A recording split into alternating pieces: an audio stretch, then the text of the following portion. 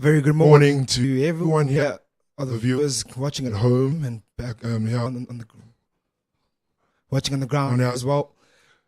We welcome you to the DP World Wanderers. It is the Tuskers to opening the batting, who's won the toss and chose to bat first, versus the DP World Wanderers, well, DP World Lions rather.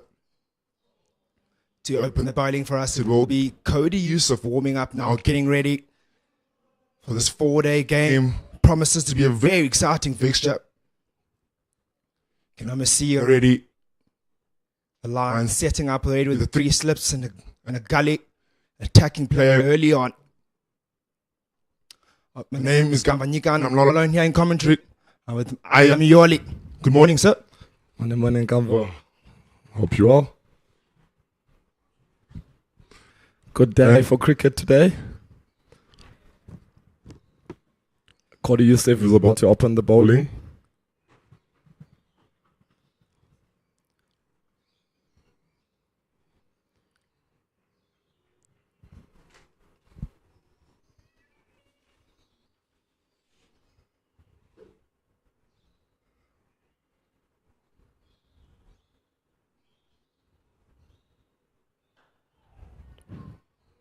Nice start there by Cody Yusuf, hitting his areas early on. Nice start from him. Around about that back length area.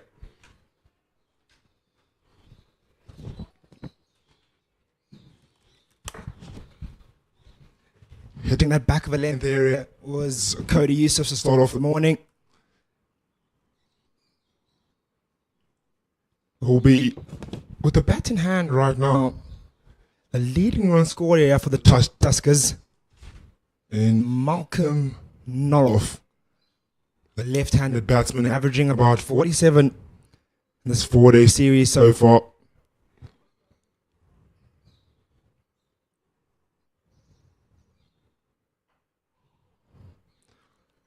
Michael Noffel, Joburg boy, played a bit of cricket in the New Zealand and came back to South Africa and revoked his cricket, came back and did well for Tuskers. Everything that he did, based in Joburg boy, and I think for him it's a big day for him, coming to Wanderers where he always watches cricket and where he always used to play.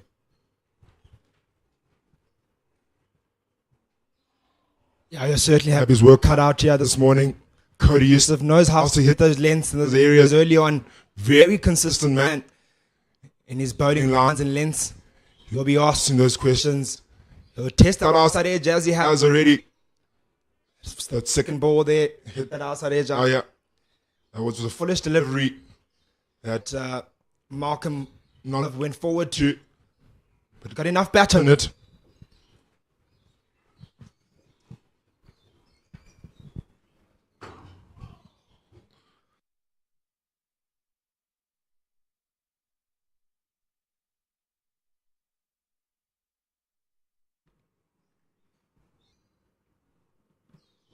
We had a look at the wicket there when he went to the middle there. It looked a bit soft and there's a bit of grass that's been left over. And typical Wanderers wicket, you know, as the day goes, it gets harder and harder. And there were not a lot of cracks that we saw there.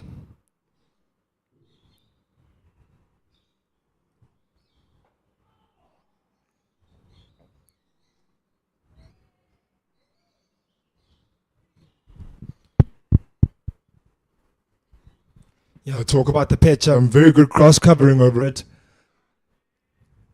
And looks to be a good bowling pitch.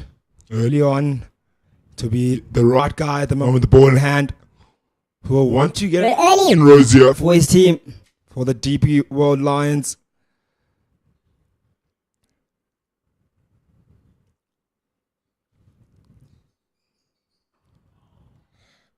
And a quick single taken. First ones of the morning. Off the bat of Noloff. Really good run. Quick single taken. Sure run as well. And that's the end of the first over. 1 for 1 for no wickets lost. Very good start from both sides. Circumspect start here by the Tuskers batters, as well as a very good start, as a very accurate start there by Cody Yusuf. Yeah, good to see Cody back and playing. He had a little bit of an injury, played some cricket overseas. Good to see him back. Didn't play a lot of cricket in the SA20. Had a few injuries, but now good to see him playing some 4-day cricket. Looking forward to it. Looking forward to see what he can do. Next to him, Lutosi Pamla coming in. Bowling, I think in PE, he bowled very well. I think he wants to carry on for what he's been doing. Yeah, he'll certainly want to carry on with his form. Lutosi Pamla knows this part of the grounds very well, and he bowls really well here in Johannesburg. He's got 3 slips and a gully in place. Deepest point, mid-wicket, and silly mid-on, I could say, and mid-off in place as well. He'll be also very accurate, and you'll get a lot of bounce out of this pitch. Man, that is very good with the new ball. Here he comes now. Lutosi Pamla.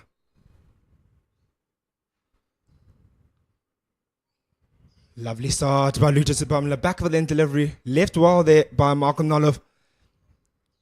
Very circumspect from him.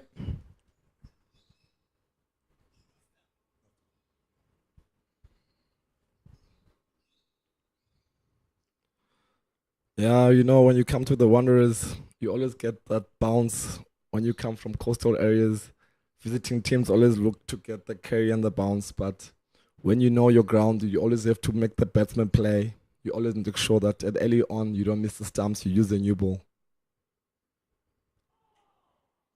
Oh, lovely stuff there by Lutosi Pamla. Again with that back of the length delivery, persisting with that line. Tough delivery. Look at that one. Oh, just nipped away from him. Very good delivery. Lovely to see Luto injury-free. He's been playing some cricket. He's been bowling. I know it's been the past 2 years, it's been tough for him, but now he's getting his rhythm. Played some SAA cricket.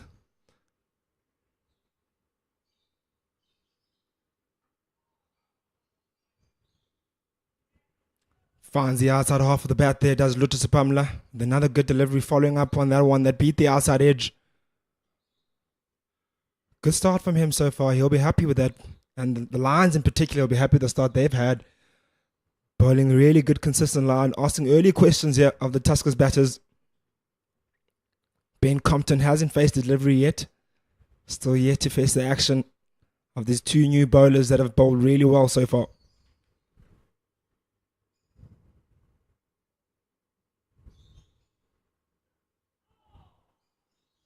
Oh, again. Something's going to happen here soon. If he persists with that line, might just find that outside edge. We talk about this pitch here. A lot of grass covering on it. An opportunity here to pick up early wickets. You can see the ball's responding really well off the pitch. Good bowling from Lutosi Pamla. I think for the bowlers early on, you have to make sure that you make the batters play. You make sure you use that new ball at Wanderers early on, because it gets drier and drier.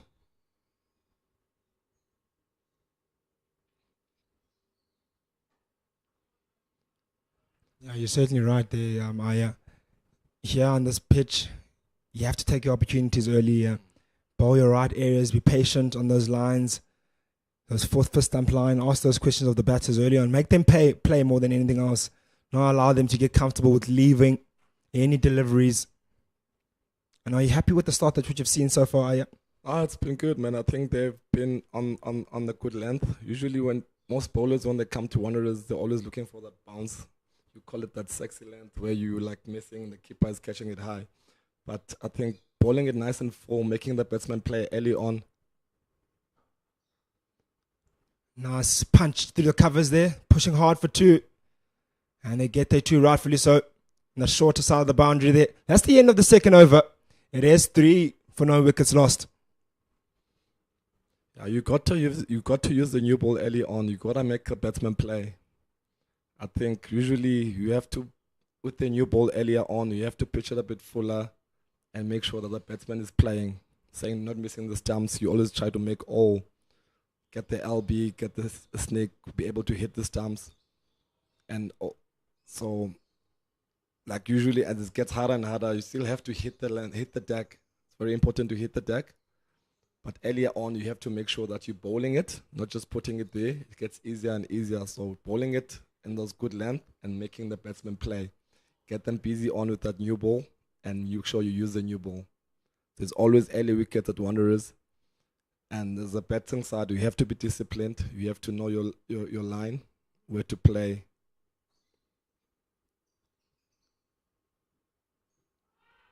Huge appeal. Seems like to have pitched outside the line there. Good delivery by Cody Yusuf. First delivery to face there by Compton. Early trouble from him and a good delivery there. As we look at that again. Hitting just outside the line. Might have been closer than what I would have thought. Good start nevertheless by Cody Yusuf.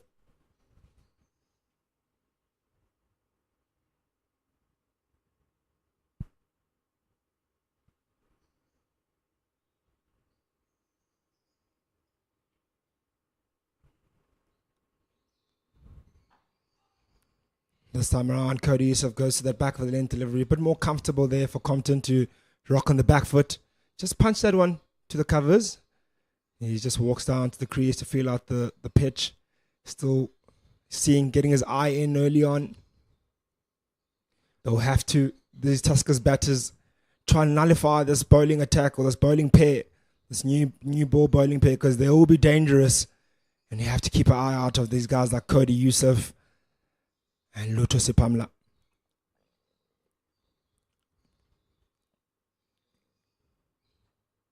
Clips the leg side, gets his first runs of the day. Can he get to the boundary? Seems to be a boundary. Oh, brilliant save. Really good save on the boundary there. And that's looks like Peter. Looks like Ngaba Peter. Yes, you're right there. Yeah. Brilliant boundary effort there from him. I think I'm happy with the line and length that these guys have been bowling. They're making sure that the batters are playing the ball. I haven't seen a lot of back of the length. They just make sure that the bowlers, just Cody was a bit straighter there.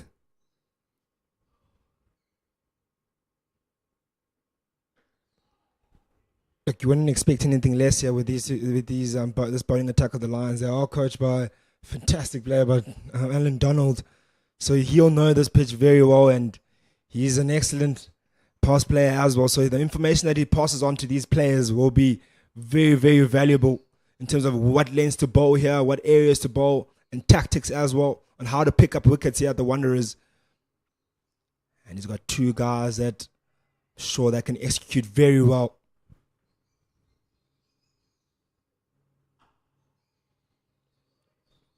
I think coming to Wanderers, a lot of discipline has to happen as a bowler. You cannot get bored with your areas and your lanes.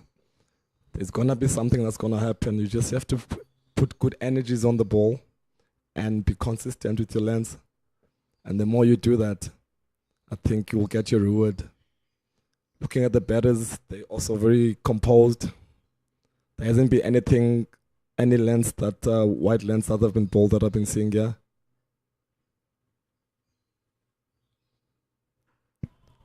Nice. Punch to the covers again. Single taken only by Compton.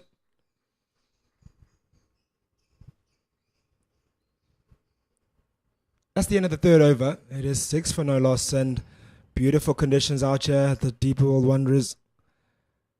Really good sunlight out here. 3 overs in. Really good start from both sides, from the batters, taking their singles, running quickly in between the wickets. And looks like to be a wonderful day of cricket here at the Wanderers. Outfield is dry and beautiful as well. Lush green. There's been a lot of cricket been playing here through the SA20 about a month ago now, or maybe a few weeks ago rather. So there'll be maybe a really good outfield as well. The ground is looking very good. I think there's been South Africa. We just recently had a pink day. I think that's the last game that has been played here.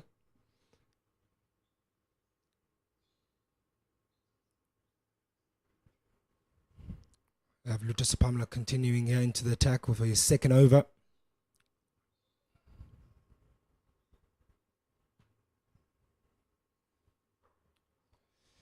Goes to the back of a length delivery there. The line, you say, they must avoid as much as possible, especially early on. You want to keep your line as full as possible at the Wanderers, as you say, Aya. Yeah, definitely. I think you can look at that length, look at the batsman coming there to assess the conditions. There's a little bit of a tennis ball bounce, a bit of softness on the pitch. I think you have to try earlier on, make the batsman play. Each and every time you make sure that he plays earlier on with the new ball. There's definitely something when you put some energy on the ball. Clips the leg side. Does Compton. Down to the fine leg region. Only for a single though.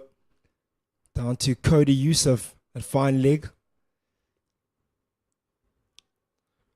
And the one thing about the Wanderers, day one, the pitch gets harder and harder and quicker.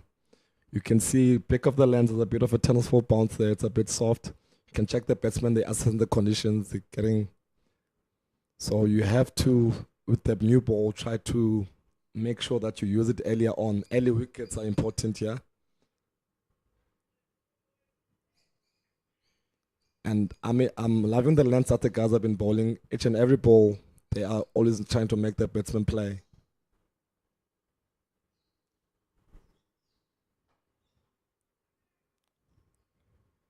Brilliant drive there, just behind point, but brilliant save there at the point region. Was a foolish delivery. It was there to drive wide and full, but couldn't find the gap. Lutus Pamela can't be bowling there, especially early on. It's easy runs there, but luckily then in that instance, he wasn't punished for 4. But he'll look to correct those lengths again.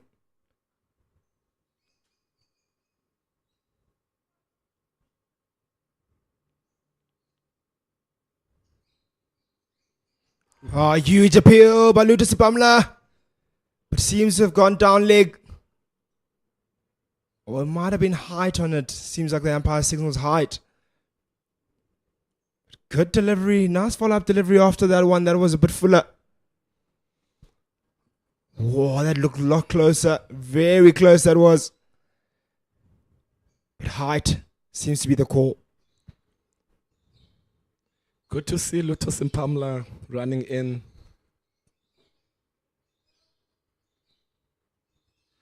Good to see him running in. I think he's had a little few niggles on his side.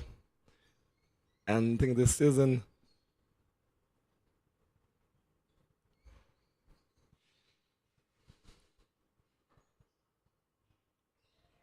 Brilliant stroke. What timing on that. Just leant onto it. Not much power put behind that shot and threw the covers for 4. A brilliant stroke. First boundary of the day. Really good stroke. That will get his confidence up. Oh, lovely stroke. just a touch too full there from Luto.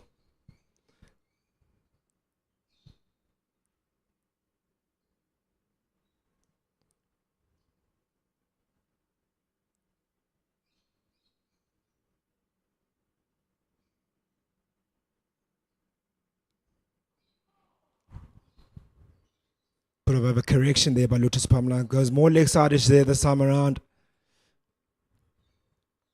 And that's the end of the 4th over. 4 overs in now. It is 12 for no wickets lost. Good start so far here by the Tuskers. They'll be happy with the start. Haven't lost any early wickets. Have been able to get past the first 4 overs, which usually are very tough. But it will be, for them, I'm sure the conversation will be, let's get over by over. I think their target will be the next over, not rushing and look too far ahead. And also the scoreboard is ticking well enough as well. That's right, yeah. Having a bowler like Cody Yusuf, a very scary bowler. You don't really think he can bowl a bit quick. He can run in and he looks very skiddy. Don't really expect it was a quick action. And the warmer he gets, I think, the more you'll see his pace. I think the guys are just getting themselves in, getting comfortable with the conditions.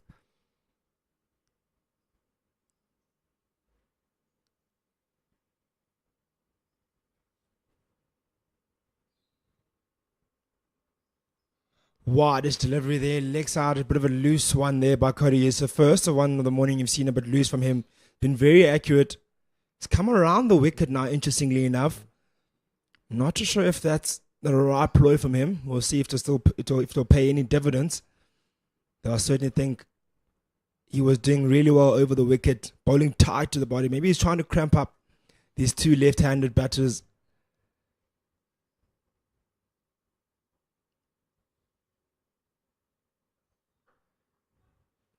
Goes to the back of a length delivery. Does seem to favour that back of a length delivery sometimes. It's his natural length, I'd say. He does get a lot of wickets, are foolish, but he does like that back of a length delivery. He's quite aggressive on that one as well. Yeah, I think he just came around the wickets. I think usually when bowlers come around the wickets, they become a bit straighter to the batter. I think you still have to keep your length. That's the most important thing. Still try to bowl that fourth stump area. And if it's going to nip in or nip out, you make sure that you're really bowling it.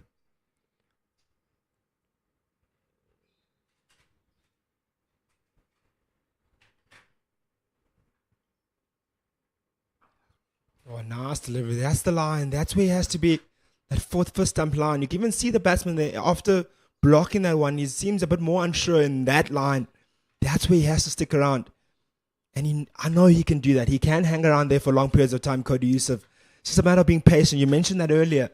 When you bowl here at Wanderers, you have to be very patient in that line and not move away and be attracted by the bounce that you see. Have to stick to that fuller line. Yeah, that's right. I think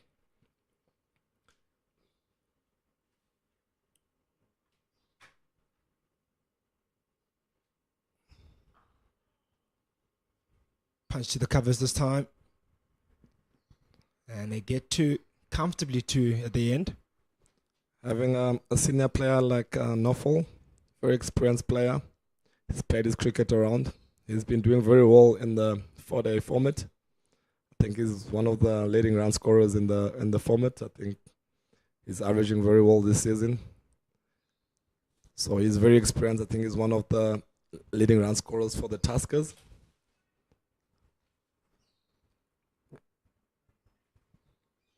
And having a guy like him is playing at home at Wanderers where he grew up. I think him coming here, there's a lot to prove playing with the Lions. So he's definitely keen and in.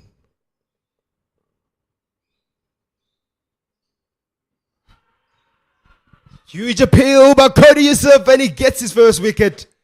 He was persisting with that straight line, and he gets his award. Dismisses Ben Compton, or rather, Nofel. Malcolm Nofel, he's gone. Early on, he was looking good for long periods of time, and we look at that delivery again. Oh, that looked absolutely plump. Seems like to be a correct decision by Bongani Jele. Just been loving the lengths that the guys have been bowling. They've been on the batters. We haven't seen anything wide. We haven't seen anything back of the length. So a few balls on back of the length, but they've been testing them, making sure that they're making them play. And Cody Yusuf gets his reward there. Definitely, you can see there's a plan that they came with. Having a senior bowler like Alan Donald as a bowling coach, definitely coming into the Wanderers on the first day. You have to pitch it up. You have to make sure that the batsman plays and make sure you're using the new ball. Sorry there, yeah. Just as that wicket had fallen, on the stroke of that wicket, after that single they had taken there by Ben Compton, there was an injury. It seems like Bjorn Fontaine has pulled a groin. He's come off the field. He's walking around there with the physio. That'll be unfortunate from him early on here on day one. Big blow for the Lions. Hopefully it's nothing too concerning from them. But nevertheless, back to the wicket from Cody Yusuf, who was able to persist with that line. We spoke about him coming around the wicket. It's very negative or critical of him coming around the wicket, and he's proven me wrong. Bowled that line really well and wrapped those pads and got an early wicket for your side. Exactly what the Lions will be looking for. Batsman coming in now, Jonty Rapulana, another Joburg boy. One Joburg boy came out, now another Joburg boy, Soweto boy, Jonty Rapulana. Chappy boy. He's played his cricket here at the Lions. Knows this ground very well. Yeah, he'll have his work cut out, yeah. Cody Yusuf with his tail up. Here he comes. Nice start there by Cody Yusuf. You can see he's got a bit more energy behind him now. It's one man that you will get him. He'll come in all day long at you, Cody Yusuf. Very fit. He'll run at you all day long with the same energy and persistence. That's the end of the fifth with the wicket falling in that over. It is 14 for 1. It's good to see guys back in the whites, man. We've been watching a lot of T20 cricket around, SA20, all that stuff. I think this is watching them in the whites, 4-day cricket. We know don't play a lot of 4-day cricket in South Africa. But when you come here and see the guys running in, guys are injury-free, especially the bowlers. And on the weather's been a bit hot here in Joburg. It's been a lot of sun.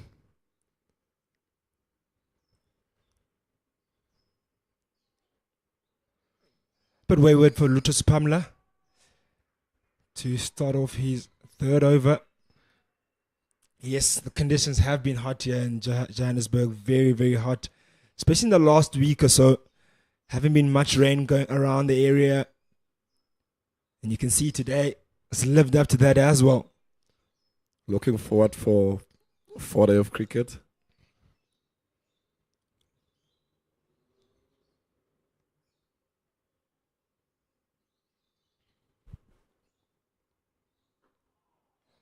Put straight up by Lutus Pamela. And punch straight down the ground for a single by Ben Compton. You really don't mind those lengths, making sure that the batsman is playing.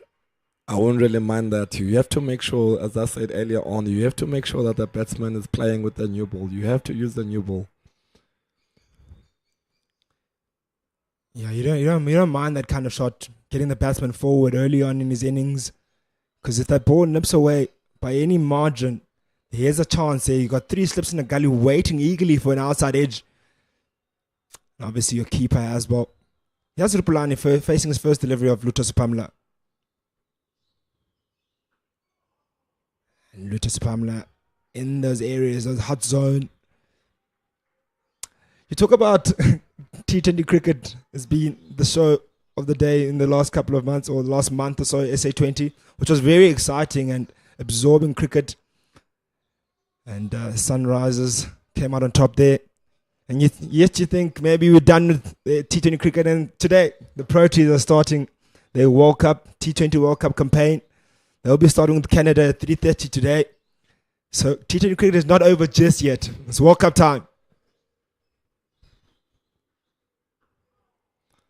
Yeah, that's right. I think looking forward to watching some good cricket in the T20 World Cup. There's been some good games. Netherlands kept Pakistan on there. Napoli versus England. Very good game as well. So some real tight games there with the underdogs coming out on top. Well, not on top, but showing a bit of fight as well. It's nice to see some competition, irrespective of what you'd expect in terms of the result.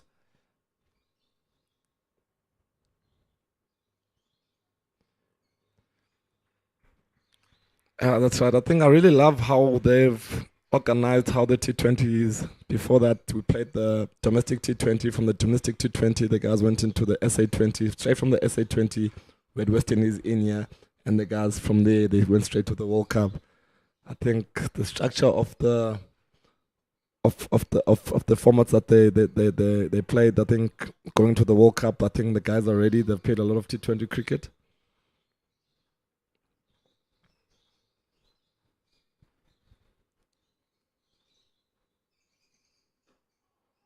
Straight to delivery by Lutus Pamela. And Rupulani up to the task. That's the end of the 6th over. It is 15 for 1. Very good over by Lutus Pamela as well. Hitting some nice areas. Loving the discipline that the Lions bowlers have been putting in, yeah.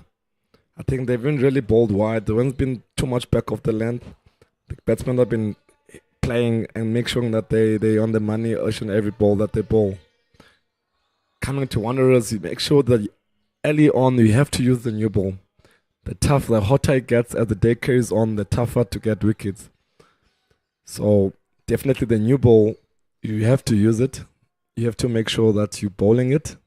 Usually when bowlers come with the new ball, they try to swing the ball. You have to bowl it. You have to hit the deck and hit the land.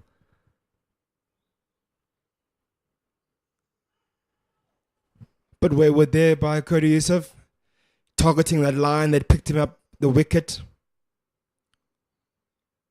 But there, a bit too leg-sided from him. Tried a bit too hard there, which cost him the buys.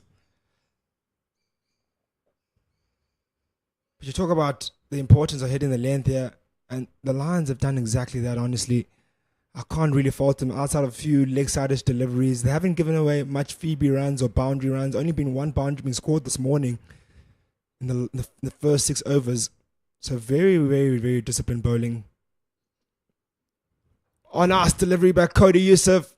Picks up the outside edge, but just drops short of that gully fielder there. You can see he was hopping up as that ball caught that outside edge. A bit of excitement from him. Dropped quite comfortably. I think soft hands from Rupulani more than anything else. Yeah, I think a guy like John Rupulana knows the conditions, yeah. He's played a lot of cricket here at the Wanderers. He knows the conditions, and he's played here quite a few times. Played here.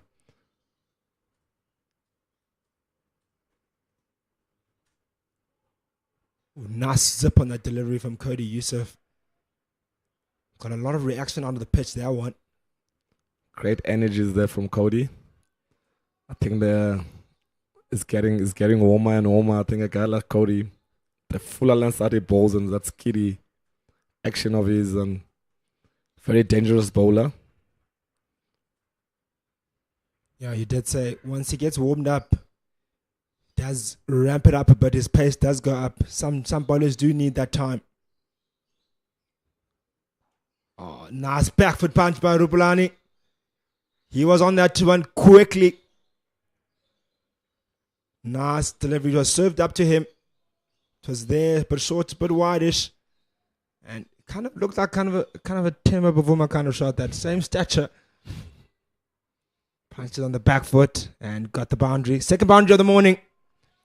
It's a great shot there. I think it judged the length very well there, John Rupulana. First one's for Kagiso, Rupulana.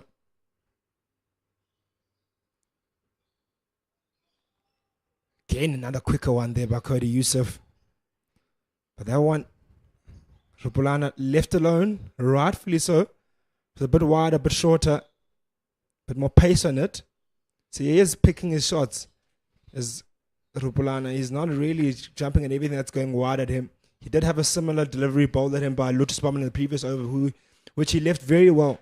So I'm sure he's waiting for the deliveries to come to him rather, because you can see the ball that he cut. It was very tight to his body. Well, not tight, but much closer than the previous one.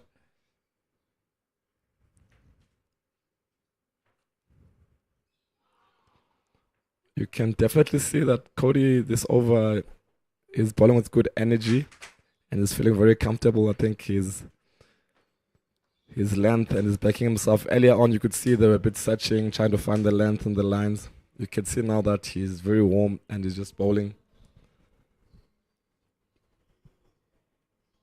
Good areas. That's the end of the 7th over. It is 20 for 1. And we will have to change in bowling. Oh, not change in bowling, rather change in commentary box. And Ken Borland.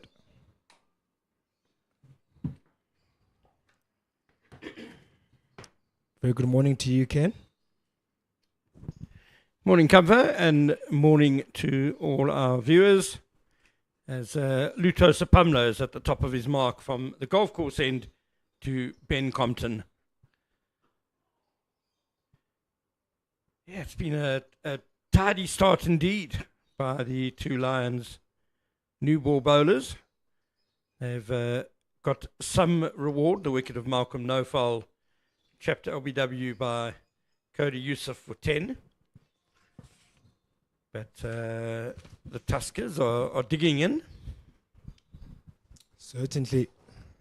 The likes of Ben Compton digging in quite nicely.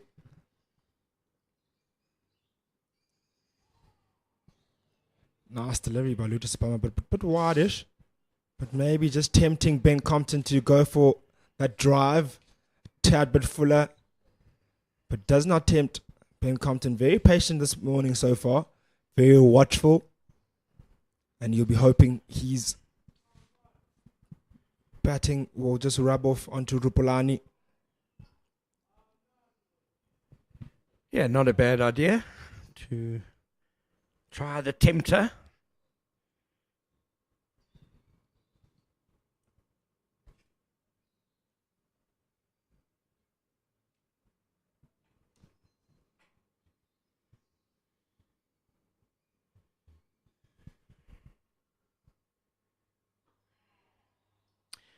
So just to look at the context of this game, as we're in the final round of round-robin play in the Cricket South Africa 4-day series. And what an exciting 4 days it's going to be, with matches also happening in Paarl, Cape Town and Durban.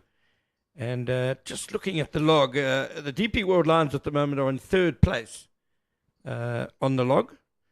Just fractionally less than 8 points behind the Warriors, who are top of the log.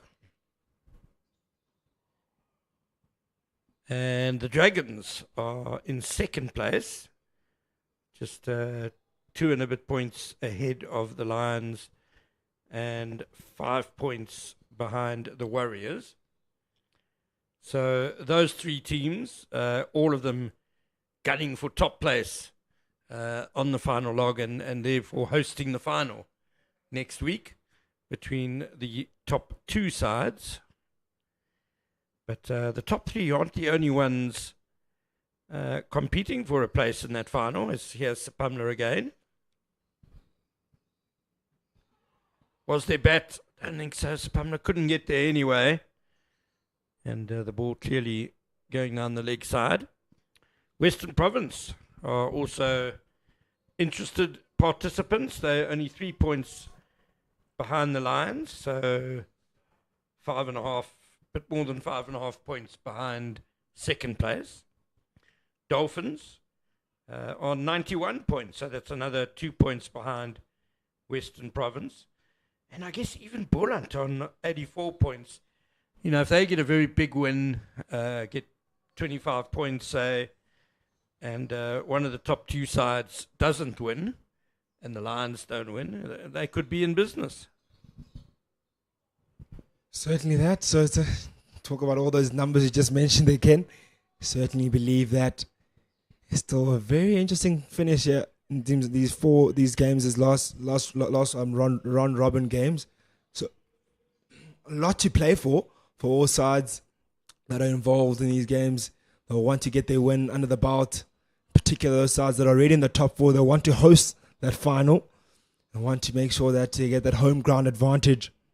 It is the end of the 8th over. It is 20-1. You'd say a very balanced morning so far. And a very balanced log in the top four, you could say. Finely balanced, yes, indeed. And so the matches undergo this week, apart obviously from this one that you're watching from Johannesburg. We'll just get onto those after this delivery from Cody Yusuf. Yeah, it's a good line and a good length. Wisely left by Kagiso Rapulana. So Boland in 5th place. Oh, I beg your pardon, 6th place. They're hosting the Dragons, who are second in Paarl. So that's a tricky fixture for the Dragons. But if they can win, they're pretty much assured a place in the final. Western Province are hosting the Titans at Newlands in Cape Town.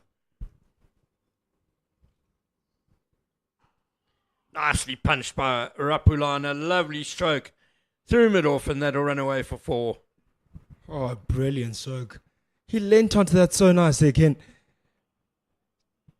On the front foot and very short. Bang. Shows the maker's name. And you could see the way he ran hard, down straight down the ground. He was very confident in that stroke. Good start from him so far. 2 boundaries. Hitting the middle of the bat early on of Cody Yusuf.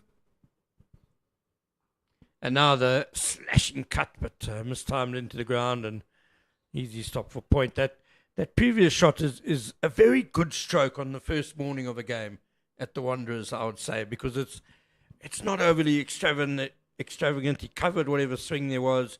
Just a little punch. Very contained stroke. And you mentioned the lovely outfield. Yeah, obviously you get really good value for strokes here once you pierce the infield.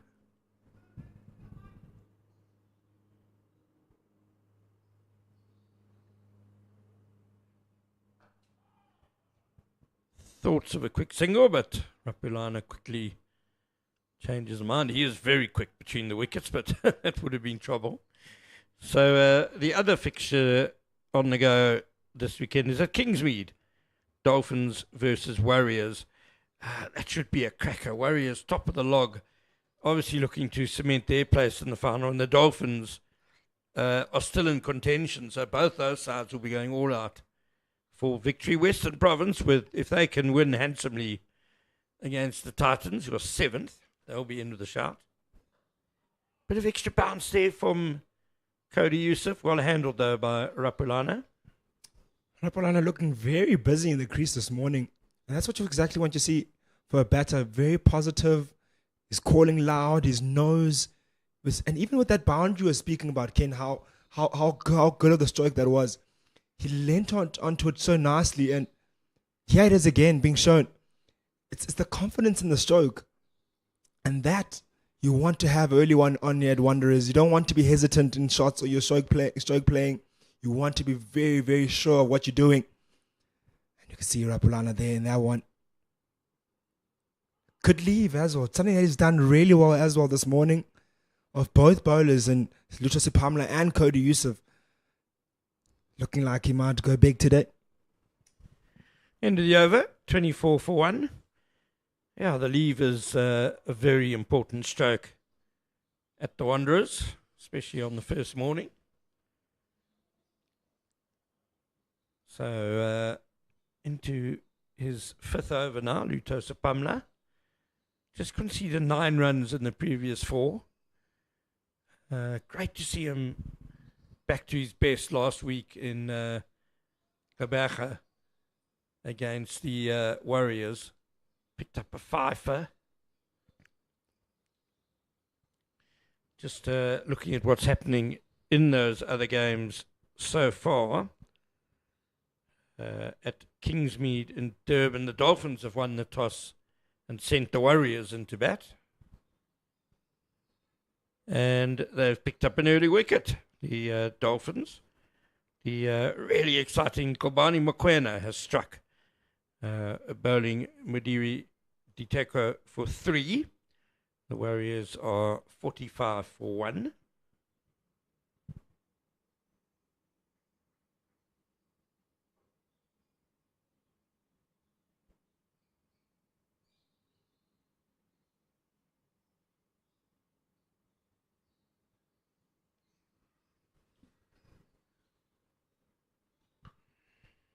Oh, just whistling past the outside edge of Ben Compton's bat.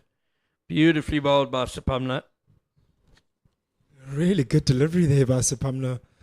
They can hit that back of the length line. Bit foolish than maybe the back of the length line. And asks the questions at outside edge. That was very close there again.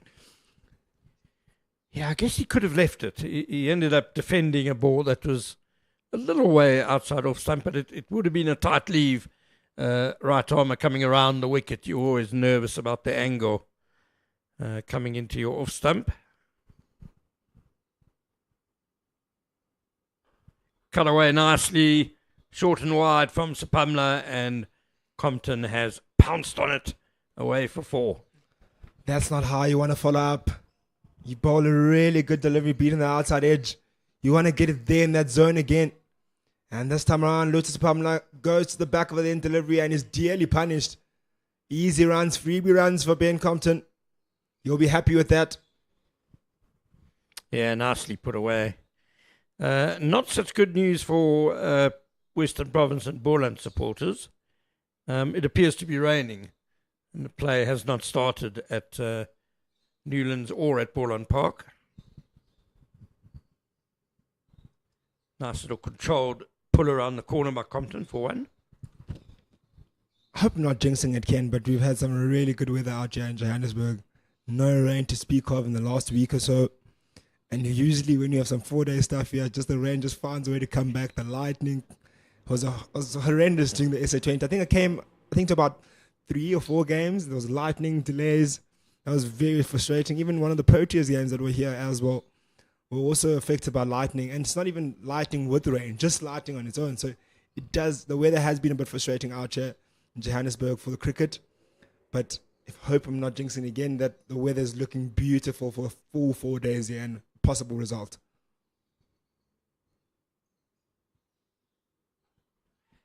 Oh, wonderful catch. Wonderfully taken. What a screamer.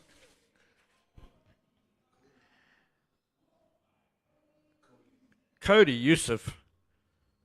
That is a fantastic effort by a fast bowler who's bowling at the other end. Look at this. Rapalana trying to get on top of the bounce, couldn't. And a bit of a loose stroke, one would have to say, but spectacularly taken by Cody Yusuf. Wow. What a take that was. Over his head. That went to him quickly. Got his hands there in time. That gully region. Rupulana trying to play that one short and wide. Maybe not necessarily there to hit in that area. Could have maybe left it alone. But he has to walk off. Achisa Rupulana. The wicket has fallen early. Lucha Sapamla gets his awards for hitting the back of the length line. And a brilliant take at the end of it by Cody Yusuf. Yeah, I think he just got a bit cramped. It wasn't as wide as he thought it was. And ended up having to play it with not a horizontal bat, but a sort of in between vertical and horizontal. Couldn't get over the bounce. I guess he tried to go at it as hard as he could to try and clear the infield. Knew he was in trouble. But hats off to Cody Yusuf. 29 for 2 now, the Tuskers and the DP World Lions, having lost the toss, I think will be really happy with their first 3/4 of an hour, getting a couple of wickets. Yeah, certainly they'll be happy. They bowled well. I think they certainly deserve these 2 wickets again, without a doubt. They've bowled in the right areas, hit the right lanes, hit the dig hard, more importantly. Both bowlers in the opening spells, exactly what you want for your fast bowlers. Hit the dig hard, hit your lines well, and you'll get your rewards. And they're in business right now. Andile Mokhakane is the new batsman. Just missed out on a century last weekend. So he'll be feeling in good form and good nick. And the first ball he has successfully negotiated. 29 for 2 after 10. Just coming back to your weather comment, never mind jinxes and anti-jinxes. You've on a nerve point, on a sore point for me, this lightning issue. I know where you're going. I think it's just been really frustrating for cricket fans on the Highveld, where in summer we deal with thunderstorms most afternoons. And yeah, absolutely there need to be precautions, and when lightning is in the area, you need to clear off. But it's been frustrating that, as you said, we've been off for lightning for hours and there's been no rain. And perhaps the policy just needs to be looked at a little bit more closely in terms of how far the lightning needs to be before you have to leave the field. Yeah, we certainly spoke about a couple of weeks ago, myself and you, Ken, about the distance of the lightning, especially here in the Gauteng region where we experience a lot of lightning, and there has to be some adjustments that need to be done. We can't lose so much cricket when you find the Lightning's about, 18 kilometers away, or but maybe a little bit closer to that, and we lose so much time in the game. And it's not just frustrating for the players, but for the spectators coming out in numbers, especially for the SA20. Remember, I came to one game here, and I think the whole second innings was just affected by lightning. No rain in sight whatsoever. And you start to ask the question, who are the decision makers for that? What changes, what adjustments can be made? We always say we want to improve the game, and we want to go with the times, or go with the areas at least, and be able to adjust to the conditions. I think we need to adjust to those type of decisions there.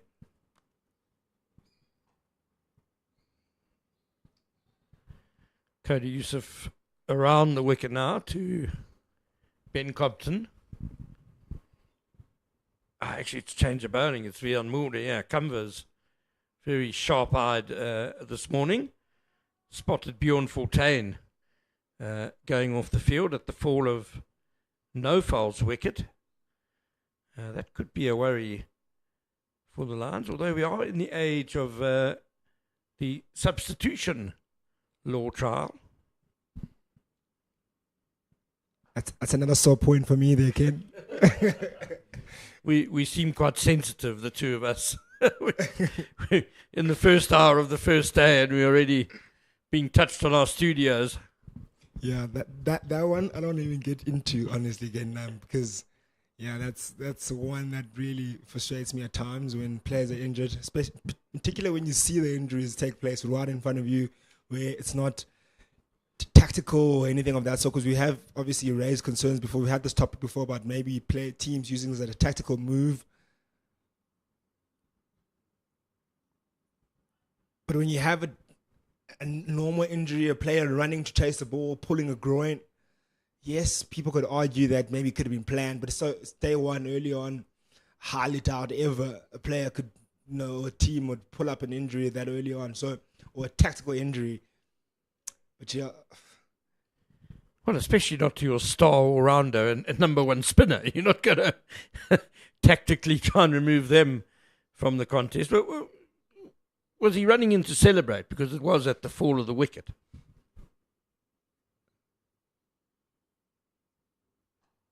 It was actually the previous delivery, Ken. So there was a punch from, I believe, Ben Compton. Punched it through the covers and he ran hard for single. Was trying to limit it down to just a single, and they had taken the two. And in that moment, he picked up an injury. And by the time he was coming off to being replaced, I'm not sure who was his replacement at the time. The wicket had fallen in the next delivery as he was coming off. So it was not on the ball where he was actually celebrating. It was actually when he was chasing down for that single, or trying to cover it to only one, but it ended up being two at the end of it due to the injury.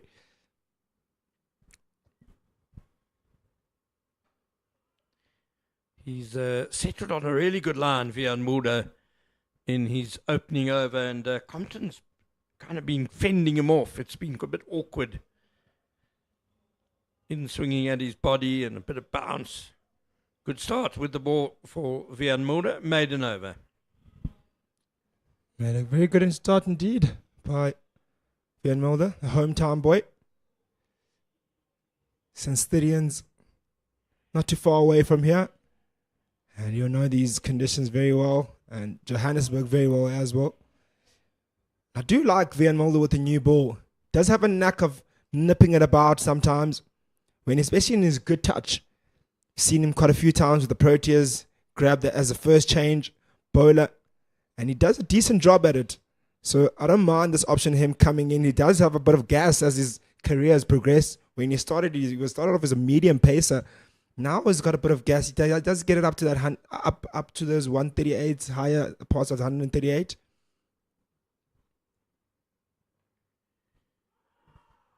Double change of bowling. Delano Potki, the other all-rounder of the team. Man in form. Comes on from the golf course end. Medium pace. Yeah, Vian Mulder has spoken about how working with Alan Donald, he's managed to discover an extra yard or two. That's what happens when you work with one of the all-time great fast bowlers.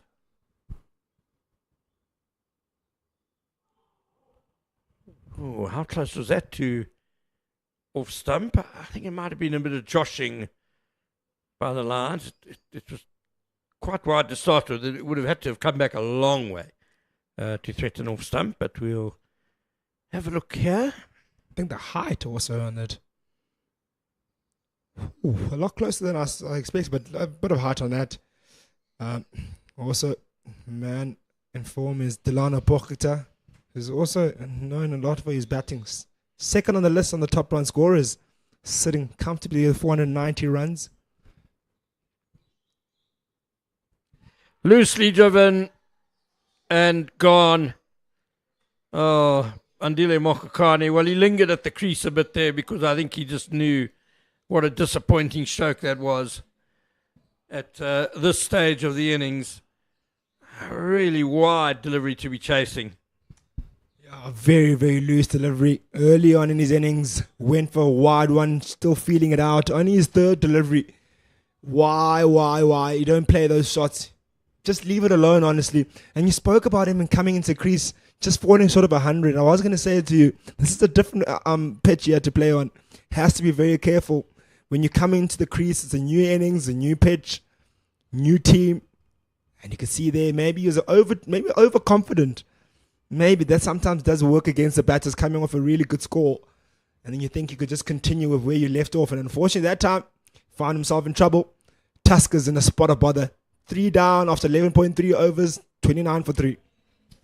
Exactly right, Kamva. He played a shot of someone who thought he was still on, who was still in the 90s. It's the cliche, isn't it? Every innings you start on 0 again. And that's a very disappointing dismissal. And so the first hour very firmly going the way of the DP World Lions. 29 for 3 now. So I fancy Mulder and Potgieter have a big role to play with the ball for the Lions because they've gone in with 2 spinners in Bjorn Fortuin and the leggy, but Peter, who I think they're hoping will have a big impact on the second innings. Going back to the weather, it's been really hot in Gauteng the last couple of weeks. And you can see that the pitch is that dry brown colour. What grass is on there? There's a fair bit of grass to hold it together, but it's all dead grass, all brown grass. And with the hot weather, days 3 and 4, we could see a bit of deterioration in the pitch and a bit of purchase for the spinners. Thanda Zuma playing all across his front pad there, trying to work that behind square on the leg side. Certainly got Delano Potgieter interested.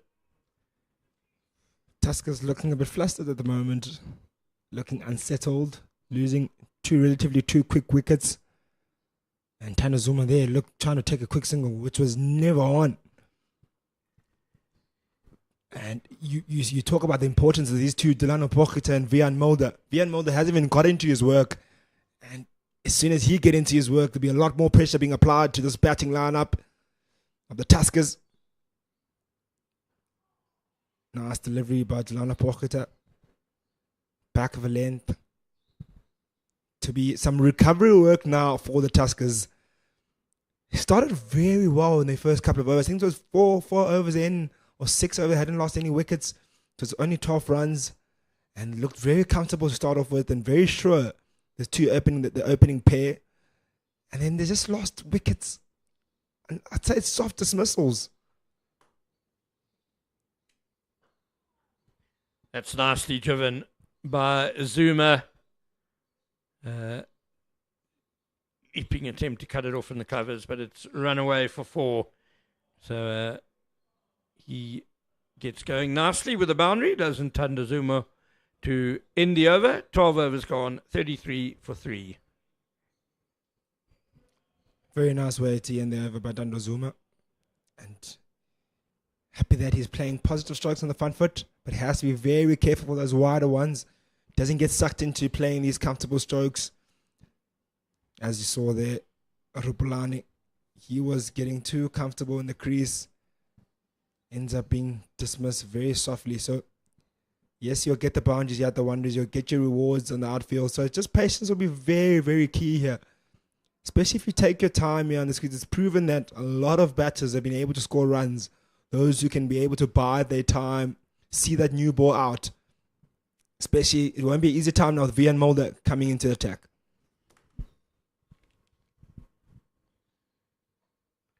Again, some good bounce Mulder's getting, and Compton fending awkwardly again. You were talking about Vian Mulder and the newish ball. It's when you get the best out of him. You do need to bring him on when the ball is still fairly new, because he can swing it. If there is some swing going around, he's likely to find it. Not the tallest of bowlers, but he certainly can nip it about. Does Vian Mulder. Can cause troubles here early on. He's made an excellent start. He's been bang on target. The 8 balls he's bowled. You'll certainly give you that, Vian Mulder. Accuracy and the right zones, the right areas. Very consistent bowler. And that's even though he's switched from around the wicket to over the wicket to the left-hander. Previous over he bowled around the wicket to Compton. Switching to over, this over. And bang on target. Again. Yeah, Compton is really having a testing time here. Vian Mulder probing. It looks uncomfortable there for Ben Compton. Never nice to get those ones there in that area. Nipper. And comfortable both literally and metaphorically. Shouldn't be laughing at those ones, but we know how uncomfortable those are, Ken. But yeah, I really like him coming over the wicket, does Vian Mulder, because he can nip it in, back in, to Ben Compton like he did there, and the away swing he can get. Oh, he's wrapped him on the back pads and he's given out. Well, it kind of looked like it could happen at any moment, to be fair. And Vian Mulder has struck. The Tuskers have really plunged into trouble now. 33 for 4. Compton gone for 10. He was there for just over an hour. 31 balls. But Vian Mulder really worked him over and has now dismissed him LBW. As I said it, he can nip it back in, and he nipped that one in. That looked really good. Looked straight, and he was gone. Without a doubt. Really good swing. We speak about his swing delivery, the new ball, and he does the job for the Lions, the new ball. Tuskers in serious trouble now. And it will be the drinks break.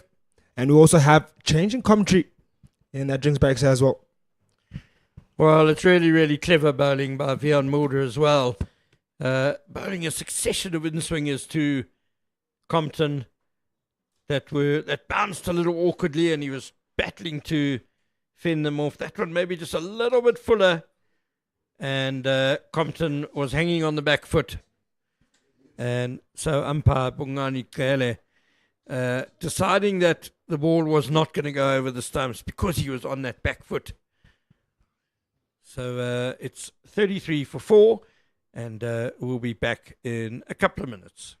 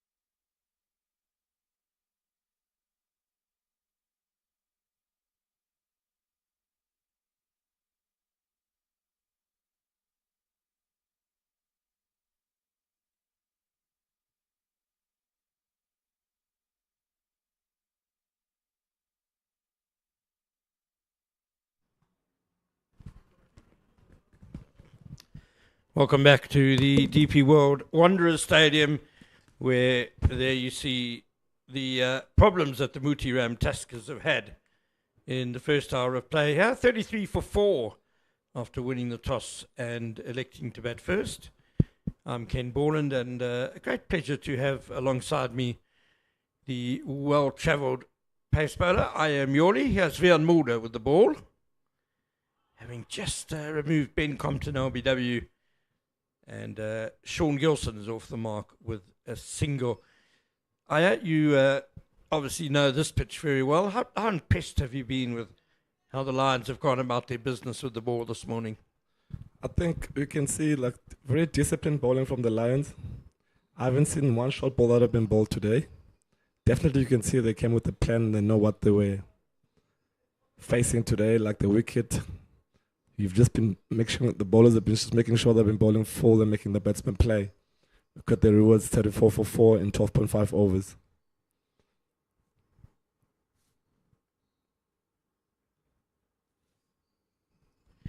Just a slight delay as Vian Mulder is understandably reinforcing the slip cordon. A third slip comes in and there's a fifth slip, almost a gully.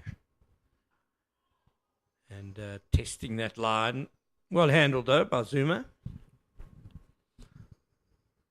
Very, very impressed to see like bowlers like Vian Mulder, very skillful bowler. Guy like Dilana Purgita, very underrated bowler, but one of the most skillful bowlers in the country. He can sim it both ways, nip it both ways, and it's always, when he's got the ball in his hand, he's always got something in his pocket.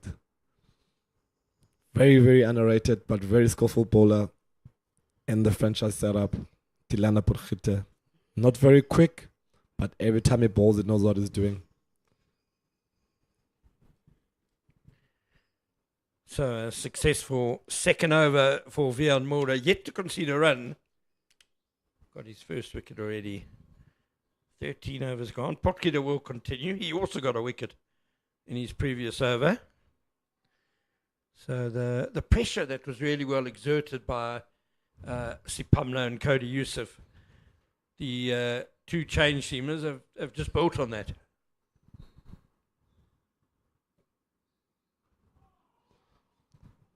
Definitely yes, and I think having bowlers like Vian and Dilano coming in, I think they're more of the containers, just doing the job.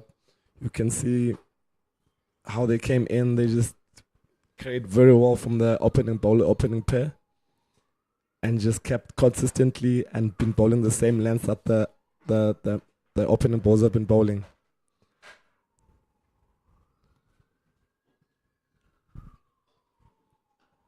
That's a nice drive. Really well put away by Sean Gilson. Also off the mark with the boundary. You really don't mind earlier on to get it driven at Wanderers. There's always something in the wicket. So making sure that the batsman is always hitting the ball, you make sure that you always keep him playing the ball. So really, I think it's something that you don't really mind. Now look at the stage of the game, 38 for 4 and 13.2 overs. As from the Tusker side, we have to be a bit positive. Usually it's 38 for 4 and 13.2 overs.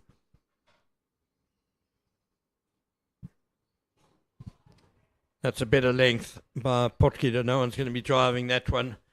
The previous one was really just too full. It was a half volley, and any batter worth their salt is going to drive that one away.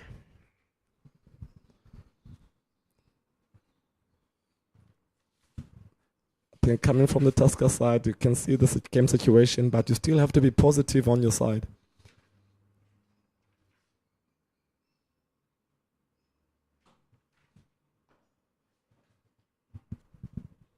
Quick single on the offside. Nice scrambling stop by the skipper, Dominic Hendricks. And you can definitely see what Dilano is planning is making sure that the batsman is playing the ball, making sure that he's pitching it up to him and making him play. But as you said, you have to really bowl the ball. You can't just put it in there and expect to get a wicket. You really put some energy into it and make sure you're bowling it. That's nicely bowled inside half of the bat.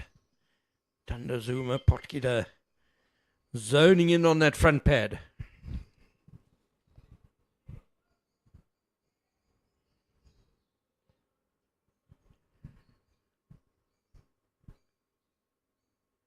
Talking about the Wanderers pitch, I was out there this morning before the toss, chatting with Alan Donald.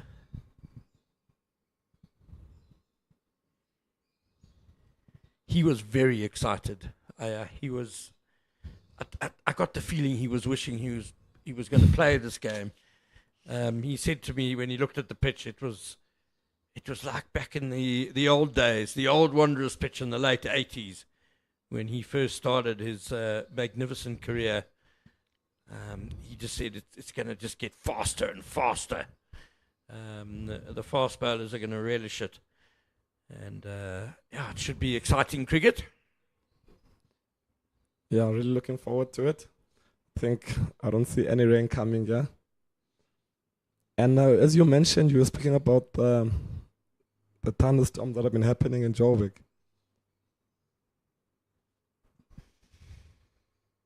Oh, got him. Yeah, Gilson reaching for one, which I fancy he could have left again, and smartly taken behind the stumps by Connor Esterhuizen.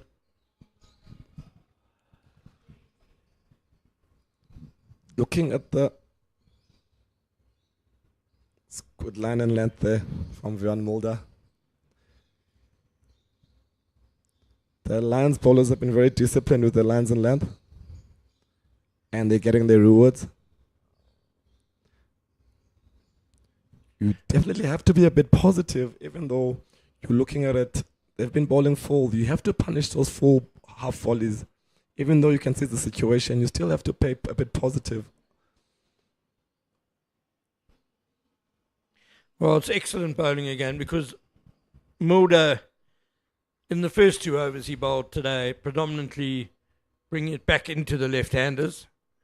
And so you'll see here, this is just aiming straight across the left-hander. Gilson, worried about the in-swing, felt he had to play. And he's ended up pushing it one outside of stump, going across him further away. Excellent bowling by Björn Mulder. Very impressed of the lines and lengths that the bowlers have been bowling today.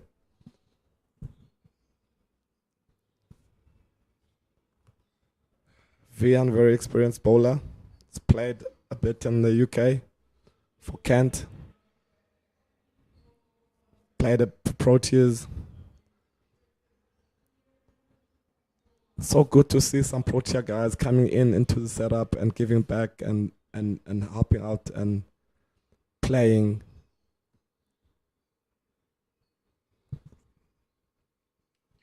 Yeah, bringing that sort of quality that Sean Gilson will learn, hopefully, from that experience. Quality bit of seam bowling. Matthew Urquhart is the new batsman.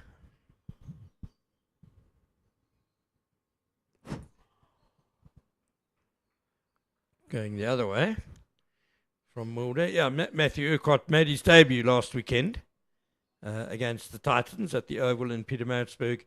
Fell just short of the landmark of getting 100 on debut. Made 98 in the second innings there. There you see some nice swing. We'll give Urquhart the credit, the benefit of the doubt that he played inside the line of that ball. Just let it go well past him.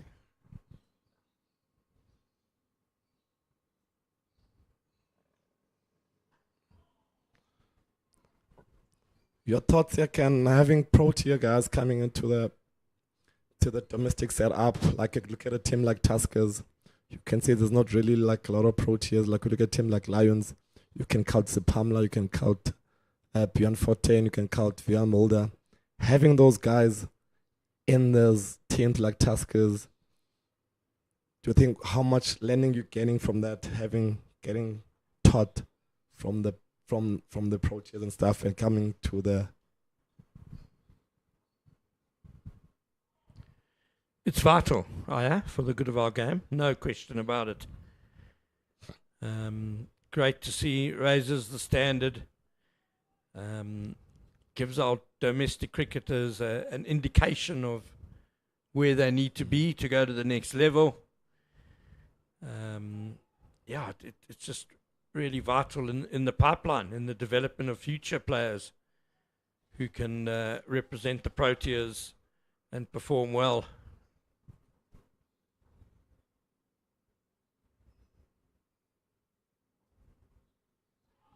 Beautifully bowled again.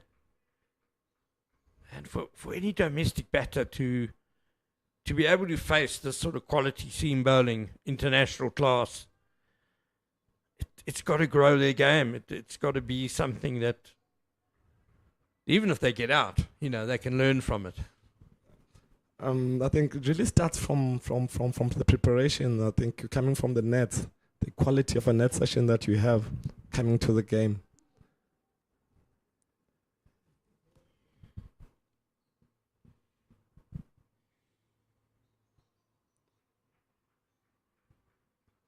Having guys that you can see the level that they play in, like the approaches when they're training and coming back and giving back and helping the younger boys, the rookies and the guys that have been playing in the domestic structures, and then you come with that experience, not even in the game, coming to the nets, even the conversations in the changing room. I think that works out very well.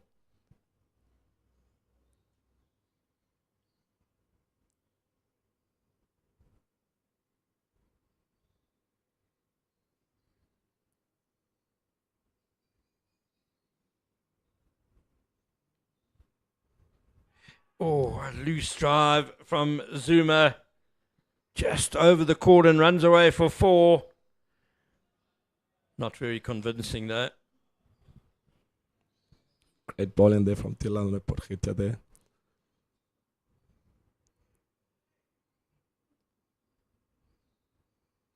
And I've been very impressed with the SAA side. They've been playing quite a few games there. It's usually something that you usually see in the Create South Africa structures. There's been a lot of SAA games. Guys like Tilanda Porchita has been playing. Got his opportunity to play for SAA.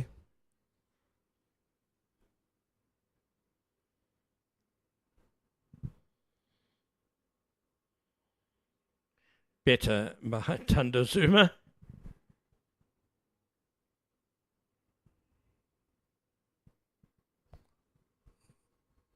The wicket is playing very well. I think it's very true. I think the bounce is very true.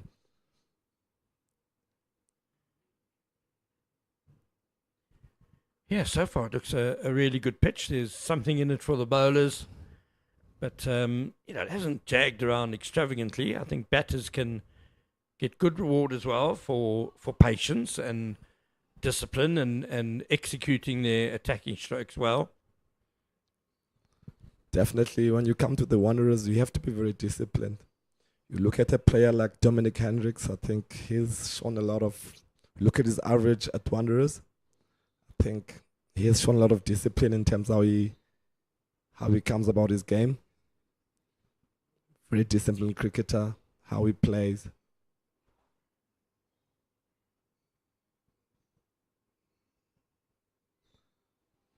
And in the longer format, I think it's very important to have patience and make sure, wait for that bad ball. And the moment you get that bad ball, you attack it and you play it well. Make sure that I think having the bowlers bowling the second spells, I think it's very important. They haven't been playing a lot of 4-day cricket. I think fatigue is going to come in. It's very hot.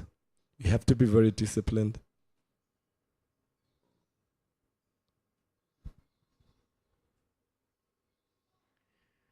You mentioned Dominic Hendricks' record at the Wanderers.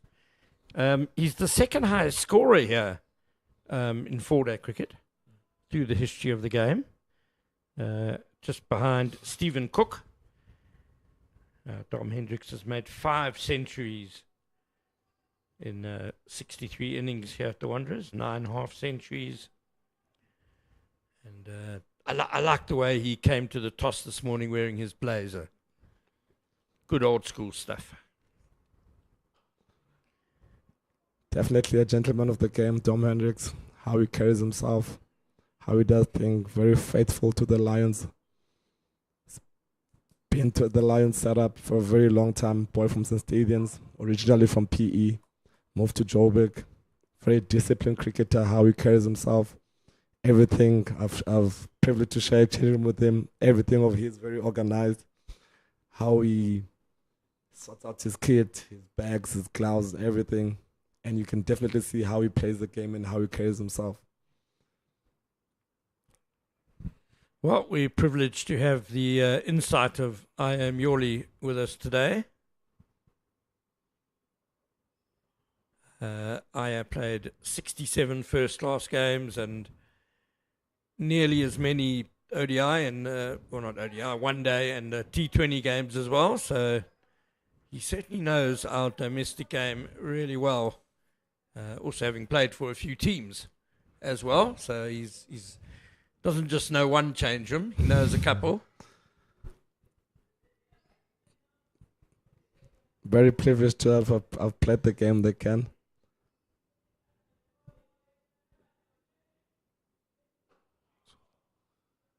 Good bowling there from. Loving the lens and loving how they've been set, putting it there, making sure that they're making the batsman play. We haven't seen any balls that are missing the length, short balls or anything. They've been on the money the whole time and just waiting for the batsman to make the mistake. And they got the rewards for the 3 for 5.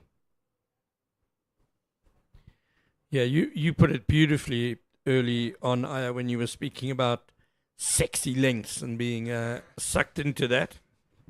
Here's Mulder. That's a good tight leave. It's so easy to get carried away here at the Wanderers. You see the bounce and you think, wonderful, bang it in halfway and hit the keeper's gloves hard. But I think the main secret of the Lions' success in red ball cricket and even T20 over the last couple of years has been that they've discovered the right length at the Wanderers and they bowl it more often than not. And they bowl it better than the visiting teams do.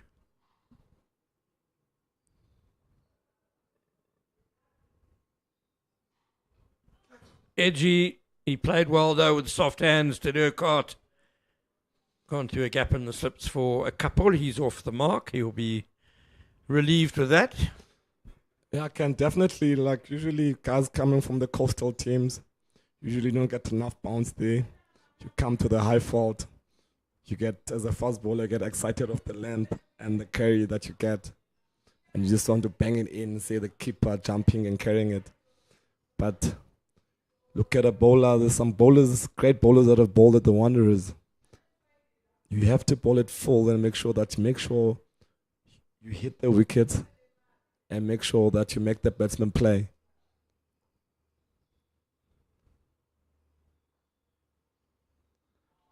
Excellent bowler that did that well, but didn't really play for Lions. Andrew Batch, every time he came to play at the Wanderers, he was always cleaning up.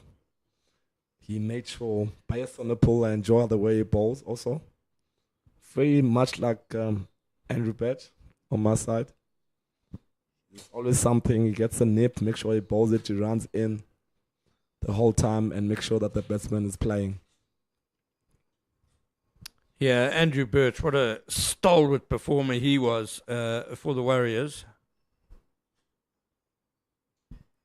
But one of those guys who was just such a good, reliable cricketer that you always sort of hoped he'd get a Proteas cap just because he was so consistent.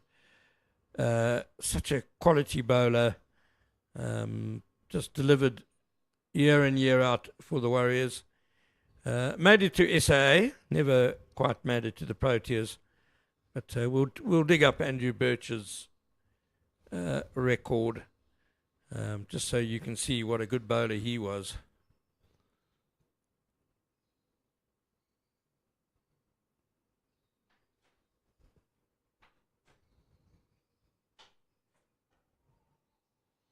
Yeah, definitely. I think we used to call him from Queenstown originally.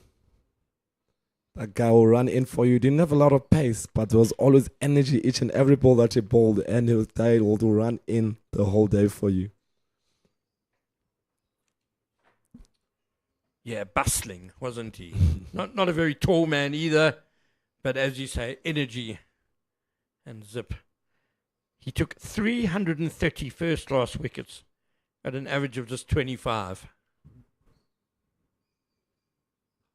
That's driven off the outside edge through the gully, and that'll go for 4 again. Second boundary, Tandazuma has collected in that third man area.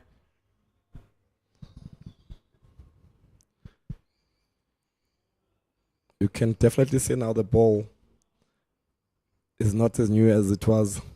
You definitely have to run in and still put the energy onto the ball. That's very important not to lose your wickets at Wanderers, early wickets. You have to be very disciplined earlier on and make sure that you get the ball old. The longer you bat, the easier it gets here on this ground.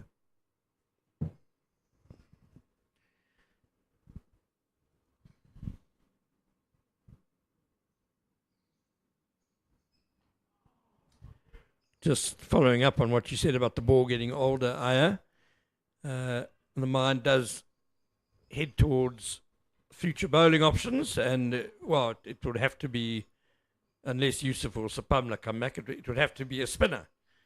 And the good news for the Lions is that Bjorn Fortuin is back on the field. He's the man at that fifth slip or gully, if you want. So that's really good news for the Lions. But Peter also in the team. So 2 spinners for a Wanderers game. Doesn't happen that often. Yeah, you never know what will happen on day 3 or day 4. You could see some few cracks that were there, but I saw some bit of grass covering there. I don't really know how they'll act up later on. Not usually the old Wanderers pitch. You remember know where the cracks will open up and you can even put a key in it. And when you're betting on day 4, it's trouble for you. Oh, that climbed quite steeply on Zuma. No short leg in place. You'll get the single.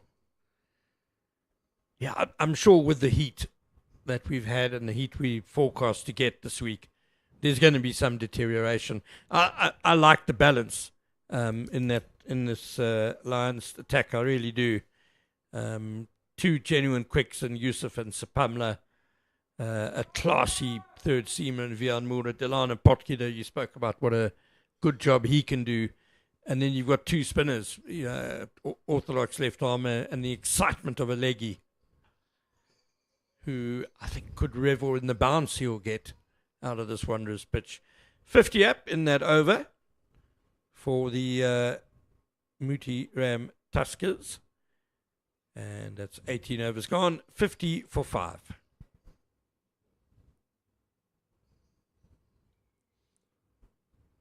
Good start here from the Lions. I think they just have to keep on the consistency and keep on the disciplines and just bowling the ball. When you come to this stage of the game, usually you think it's 5 wickets down, it's 50 rounds, you just want to get through them. And that's when you kind of lose it. You just still have to keep your disciplines in, still doing the job. Even though you're facing the lower order, you still have to be disciplined and not try to search too much and stick to your disciplines, and you'll get your reward.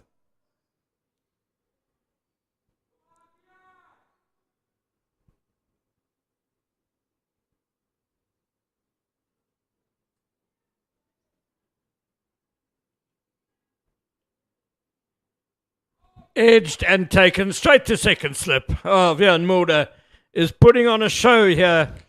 It was a bit tentative from Tandazuma, trying to defend in that offside channel.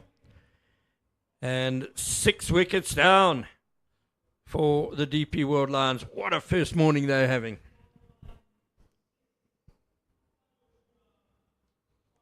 Great bowling there from Vian Mulder.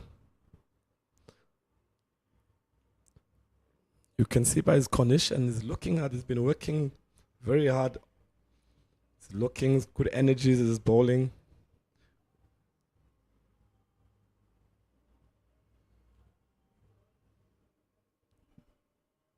Well, that was a beautiful delivery from Vian Mulder, classic away swinger. Probably can't criticise the batter too much for playing at this. Yeah, wonderful bowling. So, 50 for 6. So already a couple of bowling bonus points the Lions have picked up. With all those sides, with the top 6 teams still in contention for the final. Apart from obviously going all out to win the games, the teams are also trying to get as many bonus points as they can. And there you see the sorry tale for the Tuskers, having won the toss and elected to bat. No foul in Compton. Looked solid enough for the first handful of overs. But then the really good probing new ball work of Cody Yusuf and Luto Sapamla broke through. And Vian Mulder, backed up by Delana Potkida, has really just capitalised on that. So Vian Mulder's got 3 for 2. And he's bowled one ball of his 5th over. As we see Sean Whitehead, the spin bowler, has come to the crease. Very useful with the bat though.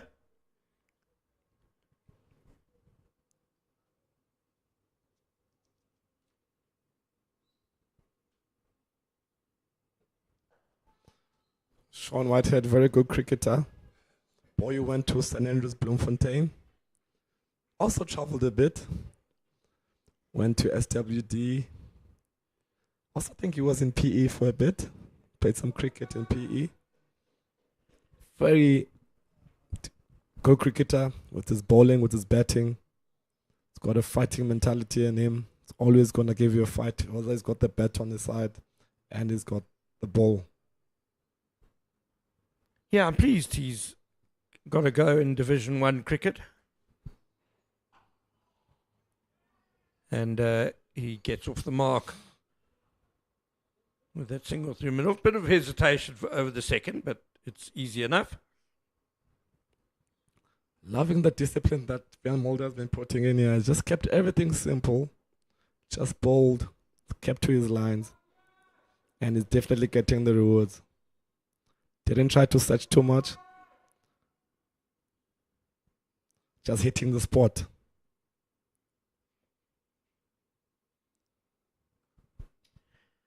Zubair Hamza was the catcher at second slip, by the way, that previous wicket.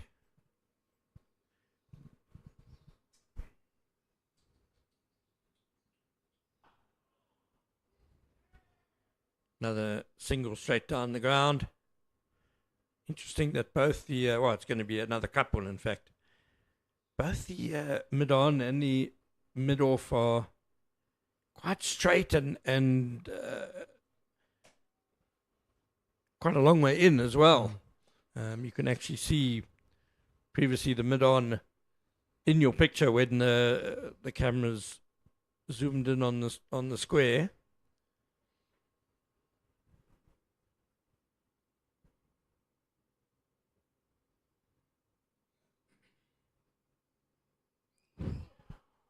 Lovely bowling from Vian Mulder. Great bowling there from Vian, keeping everything simple, bowling with some energy. Just looking at Beyond for 10 there, as you went to go, was following the ball as he came back, is looking like he's limping. Very important, I think, at the start of the game. Warm-ups are very important. You definitely have to warm up and make sure that you warm, make sure the body is warm.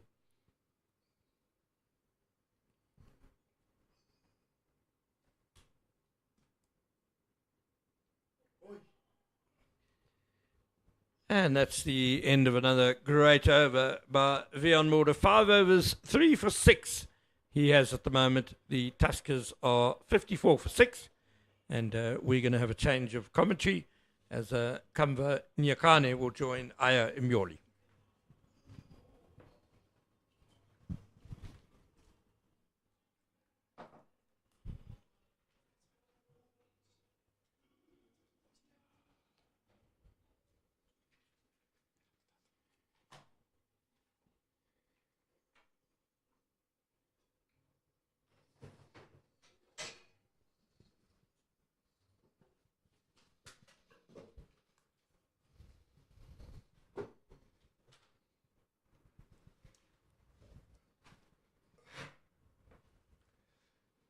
Luto Sipamla back in the attack.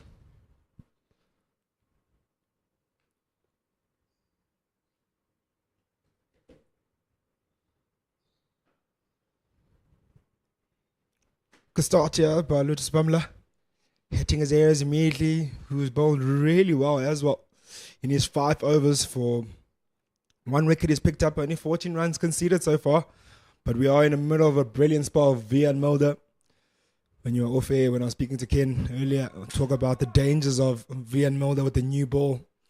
And he's bowled brilliantly. Picked up 3 wickets so far this morning.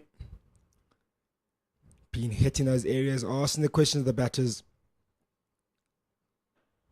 Oh, brilliant stroke straight down the ground and a brilliant fielding save as well to match that. Uncomfortable landing at the end there. I'm not too sure who's there that's fielding. It might be Wandile Makwetu with clutching himself there on the floor. He's not looking comfortable. A brilliant effort at the end. Saved a certain fourth that went past, especially on this Wanderers outfield. It's good following them from Wandile there. I think I was speaking about conditioning in terms of there's been a lot of T20 cricket that's been played, and we don't play a lot of 4-day cricket. There's been guys have been in a long break from guys that have not been playing T20 cricket domestically.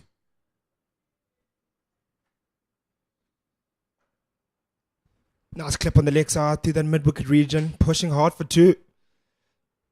On the Tuskers pair. And they end up getting it comfortably at the end. You talk about the amount of T20 cricket and that has the effect on the body. You've been in the circuit for many years, and what effect does that have on your body, having only played short format of the game, then coming into here where you expect to bowl long spells, field for long periods of time, concentrate for a long period of time? What effect does it have on the body in terms of your experience and how you found to manage that as a player?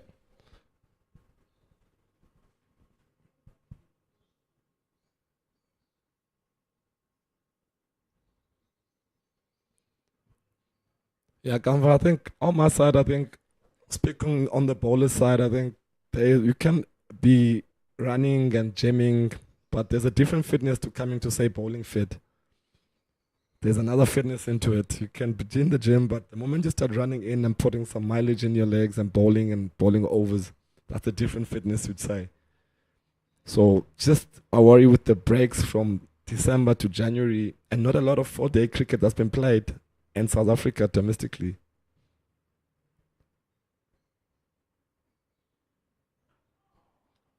You talk about, you're saying you can put in the hours in the gym and the net session, but I think what you're trying to say is that basically when you come into a match intensity, your body experiences something different. Is that what you're trying to say exactly? Like, not really. I think bowling fit is a different fitness. I think running in and jumping and 10 times your body weight into that, it's something that's different with the gym. But gym helps to make you stronger and stuff, but you still have to bowl. You still have to put some overs in. You have to put some mileage in, play some games. So does this necessarily mean then, as a fast bowler, if you are experiencing maybe a long periods of break, let's say there's quite a few players here that didn't play in the SA20, which probably would have had about a month off not playing cricket, maybe would your advice then would be for those young guys that are playing 4-day cricket, even the young guys, actually experienced guys, is it for them to go out there and pretty much just bowl in the net over and over and over again to get the mileage in the legs, or would you see it as maybe a matter of running around, staying fit? Is it more, what would you suggest in terms of that? I think definitely you have to bowl. Bowling, it's like you can play some club cricket, you can bowl in the nets. And the more you bowl, the more you understand your action, the more you feel comfortable when you just run in, you're not thinking much. And also the mileage that you put on your body running in and bowling, I think it's very important. And I think we're playing 7 domestic 4-day games in 7 the round robin, and then it will be then the finals going into it. So certainly, yes, you are right. It's very limited. I think that's where you're going with it. Very limited time in terms of 4-day cricket. A lot of 1-day stuff. But in terms of if you want to perfect your art of bowling and perfect your art of your skill set, it's about spending time in the crease, bowling heavy overs, heavy loads, and getting that match practice as often as possible.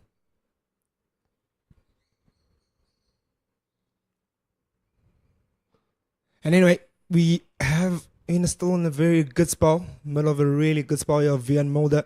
He's bowled 5.2 overs so far. Picked up 3 wickets for 6. Spoke about him earlier, or not him in specific, but the Lions bowling attack in terms of being patient, hitting the areas. And what's your thoughts on how Vian Mulder has gone about his business here, Aya? Because he's really been brilliant. He's hit that lens hard, hits the deck hard, tight on that line. And he's still coming in, steaming in hard, is Vian Mulder. Sure, Kamva, I think you can definitely see they came in with a plan. I haven't seen one short ball that's been bowled today the whole day. Knowing a guy like Cody Yusuf loves the short ball, you could see that there was a plan that's saying, let's make them play. And they've gotten the rewards. It's 58 for 6 in 20 overs. No one is looking to bowl those nasty deliveries. You could see the guys are making sure from early on how they started, they made sure that the batsmen are playing. And they got the rewards.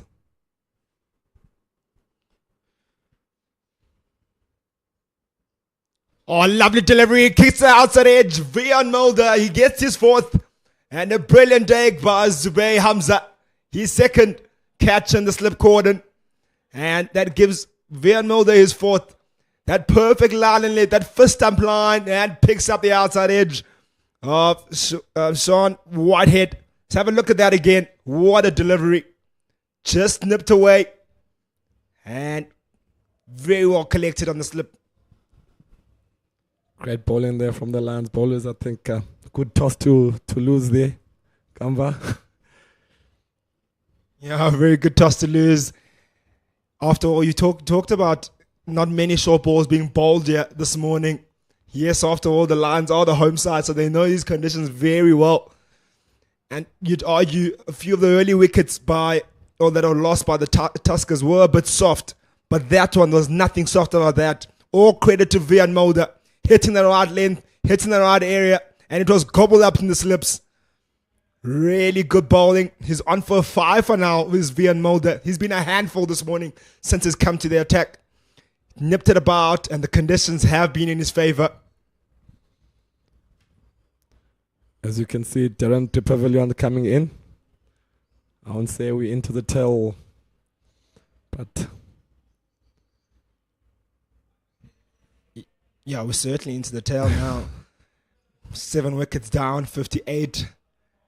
Wow, that scoreboard doesn't look good for the Tuskers. This might be ending very soon, in 3 days, under 3 days, I believe. The way this game has gone about, certainly, I believe the Lions will be having a crack at the bat after lunch today, if not sooner. They won't be too happy with how they went about their work, the Tuskers. In particular, their early wickets that they lost, they were very soft. And then it didn't become any easier when Vian Mulder came into attack, who bowled very accurately. Still continuing now, searching and steaming in, looking for his fifer, leading this attack as a first change bowler. He's only into his 6th over, and he's picked up 4 already. 4 for 6. Here's Vian Mulder now, looking for a fifer. Oh, he goes straight this time. Nice fun foot defense by Darren de Pavilion. Keeps it out early on. Tuskers in a spot of bother. Very impressed of how the Lions bowlers have been bowling. I think they kept it cool, they kept it chill. There's nothing, they didn't try any fancy things. They were just bowling to their lines, and they just got the rewards. They didn't try too much.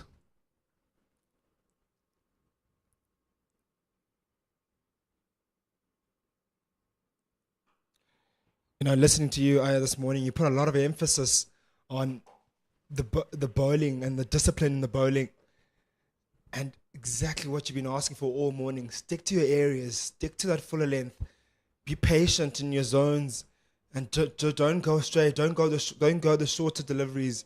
Sounds like you're a man that knows these conditions very well. But what your advice in terms of how to go about bowling on this pitch and these conditions has paid dividends for the Lions, because they've picked up early wickets and they've put the Tuskers in serious trouble right now. They are 7 wickets down.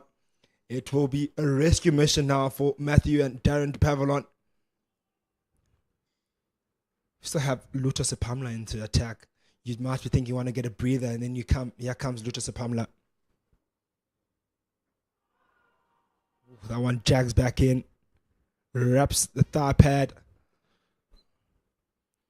Definitely, I think from the batting side, discipline is very important on the first day at Wanderers. I think coming in that first hour, make sure you don't lose any wickets. You leave well, you play ball, everything that's full. You still have to be a bit aggressive. You still have to play the ball. You can't be very tentative. You still have to play it, but very disciplined with your line and your length. You have to be good at judging the length.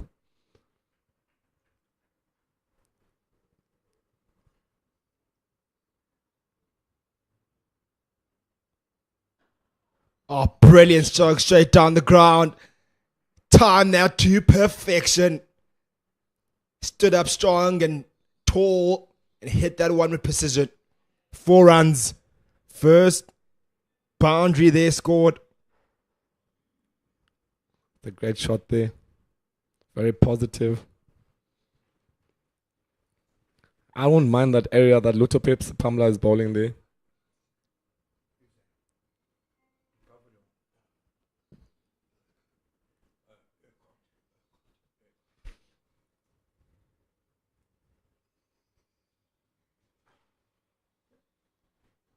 After that brilliant boundary. Nice single taken by Urquhart. Looking very positive there from Orchid. You can see he still wants to take the gum on. I don't think he needs to do any of that right now. Yes, I believe you have to be positive in these type of situations, but his team need him to be very disciplined with bat in hand right now. They had a good performance in the previous game. Moved up the order ahead of Whitehead and de Pavilon. So a lot will rest on his shoulders to get them over that 100 mark at least, to have a decent competitive score, I could say, even if that is competitive. I'll have to do some sort of rescue mission here. This pair of Urquhart and de Pavilon. It will be a tough task. Have to say, it hasn't been easy batting conditions so far. But I'd say anything over 100 will just about, hopefully maybe just keep them into the game. They're still very, very good bowling conditions. It will require them to bowl really well as well, to be able to keep down this batting lineup of the Lions.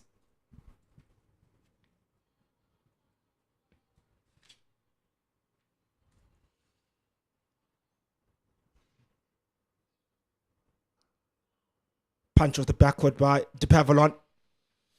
Nice delivery by Luto Sepamla.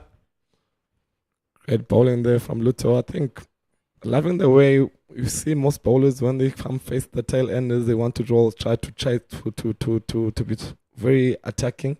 They're still keeping it simple, bowling to the length.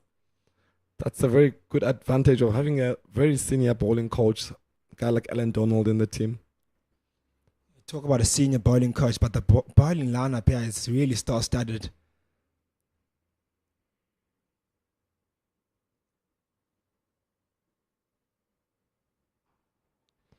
Just been very impressed with the disciplines that the Lions bowlers have.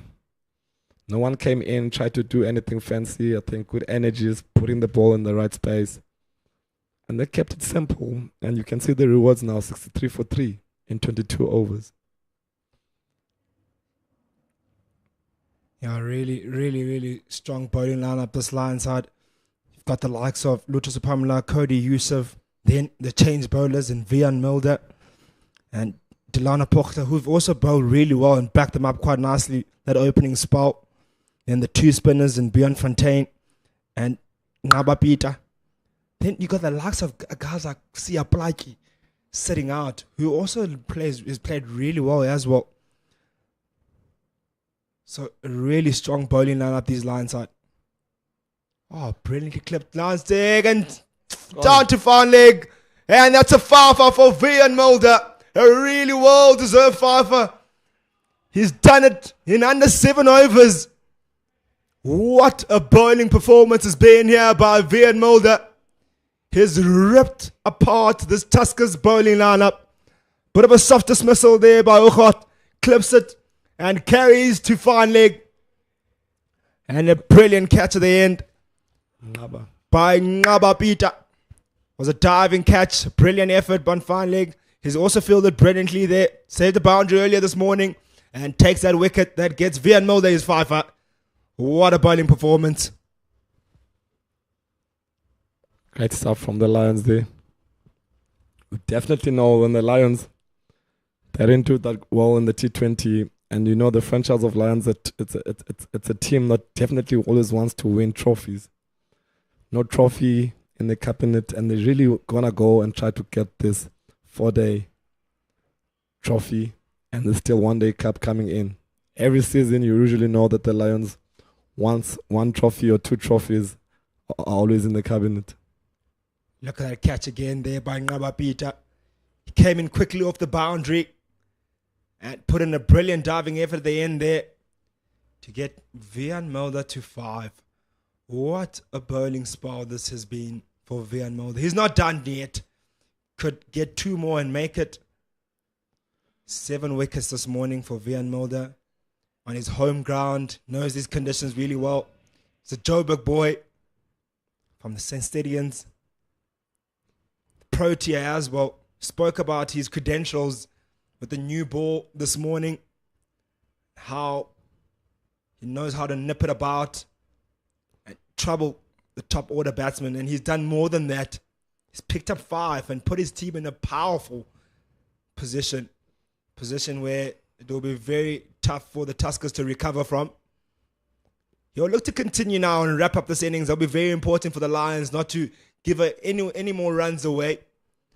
Or look to wrap this innings up and keep them under maybe that 70 mark. Here comes Vian Mulder now, searching for his 6th. Dances down the wicket. Ronaldo Meyer. Interesting shot to start off with. He'll maybe call it a positive stroke to play. Vian Mulder stares at him. He's like, what shot is that, mate? But Vian Mulder won't mind that. We'll give him more opportunities to pick up more wickets and wrap up this innings. 5-5 at Wanderers is very special. You always get on the board in the changing room. Having your name there, I think, very special moment for Vian. I'm not really sure if it's his first 5-5 at the Wanderers, but we'll check the stats now. First 5-5. Oh my word. Nabaka. Just over off stump. What a delivery. Reactions from his teammates suggest that it was very close. Have a look at that one again. I don't know if you should call that a good leave or not. Usually, when it doesn't touch the stump or it doesn't touch anything, they usually call it a good leave. But that one, I think was a misjudge. It's definitely his first 5-5 at the Wanderers.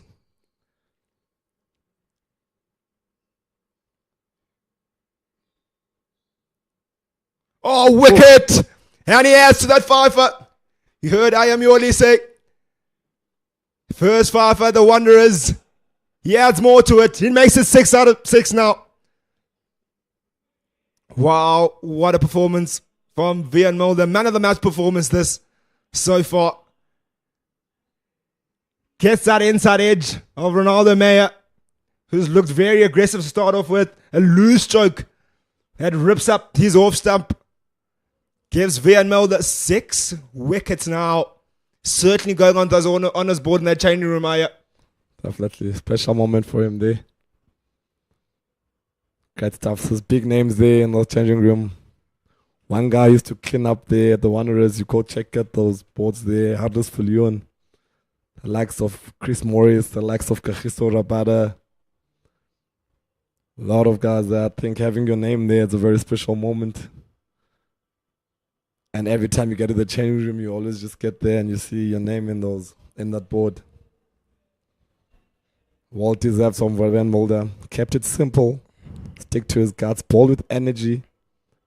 And bowled good line and length. Yeah, he spoke about how important it was to have Alan Donald as his bowling coach, how it transcended his bowling and took it to a different level.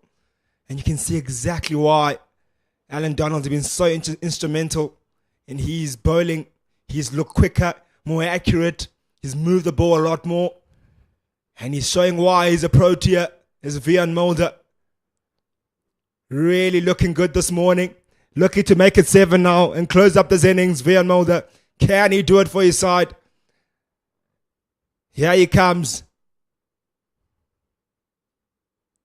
Oh, brilliant. Van Mulder. What a delivery. Beats the outside edge, hits the off stump, and he gets 7. Well done to Van Mulder. What a bowling performance. 7 for 6 of just 6.5 overs. Man, oh boy. Wow. Great bowling there from Van Mulder. Great stuff from the boy. He'll call it home ground advantage. Ziad Abrahams had no chance at that one. Landed on that off stump and nipped away from his bat. Couldn't get even an inch of bat on it. If he did, would have been the outside edge and would have been caught. But anyway, here's the off stump. Here's the morning. 63 for all out for the Tuskers. They came in early morning. Came in here. They looked like they were fighting early on. And Ben Compton, he showed a fight with Norfolk to start off in the first 5 overs, who were very tight and compact in their innings and really showed a fight. And soon after that first wicket was lost, it just never looked good from then onwards. It just went pear-shaped, where everyone was just falling all around. It was Cody Yusuf to open up with the LBW, and then followed by another wicket by Lutus Pamela. Then it was a Van Mulder show from then onwards, who took everything apart. Aya, take us through the bowling. Great bowling from Van Mulder. Looking at the stats now, I think the best bowling in an innings at the Wanderers Stadium. The first one is Kagiso Rabada, 2014-2015 season. 9 wickets for 33 runs. Lions against Dolphins. And then you get there Chris Morris. He got 8 wickets for 44 runs. Lions against Dolphins, 2013-2014 season. I think that's the era where the Lions were dominating. And then another guy that got some wickets, it's Ayab Ulela Kamani from the Warriors. He got 7 wickets for 24 runs, 2012-2013 season. I think that was his debut season when he came in as a rookie. I think he got the best domestic player rookie in the domestic setup. Now Van Mulder just came and moved Aya Kamani. He's 7 for 6 runs. I think that's the best figures I've seen at the Wanderers. What's the boss? In a very long time. Yes, indeed. A brilliant bowling performance by Van Mulder. Nothing much to talk about in the batting lineup. You have Tandongose Zuma being the top run scorer by 13 of just 18 deliveries. Didn't spend much time at the crease. Then you had Matthew Ogard with 11 of just 22 deliveries. And Michael Nollip and Ben Compton, 10 apiece. Coach the bowling. We had a brilliant start to open up the innings via Cody Yusuf and Luto Sipamla, who really opened up the bowling really well here for his side and set the tone early on, to be fair. But then there was a change in bowling. Who came on was Van Mulder and Delano Pochita. Who picked up his first wicket early on was Delano Pochita. And then onwards, it was just one match. It was a one-man show. In just 6.5 overs, Van Mulder, one of the best figures you'll ever see here, the DP World Wanderers, 7 for 6. What a privilege to be able to watch that bowling performance.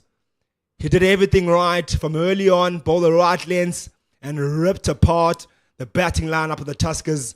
He knows his conditions really well, and it seems like that might be an early lunch for us. It's just about close to about 12 o'clock now. Lunch was supposed to be taken at 10 past 12, so that might be an early lunch for us, and a perfect way to take us to lunch with Vian Mulder picking up a 7 for 6, a fifer, his first fifer to do it, and in that fashion. Wow. Congratulations to him, and I'm sure his teammates will be very proud of his performance. Not too sure if I might have called it too early, the early lunch, but it seems like there are players coming out of the Tuskers, so he might just have maybe about 10 minutes of play just before the lunch, resumption of lunch. To be interesting to see how the Lions get through that last 10 minutes of lunch. And I'm a big believer, of both teams need to come out and bat there. Yes, the Lions have bowled brilliantly and take nothing away from that bowling spell of theirs, from Cody Yusuf starting off, Luto Sipamla, Dilana Pochita, and the brilliance of Vian Mulder. But I believe two sides need to go out there and bat on the batting conditions. And I tell you what, there's still a lot of life in that pitch. So a lot of bowler friendly, still a very bowler friendly pitch. So if the Lions are not really careful here, they could also find themselves under serious trouble, and this game could end very quickly in a couple of days. So let's see how this Tusker sides bowl. And what, as a coach, you see how you've been bowled up for 63 already. What advice do you give out now to your bowlers coming out here, the warming up? What's the message? I think you could see how the Lions applied themselves when they were bowling. How they were not searching for wickets. They just kept it simple. I know, like, coming in 63 for 10, you're gonna try to want to go through the batters, but still you still have to keep the discipline. You still have to bowl those dot balls and still put the ball in the right place. And as the batters that have been there, they've assessed the conditions. You see, like the likes of Tom Hendricks was there in the slip. Josh Richards is opening. They see how the wicket is acting. They know what to expect. I think your line is very important. You have to judge your line. You have to also be able to judge your length. And you have to be very disciplined, I think. And the more you apply yourself, you have to get the bowlers coming in to bowling the second spell. Make sure you don't lose wickets earlier on. You just keep it nice and tight. And make sure that ball gets old. And the moment you get that, the more the bowlers are tired, the ball is old. And that's when you can cash in and get some runs. Look, I'll tell you what, Tuskers will have their work cut out here. There's got very brilliant batters, this Lions batting lineup. There's Dom Hendricks at the top of the order, Joshua Richards, Zubair Hamza, Wandel Mankoyetu, Vian Mulder, the Protea, who just picked up a 5. Connor stays in the top run scorer here in this tournament, whose average is superb so far, around 96. Then Dilana Pochita, the second top run scorer in this tournament. So they all have a real tough time in terms of picking up wickets in quick succession and be able to restrict this Lions side to at least under 100 if possible. So it's to be a real big ask for them. But who will be big and very important for them here will be to Pavalon. I think he's a leader here. He must lead this attack. He must be the one that's taking that new ball and saying, boys, yes, we've been bowled up for 63, but we also got the cherry, the brand new cherry in our hand. These bowling conditions are still very much favorable for us. We still can do a job here, boys. Let's believe that we can do the same thing, rip them apart. Yes, we didn't bat the way we would have liked to bat, but we still have an outside chance here of still kind of maybe saving this game, maybe limiting them, maybe the target and say, look, let's try to limit them maybe just to under 150 and stay in this game and maybe then looking towards that second innings. But it should be a very, very big ask here going into that second. We'll take a short break now and we'll be back when the innings is just about to start. There are the players warming up shortly now for that second innings.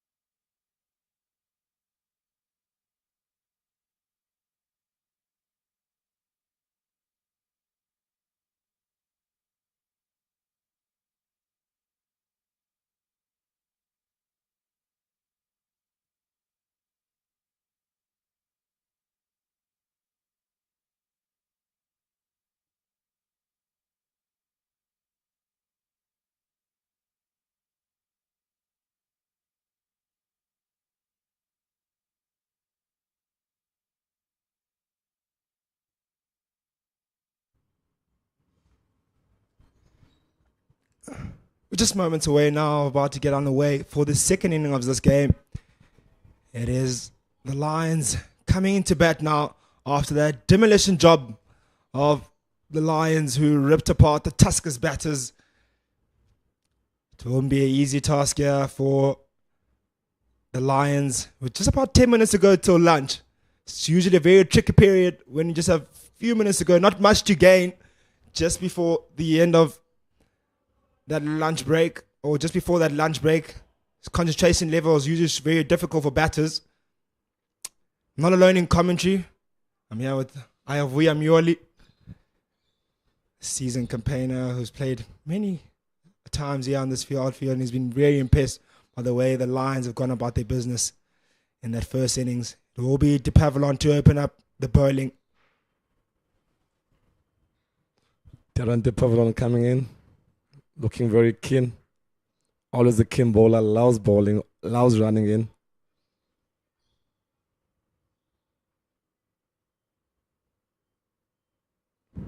Oh, brilliant start. For De Pavilon in the right areas, in the right zone. That's where you want to be. Told you, he's the man, and he has to lead this attack of the Tuskers. He will be the one that will make them believe. He's an experienced campaigner, and he has to lead from the front here. He has to pick up early wickets though. He has the start of Darren De Pavilon. Definitely something on the wicket. The moment you hit that land, there's definitely some movement, a little bit of nip in the wicket.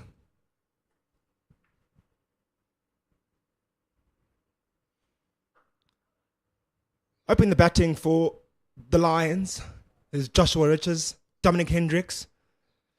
Very strong pair, these two. Very patient men in terms of bat in hand. They know how to score runs. They know how to go big. They know how to bat on this pitch as well. They know the dangers that De Pavilon possesses. Experienced campaigner, Darren De Pavilon. Maritzburg boys. High old boy. College.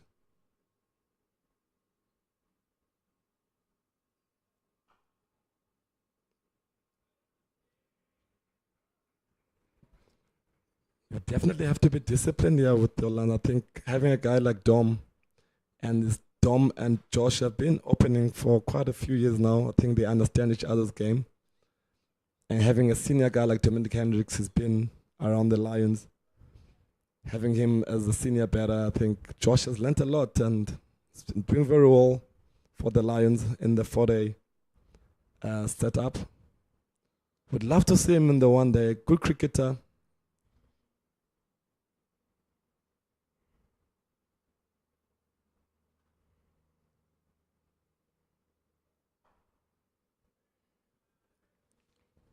Nice start here by De Pavilon. Hitting his areas quite nicely. Messing it up. Start off with a fuller one. Then went a bit fuller than the first one, which was driven quite comfortably by Joshua Richards. And then this time around, opts for that back of a length delivery. Just mixing up his length. Not easy to read. He's quite tall. And he's got a bit of his action, a very interesting action that he has. De Pavilon. Not easy to read out of the hand. Does get it to move quite a bit as well.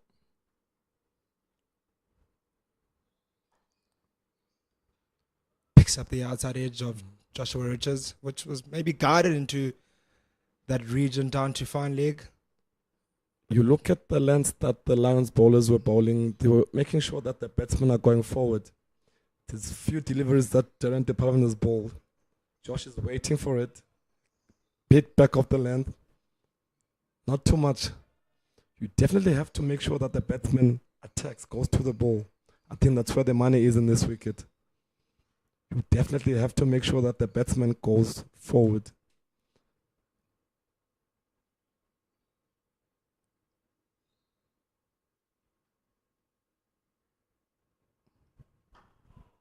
Oh, lovely delivery by De Pavilon. A nip backer. It is met well by a front foot defensive shot by Joshua Richards, which will take us to lunch. A brilliant first session we had. That was all Lions who bowled out the Tuskers for 63, which was a performance that was led by Vian Mulder, 7 for 6, who really bowled brilliantly and will take us to that lunch break. And just a quick wrap up, we've already given you a lot of the numbers and the stats just before this start of this innings. We only had 1 over just before lunch, which was had between the two batters, Dom Hendricks and Joshua Richards. But just to wrap up that first innings, we had a fight at the top of the innings with Malcolm Norfolk and Ben Compton, but that didn't last very long. And then soon after that, it was a powerful performance by Vian Mulder, who backed up his opening bowlers of Luto Sipamla and Cody Yusuf, and his bowling partner on the opposite end, Dilana Pokita, Vian Mulder, who ended up being basically the leader of the attack, who picked up 7 for 6 after 6.5 overs, which put the Lions in complete control. As for now, we'll take a break, we'll take a lunch break, and we'll be with you after the lunch break.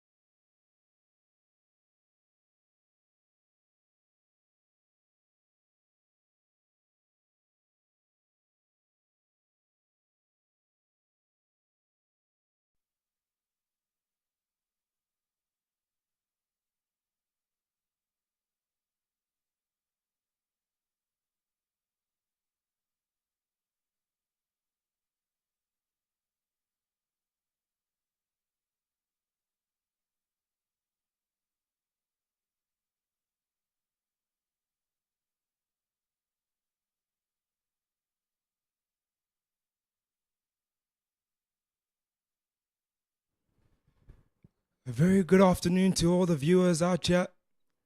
We are at the Deeper World Wanderers. It is the start of the second session, where the first one was absolutely dominated by the Lions. The star of the morning was Vian Mulder, who ripped through the batting lineup of the Tuskers. It will be the Lions now with bat in hand to get us started here in the second session.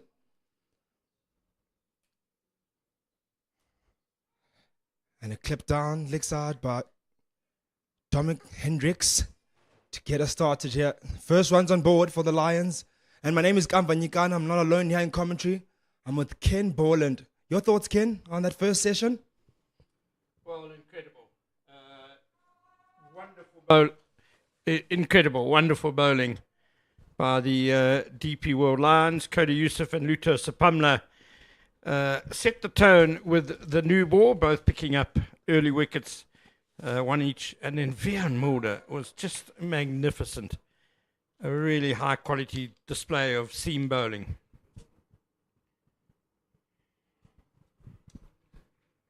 The Tuskers will have to be nothing short of brilliant if they want to stay in this game in terms of their bowling performance. And you're not mistaken, ladies and gentlemen, this is not the first innings of the day. It is the second innings of the second session of the morning. First session, Tuskers were bowled at 63 all out.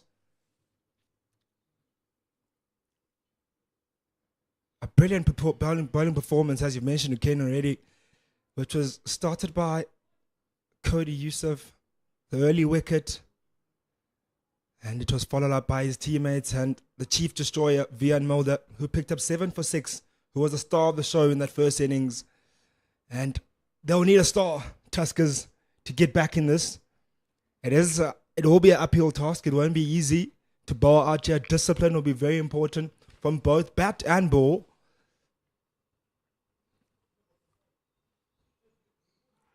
Huge appeal. Could it be an early wicket for the Tuskers? Decision doesn't go their way. But nevertheless, a good start.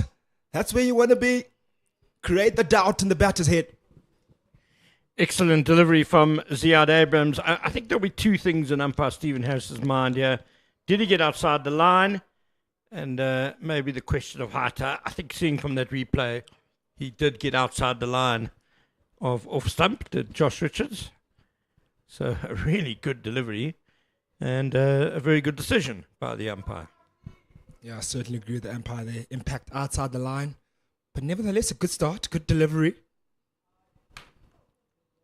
Oh, nice follow-up one. Gets the inside half of the bat. Really energetic start here by the Tuskers. Exactly what they need with ball in hand to have any say here in this game. Didn't have a brilliant start with the bat in this game, but they still have a big opportunity here by picking up wickets. That's the end of the second over. It is 1 for no wickets lost. Still very much beautiful conditions out here. Warm conditions at the midway part of this day. Warm, nice clouds out, not threatening any rain. Just to put Vian Mulder's bowling figures of 6 overs and 5 balls, 4 maidens, 7 for 6.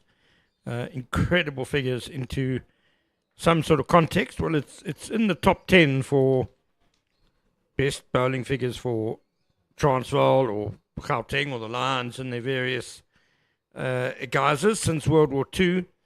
And I can only find 3 better bowling performances here at the Wanderers for the home team.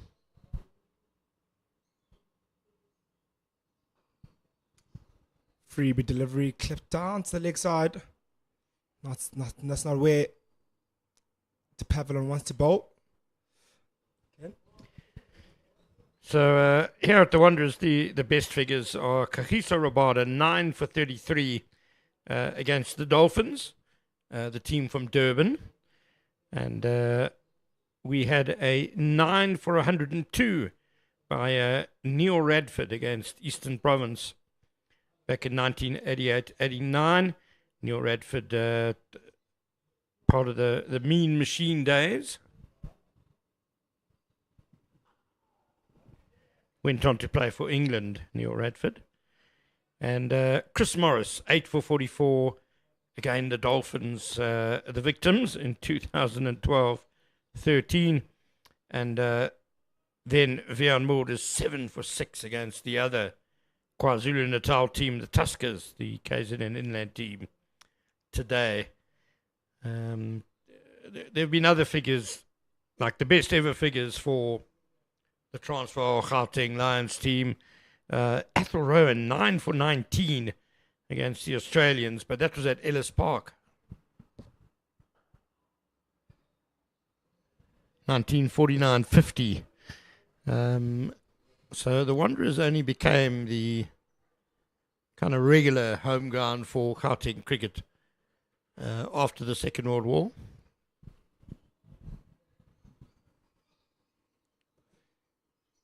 Van Mulder's certainly in good company there, Ken, and he'll be very, very delighted sitting in the not sitting in the changing room, but sitting in the changing room right now, looking at those figures and maybe going through the replays of his bowling performance.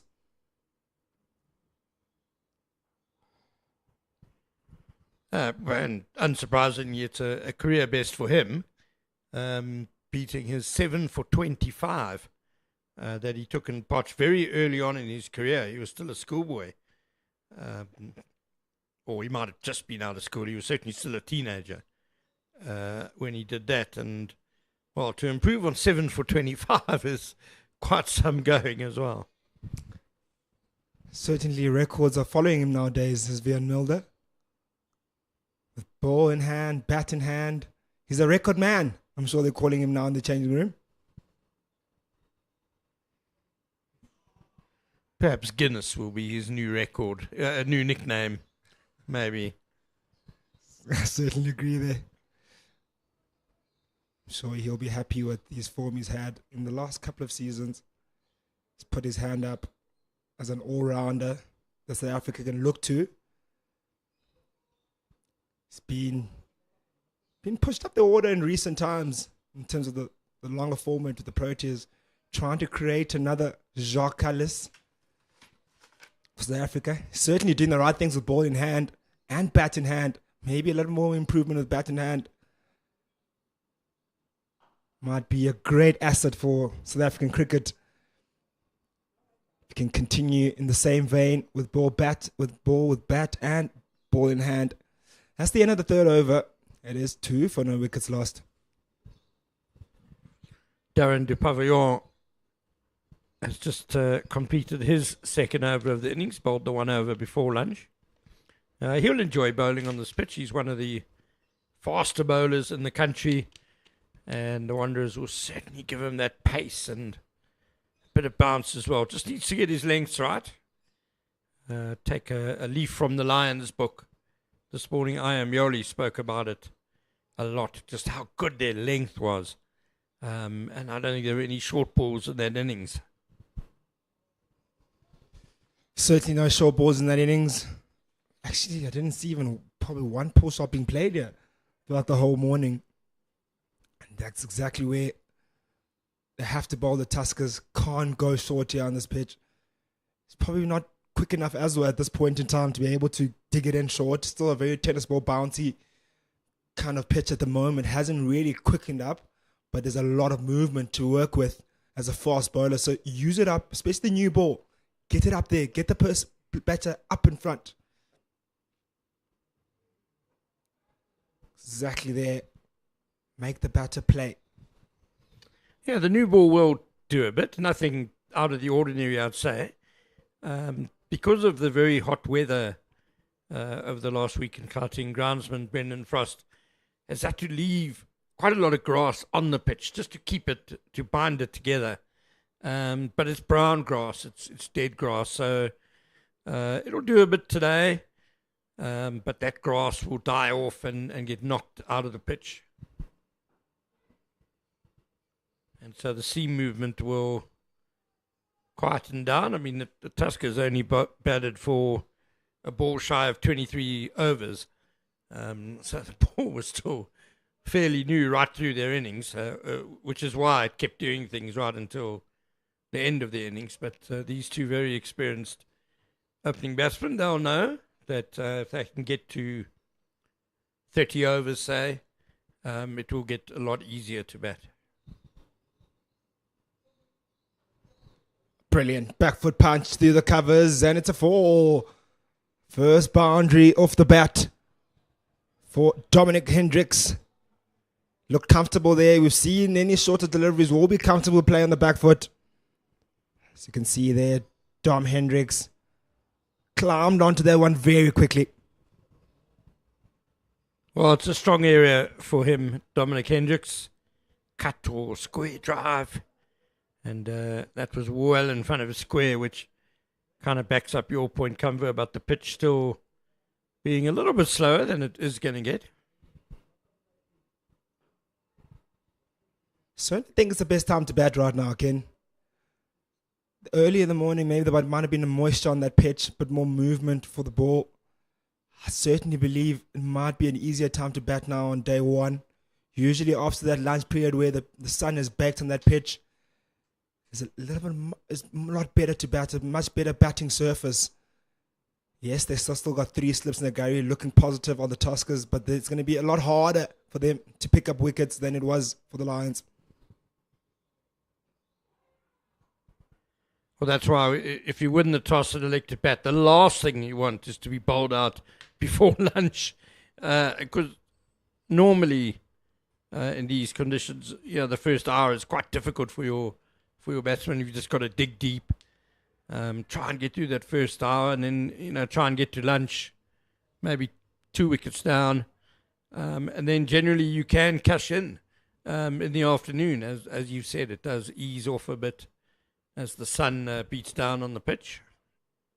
Unfortunately, the Tuskers made such a mess of their first innings that they've handed the Lions a huge advantage.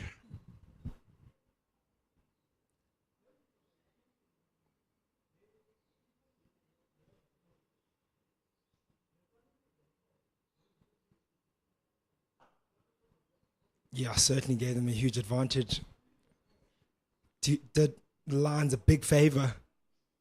Gave them the best bowling conditions and then gave them the best batting conditions of day one just after lunch. I'm not suggesting they made the wrong decision at the toss, just in case people are thinking that.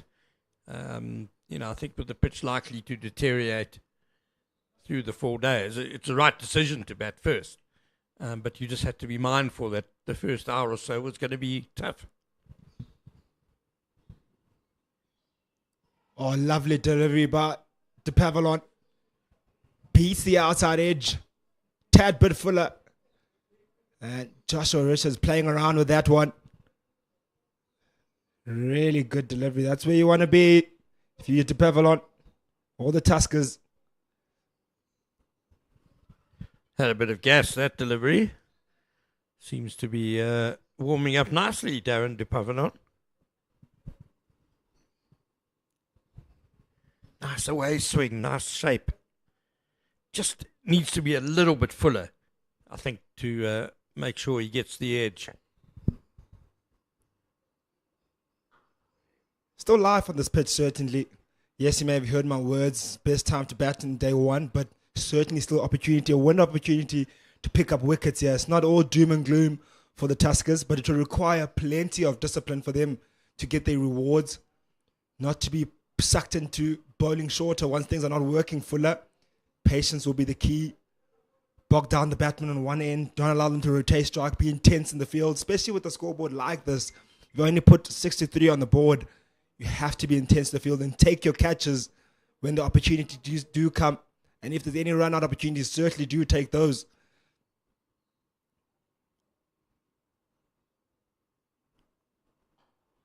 Quick single taken.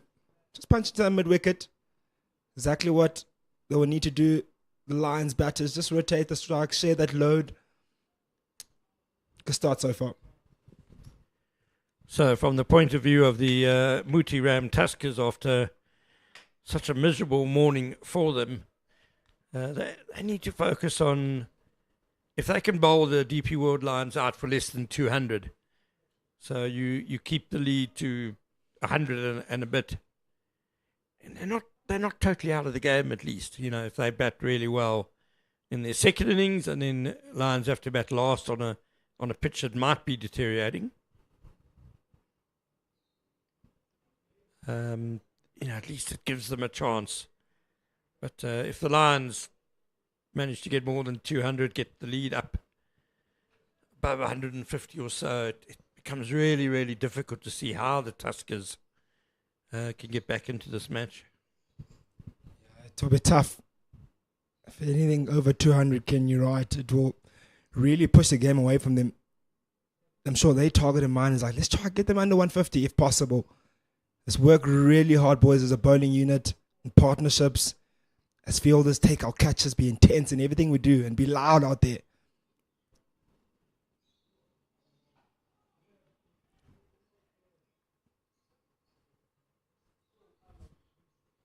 Quick signal taken to end the fifth. It is 8 for no wickets lost.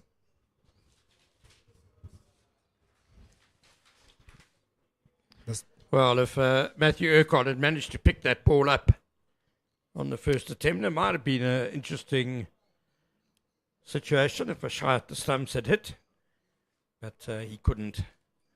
So the Tuskers need to do what the Lions did with the ball, which was bowl with exceptional discipline and accuracy, and the Lions' catching was good as well. That's the other thing. Zubair Hamza took a couple of good catches in the slips. No, but Peter took a beauty in the outfield. Those are the type of efforts you'll want, especially defending this kind of score. Have to be intense in the field. Just had a half chance of a run out in the previous over, right at the end there. Those are the half chances you have to take. But I just want to touch on, Ken, that batting performance from Tuskers. I think what really cost them there, Ken, yes, there was really good bowling from the Lions, disciplined bowling, but I think just the way they started, the way they lost their first, 4 wickets, I think those were giveaways, to be fair. And then the other ones, I can give credit to the Lions' attack, that they managed to then earn those wickets and bowl in the right areas. But the first 4 really set the tone and got the Lions on top, because I think it was soft dismissals, honestly, and the most important batters that gave away their wickets. I agree with you. I think they were fairly soft dismissals. Good bowling in the right places, creating pressure. But the batters, not too many of the batsmen could say they were dismissed by unplayable deliveries. It was very good bowling, but not unplayable. That was unplayable. Really good delivery. Well, Zihad Abrahams beating the outside edge. Second time in a row in the over. Just keeps on picking around that area. Keep on knocking. Something will give. We've seen here in this pitch, rewards you. Brilliant delivery. Just nips away at the right time, but doesn't grab that outside edge. Excellent length he bowled there. Nice follow-up delivery as well. Not allowing the batter to free his arms, staying tight, either in line with the stumps or that fifth, sixth stump line. Exactly where you need to be right now. Can't be anything further than that. Otherwise, you'll be leaking runs here.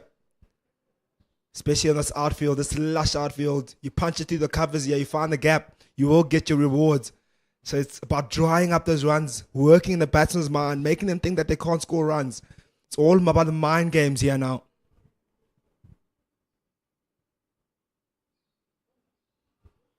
Make that score feel big. Make that score feel like 150. Change mindset. It's all about using, your brain in terms of how you can work the other team over. Yes, it's a very small target. Don't get me wrong, but you're still within the game. If you can just apply a bit more pressure, get 1 or 2 wickets here, you're in the game. And that score of 6-3 will look like 150 very quickly. And then you get yourself right back into this game. But it requires you to hang about in that area, be consistent in that length you talk about, Ken.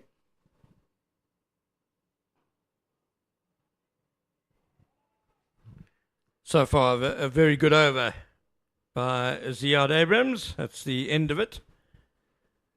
Yeah, he certainly hit his marks in that over 9 without loss. And good news from Newlands. We spoke earlier in the first session about how this final round of round-robin fixtures in the CSA 4-day series is going to be so exciting because there are 6 teams really still in contention for the final. And players started at Newlands, where Western Province are hoping to beat the Titans to give themselves a chance of being in the final. And Titans have won the toss and sent Western Province into bat. Early wicket with Lazard Williams striking, but Western Province now 39 for 1. Nicely played there by Dom Hendricks. Punches it through just past point. Almost guided it through in that zone. Wait for it. Played it under his eye line. And really nicely put away. This is bread and butter for Dom Hendricks. Very strong here. Very nicely played. You see how he's not going with a horizontal bat. It's more vertical and just really nicely controlled. Got it to ground early. No third man in place. Pretty comfortable boundary for the veteran opener.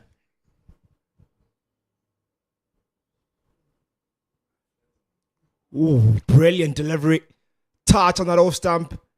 You'll say it's a good leave, but that was really, really close onto that off stump. Could have clipped the bails easily, that. Just came back a bit. Yeah, I think well judged by Dom Hendricks in the end.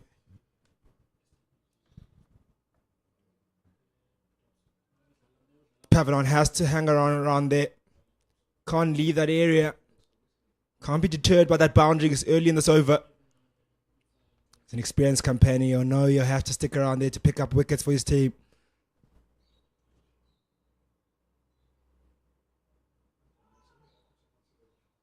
Licks out his spot to Pavilion and goes for 4 bars. Bit of a gift of runs there by De Pavilion. Loosest delivery. Wraps the pads. Goes along to that fine leg boundary.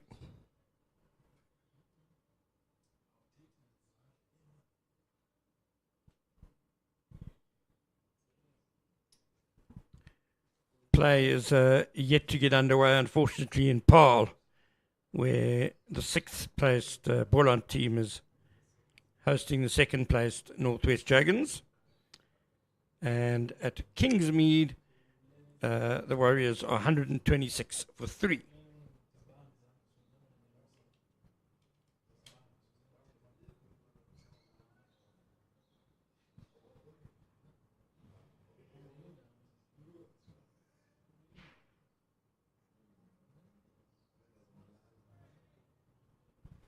If you are a Dolphins or Warriors fan, there is live commentary of that match as well on the Cricket South Africa YouTube channel. But do pop back here as well, because cricket at the Wanderers is always very exciting and dramatic, as we've seen already this morning.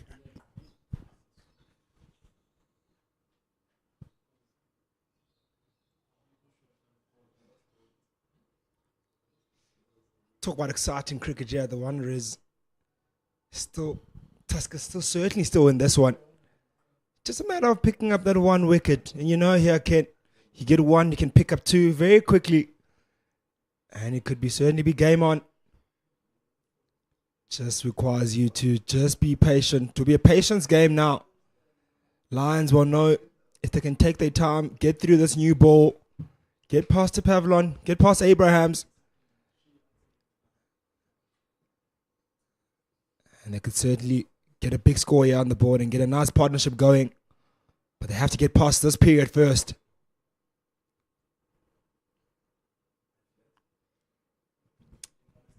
That's the end of the 7th over. It's 17 for no wickets lost. You did right about wickets falling in clumps.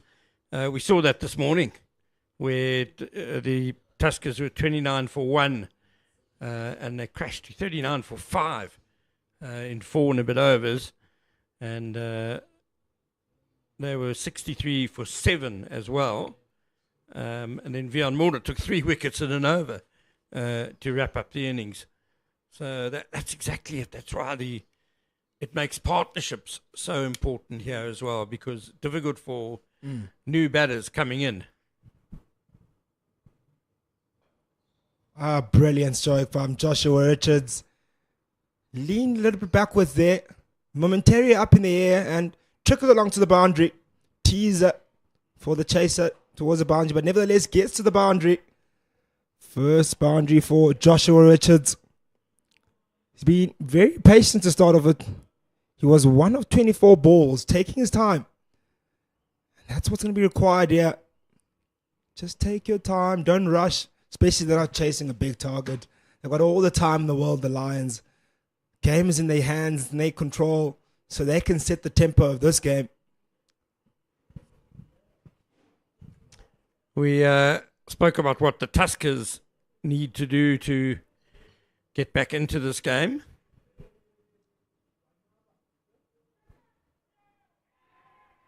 Outside edge. And Ziad Abrahams gets the wicket of Joshua Richards.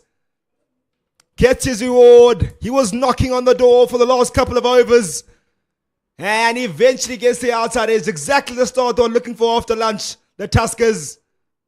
And a brilliant take to finish it off. He juggled it a couple of times. And at the end, took the catch. Yeah, scooped up nice and low by first serve. A very good delivery though. Look at that length. That length is just so good, isn't it? It drew Richards forward. He couldn't really quite get to cover the movement though. And Ben Compton scooping it up low at first. A very good take and a very good delivery too. So Richards gone for 5 and it's 21 for 1.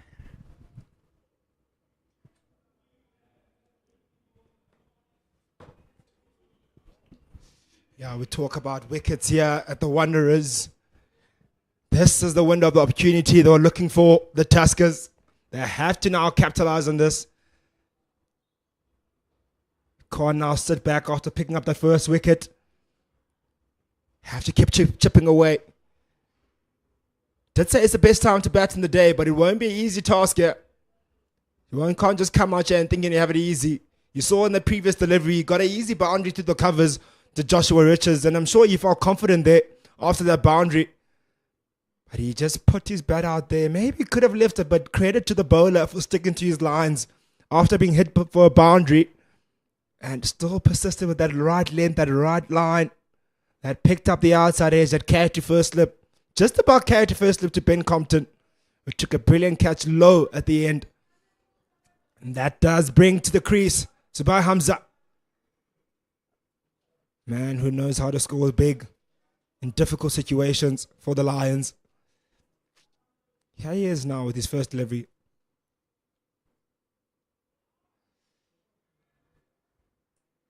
Ziad Abrahams continuing in the same fashion, the same line. I think he's been the better bowler out of the two so far. Hit the areas more consistently. He's beat the outside edge a lot more. And he's rightfully got his rewards. Beat the bat of Joshua Richards a couple of times in his first 2 overs. Finally got the reward. And so what about patience this game sometimes? You don't have to get too flustered about it. Sometimes far too often. Can see outside edge there again. Or outside half of the bat of Zubair Hamza. Far too often when you do that, just beat the outside edge. Too often you get discouraged and you want to change your line, your length. But he stayed patient. And he got his reward rightfully so.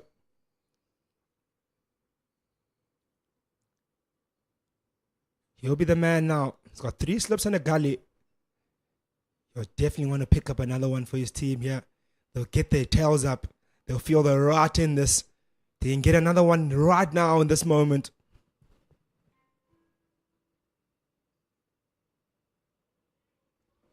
But wayward. Maybe change of angle, change of batter. Left hand, right hand. Sometimes maybe difficult to do as a bowler, changing your angles.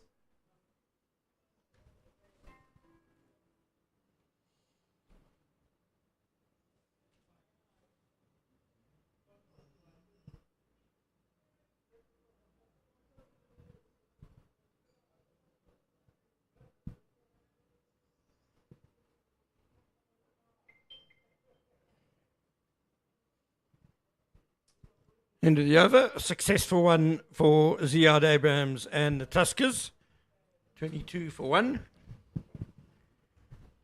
Dom Hendricks on 12. And Zubair Hamza has just come to the crease. He's on 1 not out. Hamza has only played a couple of matches, 4-day matches, this season for the Lions. He played a lot of SAA cricket, was on tour with the Proteas. He's made 170 runs in those 4 innings, including a 115 against Borland in early December. And welcome back to IO Mjoli. Thank you, Ken. Sun's out. I think the first hour was very important there from the Tuskers.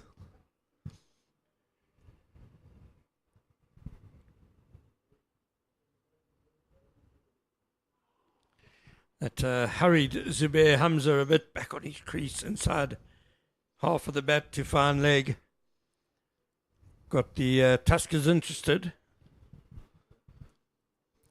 And you can definitely see that the pitch has dried a bit. Not a lot of moist in it. Like when they were batting, I think in the first hour, you have to be very disciplined with how you're playing the ball. Especially at Wanderers, I think that first hour is very important. There was still a bit of moist there in the wicket. And the Lions players used it very well. You can see now guys are running in. It's a little bit of a change in the wicket, but at the moment you still put something on the...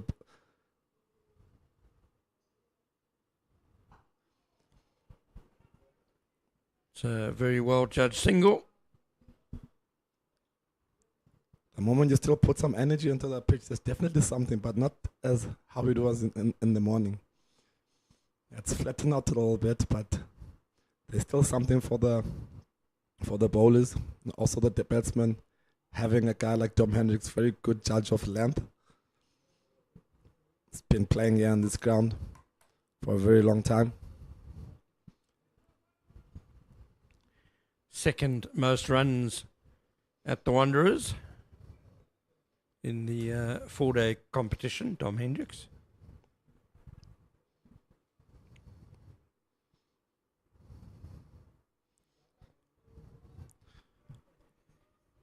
The two guys there in that wicket, very experienced cricketers.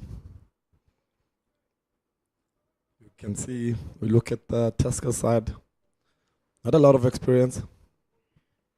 If you look at the Lions outfit, having the likes of Dom Hendricks, I think over 100 first-class games. Zubair Hamza has played for the Proteas, played for the Western Province.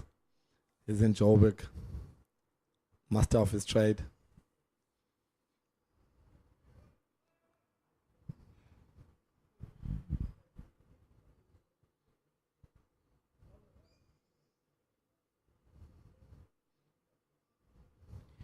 One just feels for the Tuskers batting that the experience is kind of concentrated in that top 3.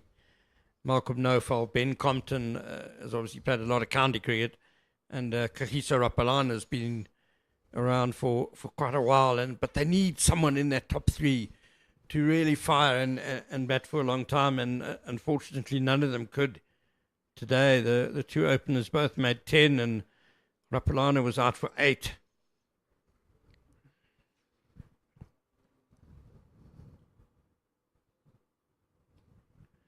Three slips in the gully for Darren de Pavillon.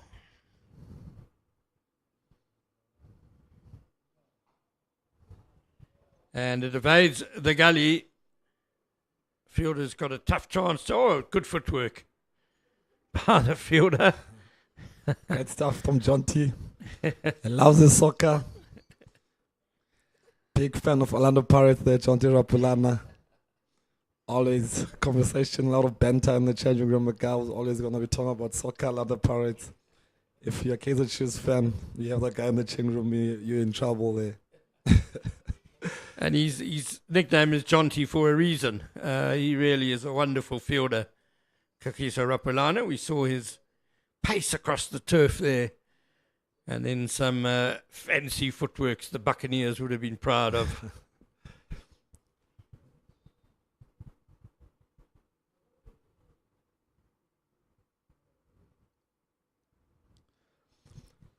Yeah, Darren DePavio on our earlier cover in your kind of mentioned it, just hasn't quite been as consistent as Ziad Abrahams has been at the other end. So no surprise that Abrahams has picked up the wicket to fall.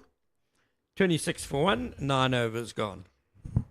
Definitely, as a strike bowler, you see those rounds in the board, and you come into bowl. You're gonna have to attack. You're gonna want to get wickets. I think you should learn from the Lions bowlers. They kept everything simple.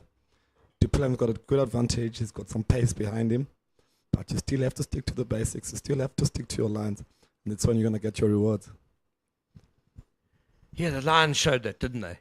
They didn't do anything exceptional, but they were really disciplined with their lines and lengths, and that created the pressure that brought the wickets. Nicely turned to square leg by Hendricks. I'll get a couple.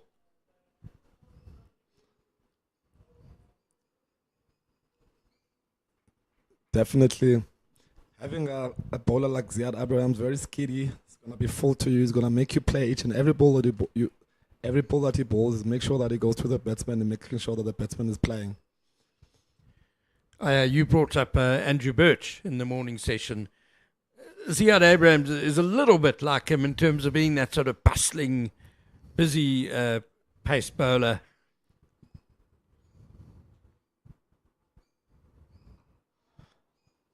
Definitely, when he's been watching him, played at the Warriors, originally from Cape Town. Runs in the whole day, lean bowler. Runs in the whole day, gives energy into it. Very skiddy. More like Cody Youssef a bit. That's what I see in him. Skiddy bowler. Pavilion is hitting the deck. Getting some good pace in it. Hitting the wicket.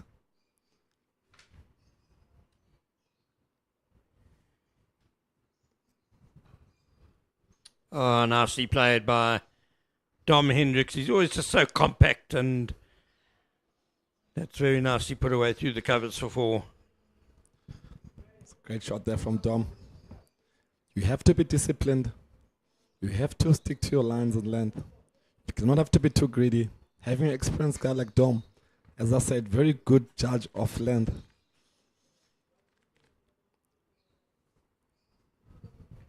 So Ziad Abrahams, born in Port Elizabeth, or Kabeja as it's now known. But as I am Yoli said, went to school in Cape Town. Played Western Province Schools in 2015. So he's an experienced player as well. Came into the setup very young age. You can see a lot of experience. Still young.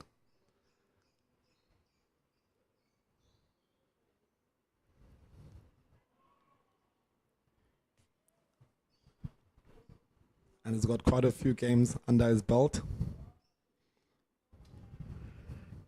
Yeah, 45 first-class games he's played. 28 years old. So, as a pace bowler, do you reckon he's at his peak? Yeah? Yeah, definitely. They say the peak of a fast bowler starts at the age 28. So I think he's the peak. He understands what he's doing.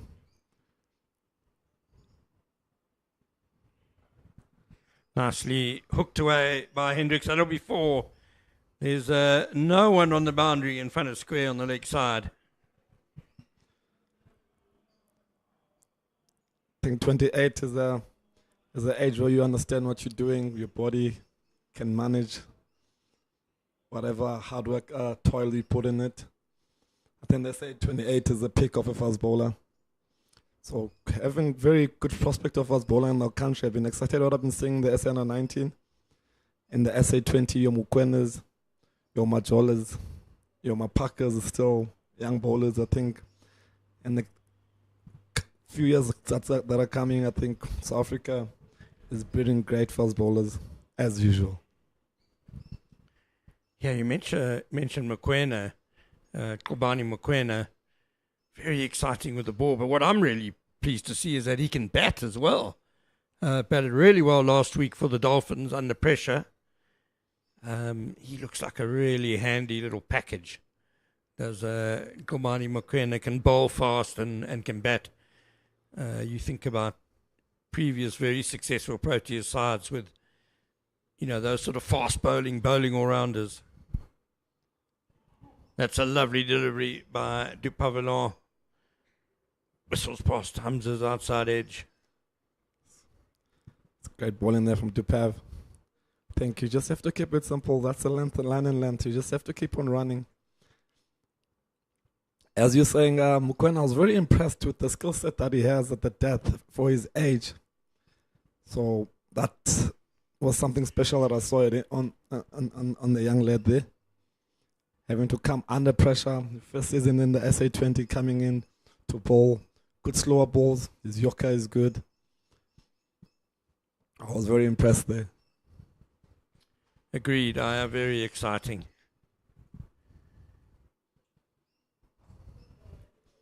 That's going to be one through mid-wicket for Hamza. Takes him to 5. 37 for 1 now, the score.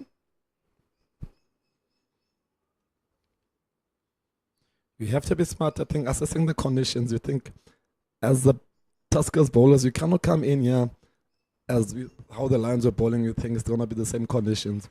You're going to have to work for your wickets. You're going to have to toll the wicket. The sun is out. The wicket is dried out a bit. You're not just going to come in and just bowl them out. You have to be disciplined. You have to make sure that you pull on those dots and create the pressure that you need.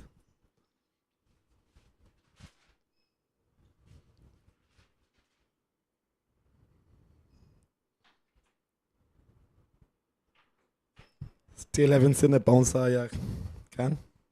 Even the Tuskers bowlers, no bounces yet. Amazing at the Wanderers. Great restraint shown by all the bowlers so far. I would love to hear what Alan Donald would say. He loved his bouncer as a bowler. Very aggressive. I suppose no one's hung around long enough yet to frustrate a bowler into sending down a bouncer. They haven't needed to, but maybe if someone gets in and starts to get under the skin of a bowler, we'll see some chin music.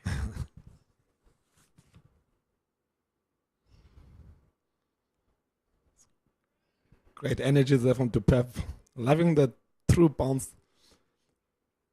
I think the wicket is getting quicker and quicker, as I said. I think earlier on with the moist, it was a bit tennis ball bounce. I think now it's tried a bit. And there's a bit of good carry there from Dupev. I think in this stage of time, I think you just have to keep him patient. Don't think you're going to come in and bowl them out. You have to just focus on just hitting your length and bowling to the keeper. Having two guys like that, Dominic Hendricks and Hamza in, it's not going to be easy. You still have to toil and work for your wickets. Very experienced players. And both used to batting for long periods.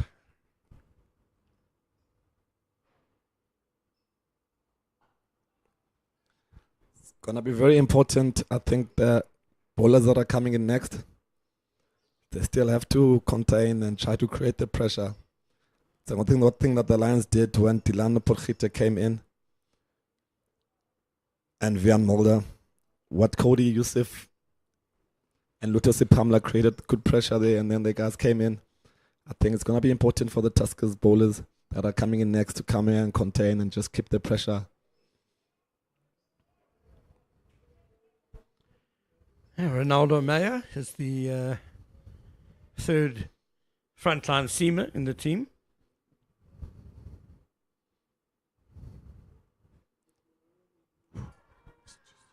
Probably sliding down leg.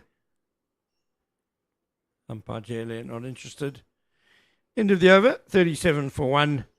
Ndile Mokakani bowls a bit of medium pace. And then, of course, Sean Whitehead is the frontline spinner. I haven't really seen a lot of spin today. But having a guy like Ronaldo Meyer, I think is a very good bowler. He's got a bit of experience. Played at the Warriors, played in Poch. Originally from SWD, Otsoron, where you know there's a lot of bowlers that come from that side. Very skillful bowlers. I was going to say, being a pace bowler in Otsoron is not that easy.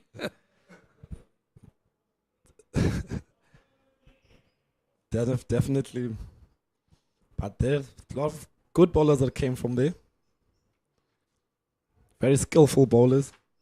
That side of the world, you go to your Poland, you have your likes of Charles Langeveld, your Roger Telemakers. More coastal bowlers are very skillful compared to the...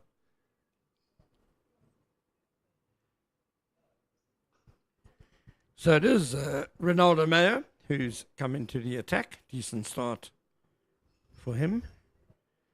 Yeah, there's a long list, isn't it? Clinton Stearman. Otniel Bartman. Yeah, certainly. And I like that because I think at international level where generally you're going to play on good batting pitches, you need to have those extra skills as a pace bowler to be successful.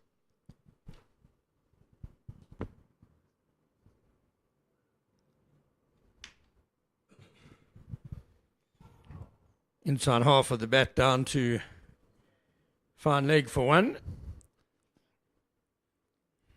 Definitely, I think you look at, as a bowler, you have to be able to bowl it in each and every condition that you play. And you go play in the coastal areas, you go play in the high veld. You need to be able to adapt to the conditions. You go to the coastal, more of the bowlers, they kiss the deck there. You can't be hitting the deck too hard. The wickets are a bit softer that side. But you come to the high veld, if you kiss it, putting it there, you have to run in and hit the wicket. So you have to adapt to different conditions as a bowler.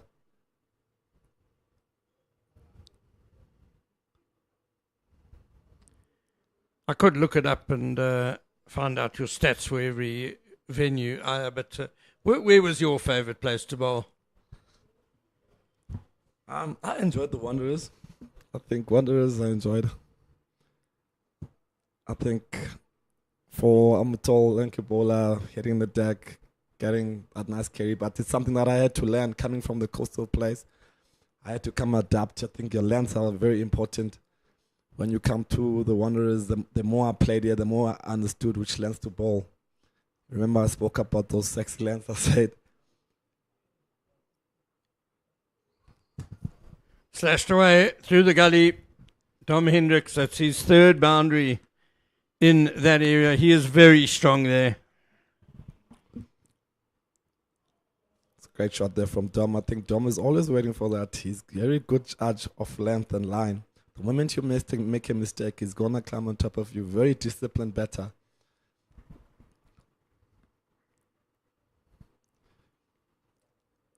The length is very important, as I said. I think as you come from coastal, you don't get so much bounce, and you come play in the high veld, you're getting carry, you're excited as a young fast bowler. You just want to see the keeper catching it, enjoying a bit of chill music.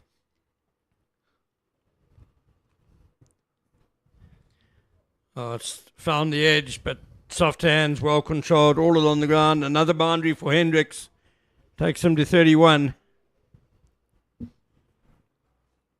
Can definitely see there's some change in the wicket. It's not the same as when the Tuskers were batting. As we say, the first hour is very important. It doesn't matter how many rounds you score. You have to be disciplined. You can have 20 rounds or 15 rounds, but make sure you're not losing wickets. You have to let that moist die down and let the wicket dry, and that's when you can start playing and batting, getting those bowlers bowling the second balls. I think that's when you start scoring, and Lions are very good at that.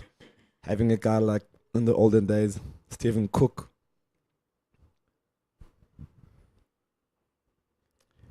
And tucked for at least one, maybe two. Yeah. Hendricks. His life in those older legs. Turns 1 into 2. 48 for 1. That was a good over for Dom Hendricks and the Lions. 11 runs off it. Good stuff. Tupav is still carrying on that side. Still running in. And also one thing that the Lions have seen, I think there's always, having the likes of Stephen Cook, you had Dom Hendricks. That was the learning from the guy. Now Dom is feeding up to the other kids. There's Connor Esterhuizen, you have Mitch van Burens. There's a good transition that's happening at the Lions. And a lot of more players are going up playing for the Proteas, but when they come back, they give back, and the youngsters are also feeding off the senior players. And that's very important as a franchise, I think. Having those guys and young boys listening. You have your Richard Salitswanes that are young. Having an experienced bowler like a batsman like Dom Hendricks.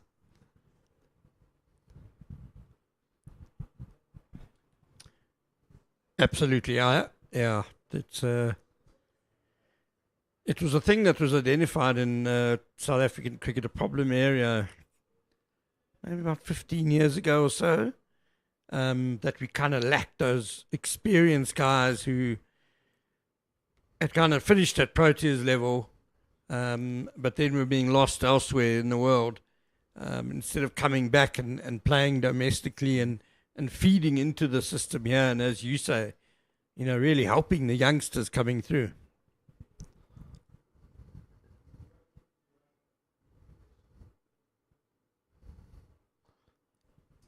Neatly turned by Hamza. Fine Egg's got a bit of work to do. It went easy too.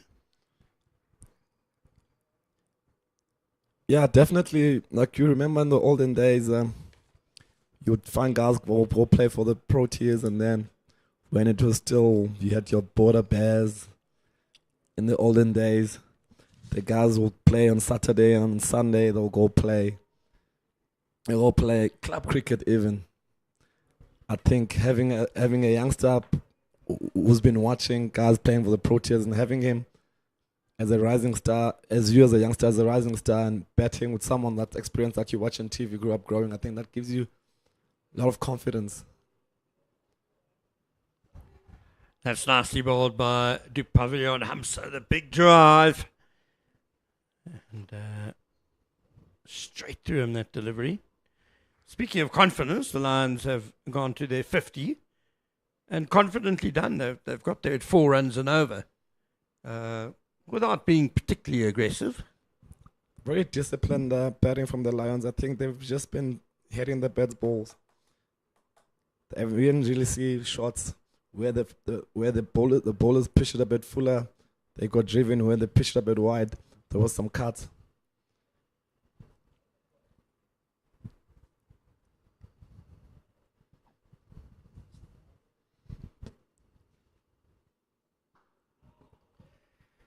So we asked you a few deliveries ago your favourite ground to bowl on. You said the Wanderers. I've just had a look at your stats, and your most successful ground was one of the flattest pitches known to man. Kimberley, yeah. Yeah, you got 36 wickets at 25 there. Yeah, I played a lot of cricket in Kimberley. I think I was given a role where I could be the senior bowler, where I had to lead the attack. I think I was coming from the Eastern Cape that time, and I got a role to just run in and had good support from.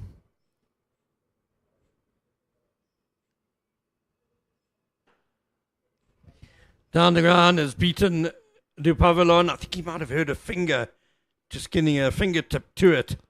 Away for 4 for Zubair Hamza. And you can see there Du Pavillon wringing the hand. That would have hurt. Missed his length again there to have a bit fuller. And Zubair Hamza got on top of that. Just keeping it simple, just playing good cricket, waiting for that bad ball. And good stuff there for Zup and Hamza. Yeah, Kimberley, as I was saying, they got good support from the management side. Mr. Jacobs, they supported me as I was coming as a youngster, got backed, I think. That's where I started knowing my role as a bowler, my job as a bowler. I think from there things, I think getting backed is very important in cricket.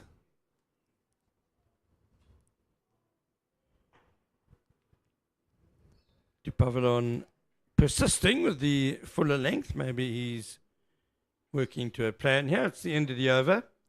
54 for 1. And so the Lions are just 9 runs behind that first innings tally of the Tuskers.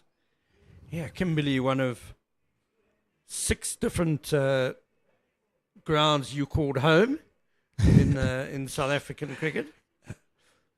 Yeah, I've learned a lot from traveling, experienced lots of cultures, learning a lot about the game, the stadiums, the history of cricket in each and every province. We're very blessed as South Africa. I think the story of cricket, that when it comes to the country, different areas, different backgrounds, I was blessed enough to be able to learn that and also see the style of play, how the people play the cricket in different areas and their culture. Meyer around the way to Hendricks. Nothing more to report on that one. I think it's a great strength of South African cricket that and all these places, different conditions as well. Definitely. And a rich history of cricket. Each and every field. You go to Durban, you go to Kimberley, you go to Pretoria, you go to Joburg. Rich history of cricket. And something that has united the country. So we're blessed to be involved in this game and be able to travel in this game and see different places and stay in different places. Ooh, it's normally a strong shot for Dominic Hendricks, but he nearly cut that back onto his stumps. He's going to get a boundary, but I think his heart would have been in his mouth for a second there. Yeah, got to take that.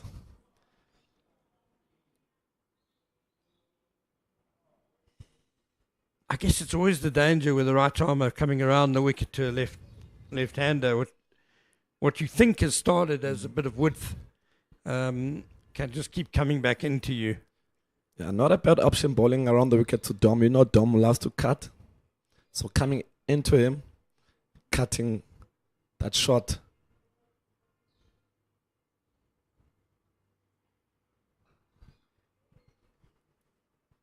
Trying not to give him width. Tuck him in a bit, because anything that's outside the line, Dom is definitely going to cut you. So I think around the wicket, not a bad option there. Bowling to Dom Hendricks. You're going to try to make him play straight. I think it's very important. Very disciplined cricketer, as I said earlier on. He's going to wait for that bad ball, and he's going to climb on top of you. The other problem for the Tuskers, having only made 63 in their first innings. We see Meyer running in again. Is that normally in the 14th over of an innings on the first day at the Wanderers, you'd see a few more catches, wouldn't you, than just 2 slips and a gully. But having only scored 63 in their first innings, the Tuskers have to be a bit more defensive, don't they? And it's unfortunate. I'm sure they'd like to have more catches in play. As you look at the wicket, I think it's dried down a bit. It's not the same as when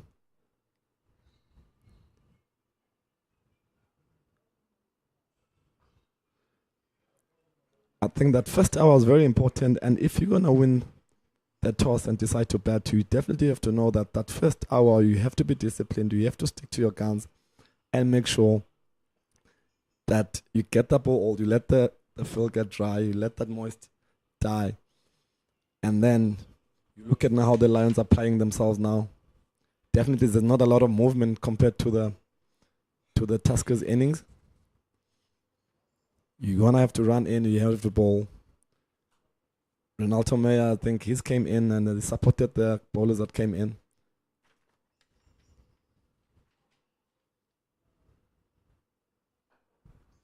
Pulled away, not perfectly timed by Hendricks, that he's not going to get a run for that. End of the over, 58 for 1.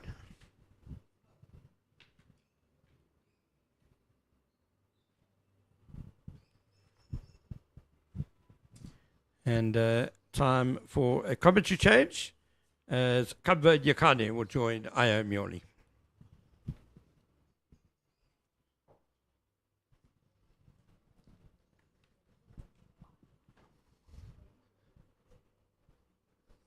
With my fellow Eastern Cape mate here, Kamva, from Cambridge.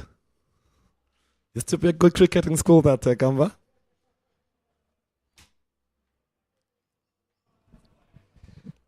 Played a bit of first-team cricket in Cambridge High School. Probably only had one victory against Dale College, your old school, in my cricketing career. Tough times going up in King Williamstown to get victories that side. Always a very competitive and good cricketing team as Dale College. Seems like we having a bowling change in Sean Whitehead.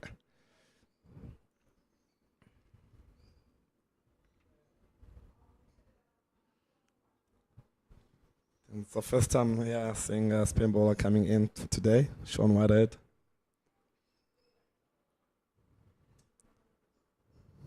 Yeah, it's also interesting to see how the spin does play, the left-arm spinner, bowling to the right-hander. Goes up in the air, a big opportunity, but just goes past the mid-off, or over the mid-off rather. Early opportunity here for the spin of Whitehead. You'll like to see the sight of that.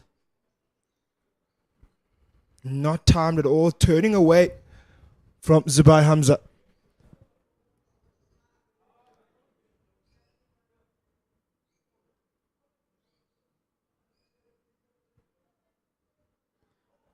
You could definitely see the first time that shot. Zubair Hamza doesn't want Whitehead to settle there. Try to attack him, show him that I'm in charge here, this is my ground. Very positive from him.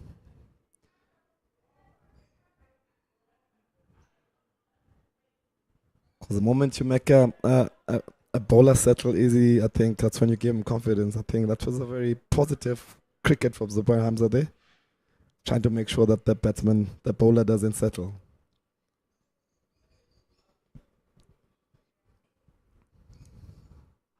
This time around, back foot punch rocks on the back foot very quickly. Very positive as Zubair Hamza versus a spin of Whitehead. And you are absolutely right, especially when a spin comes on, they always want to usually take some time to find their length, and the last thing you want is to allow them to settle. So very good thinking here by Zubair Hamza, being on the front foot already, taking the decision to be aggressive against the spin of Whitehead, especially the ball turning away from him. Very brave. I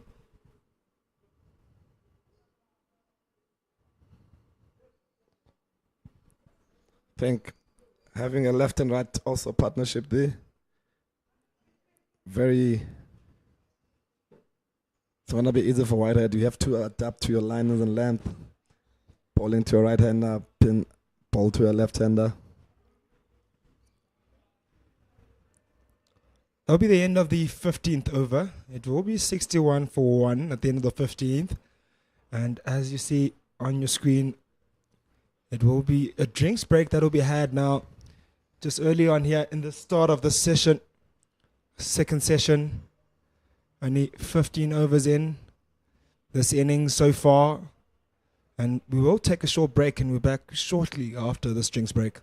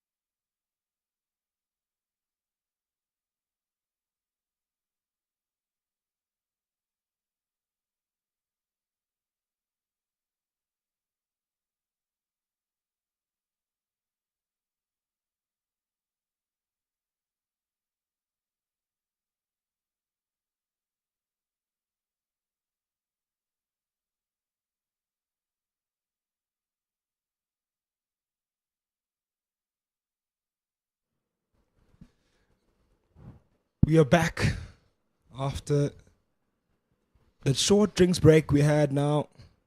Still persisting with 2 slips in the gully are the Tuskers. Back on the ball ring. I think the bowlers haven't really bowled I think they just missed the length a bit. I think they tried to be aggressive a little bit, trying to attack the wickets. You gotta have to keep it simple. You're gonna have to make them hit those good lines and lengths and make sure that very experienced batters, as I said, yeah. Super and Hamza, the pro tier. Dom Hendricks has played for CSA, has got a lot of experience on his side.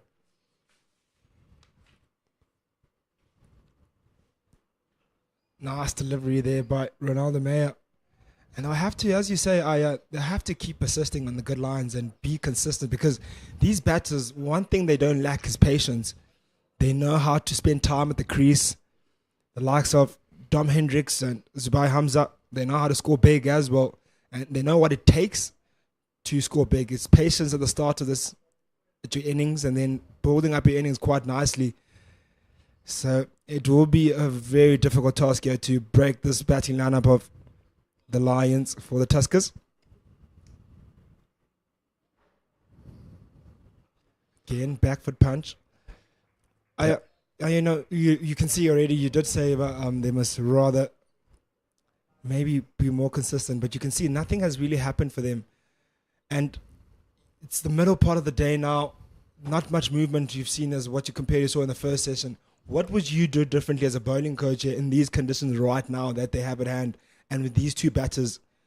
Is there any adjustments you could do, maybe to pick up wickets or to change the momentum of this game?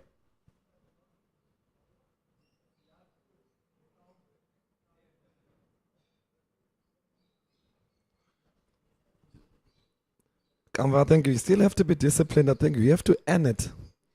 I think you still have to pile up those dots.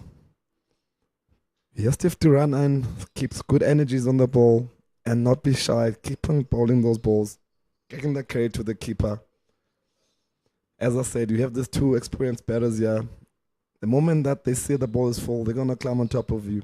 So discipline is the way, and energy, and make sure you're bowling the ball, each and every ball. Make sure you're bowling it. The moment that you just put it there, then the experienced batters can see that, and they'll climb on top of you.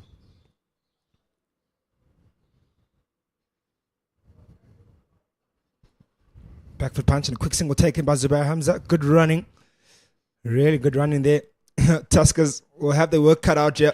I look at the batting lineup here. It won't be easy at all. You think with the Tuskers, we haven't picked up a wicket, and already 2 runs away from, or a run away from being equal to our score. And then you're like, we need a couple of wickets. Then you think, what do a couple of wickets bring you? The 2 top run scorers, Connor Esterhuizen, Delano Pochita. And you think to yourself, this might be a very long day, or next couple of days. Especially these 2 now, building a nice foundation, getting that ball older, and exactly doing the right job for their team, and tiring out those new ball bowlers.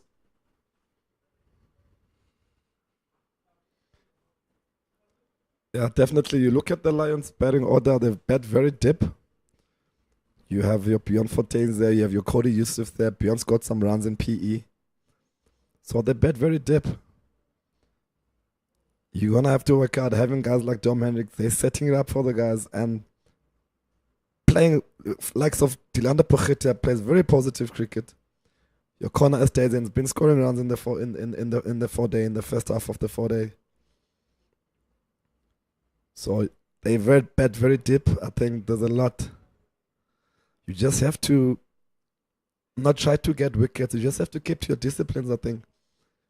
You have to be disciplined as the bowlers. You're not going to rush into them. You're going to make them be able to come here and say, we're going to bowl the whole day, and we're going to keep it simple. Keep it simple is the word. And exactly what Whitehead is doing right now. There was a real interesting over the first one there from Whitehead. First ball he bowled, it was Zubair Hamza who looked to go over the top of mid-off. Oh, nice touch. Elegant touch. And a brilliant shot that was for Zubair Hamza. Oh, I really love how he plays, this guy. Hamza is a very classy batter, elegant rather. Just put his bat there and use the pace of that delivery. Rocked on the bat foot quickly, saw it was short. Just allowed that one to hit the bat and went for 4 comfortably. You can definitely see now on the ground, the guys are a bit flat. There's not a lot of talking as earlier on. Thank.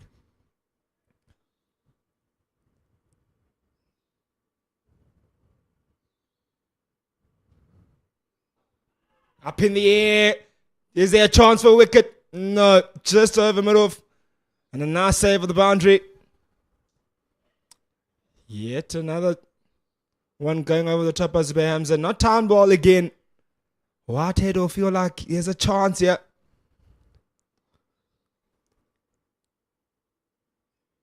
Again, there by Hamza, positive from him. You can definitely see the energies on the field. The guys are a bit flat now.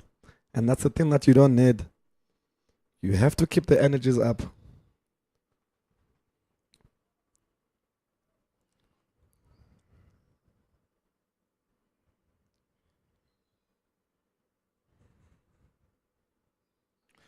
You talk about energy levels and how important that is, especially in the context of this game. You're already behind big time in this game, and the only option, the only way you can stay in this game is staying energetic and staying positive. And I like to call it delusion sometimes. Chips it up in the air towards the leg side, but 2 bounces just before the square leg. And sometimes in situations like this, honestly, you just need to be going there out there as if you guys have come in and you've posted 250 and be very delusional and think like you guys are still in the game and stay very positive. Otherwise, this game can go away from you very quickly. Could turn out to be a very long day out in the field and another day too, because there's brilliant batters out there at the moment. Cut shot. There is a cover on the boundary. Yeah, definitely. You still have another. We've got 4 days of cricket to be played. I think dropping your heads now. I think you take it session by session. Try to win each and every session. It's very important. Things are not just gonna happen. You just have to fight those sessions and try to tick those boxes each and every session that you try to win those sessions.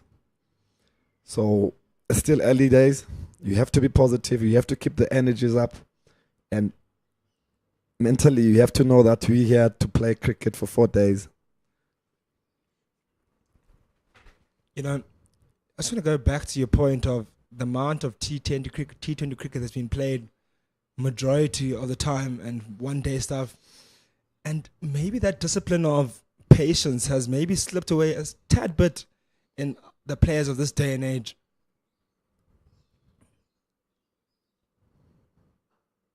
Starts off fuller.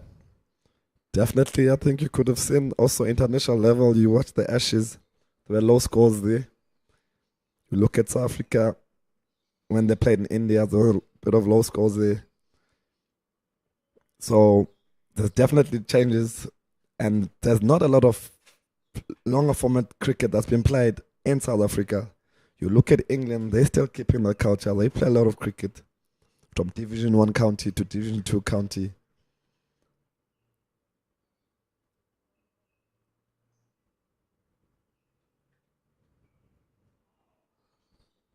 Bit of a loose stroke there. First you've seen of his 32 deliveries from Hamza. It was wide. It was there to hit, I could say. But in terms of the execution of the stroke, made the shot look more loose than what it should have been. It was short and wideish, back of the length, there to hit. But misses it all, ends up at the end of it. Could have easily picked up the outside edge and lost his wicket there. The amount of cricket that's been played in the country, I feel like it's not enough.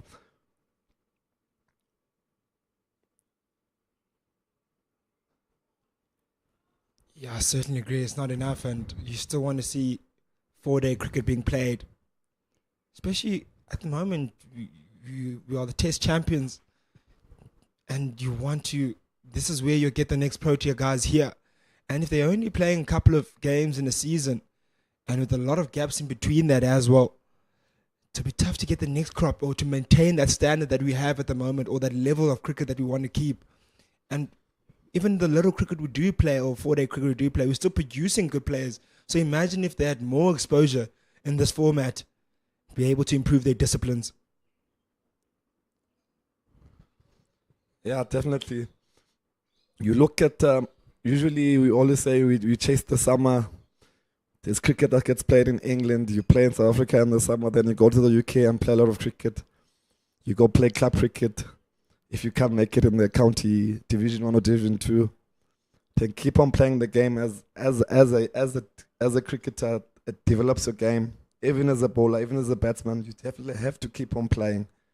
I think the amount of breaks that we have now, you have the SA20, which is doing well for the country. But what about the franchise players, the domestic players that are playing? What are they doing when the SA20 is playing that are not involved in the SA20? Because it's like a month and a half just chilling and not playing. So what are you doing in that time? Are you playing club cricket? So I think the amount of cricket is very important. That's supposed to be played.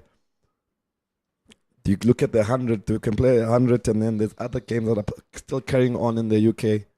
You have your 4-day cricket, you have your... But then the 100 is still carrying on. I think it's something that has to be looked on. Keep the game being played in summer.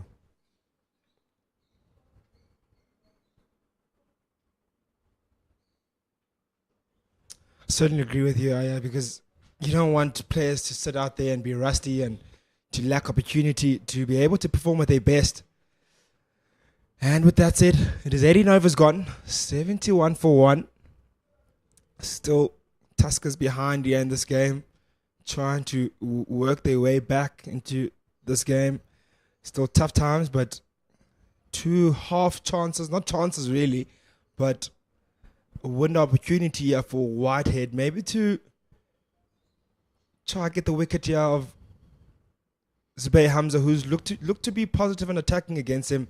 And maybe what he can do is maybe flight it a bit more and ask him to go again over the top, and hopefully can get one to mistimed and to land into hands. But we'll see what he can do here versus the likes of Dom Hendricks. Oh, brilliant stroke by Dom Hendricks. Hits that one straight down the ground with so much precision and conviction. Past the bowler. He had no chance of stopping that. Just one step down the ground. Not even a step down the ground. Just move forward into the line of the delivery and hit that one. Time that one so well. That time around, rocks on the back foot, pulls it down to mid-on and gets a single. Very good shot there from Dom. I think the moment you miss your length, he climbs on top of you. You push it a touch wider, he's going to climb on top of you. Disciplined cricketer, simple cricket from Dom Hendricks. Here's a contest we talking about here, the interesting one where Hamza will play Whitehead. Looked to go over the top a couple of times. Hasn't timed it well in doing that. It's about Whitehead being a bit smarter here. Using his cricket brain, flighting that delivery. You're already behind the game. Maybe just give yourself extra chance. Flight it up. Put it up there. Nice bowling. Really nice bowling. Consistent bowling from Whitehead. You're going to have to pile in the dots here. You have to be consistent. You just have to keep building those dots, creating the pressure. Wickets are not just going to come.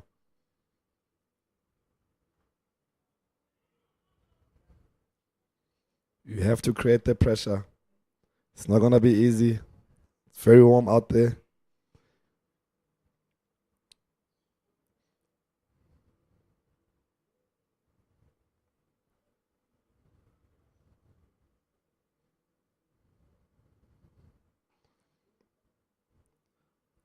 As you say, you have to end your wicket. You're not just going to come in and just get them all out.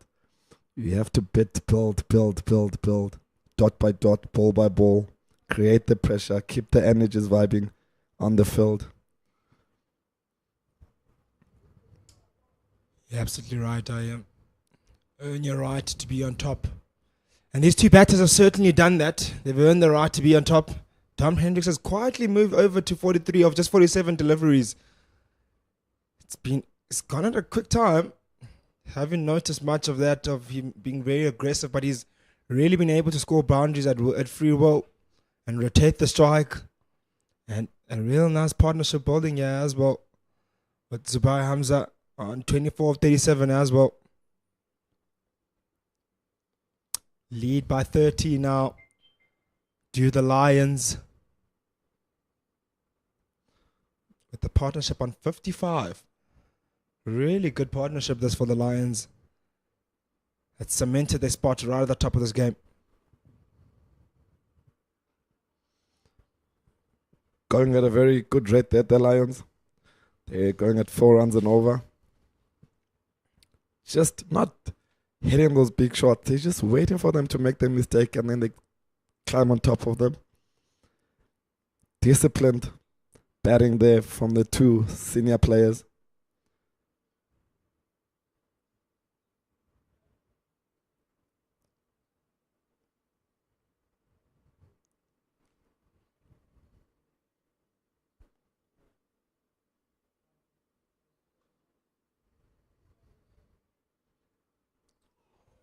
Lovely delivery by Meyer. Back of a length, nips away, just a margin. Great bowling there from Meyer. There's definitely something there in that fuller length. The moment that you pitch it a bit fuller with energy, there's definitely some movement there. I think we saw earlier on there's a bit of grass that's been left there. And the moment it hits at certain spots, there's some movement that happens there. You have to always try to bowl it fuller and make sure that the batsman goes forward. And you have to find that spot and try to be consistent on that spot. And make sure you're not just putting the ball there, you make sure you're bowling it.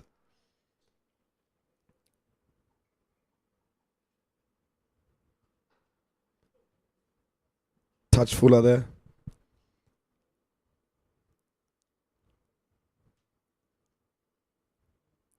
You have to keep bowling the ball. It's very important here at Wanderers. You go play here. You play in Centurion, you can't play at Wanderers. You have to hit the wicket, you have to bowl it.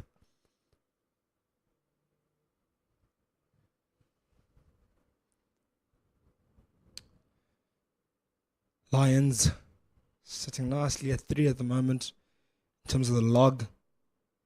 Will want to get a victory here, especially in the position they are right now. Sitting on 96 points, and I want to get the full complement of their points here in this game, and maybe some bonus points as well to push them up and potentially host a home final, which will really be nice for them to be able to do that. There's still 2 at the top there. The Dragons, the Warriors, still comfortably at the top at the moment. Then on the other side, it's the Tuskers, still looking for their first victory. They've played 6, have lost 4 and drew 2. So it's been some serious tough going for them. Unable to get a victory just yet. The only side that hasn't been able to get a win yet, the Tuskers. Doesn't look like they'll do that here as well. We came here in the T20 and Tuskers played against the Lions here and they won. That was a good big victory for them. Played very well. Good game of cricket.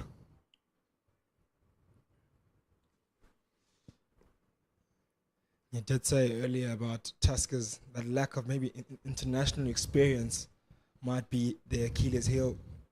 Few guys to maybe learn from that have been in the international scene or have been in the domestic scene for a very long period of time. But it would be good learning curves for them.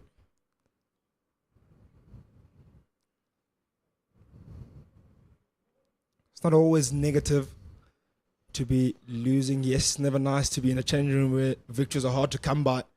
But you learn from these experiences and you take it on for the next season to be able to improve and take your game to the next level. So you can always learn from defeats, but it's what you do about them once you've lost.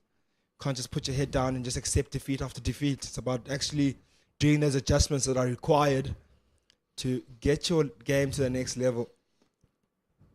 Yeah, that's definitely right. I think coming from a very different, playing a T20 game, playing a 50 over 4 day, you have to be very skillful as a bowler or as a batsman. You have to have patience. You have to have resilience. I think those skills you can really see also coming from Division 2, not the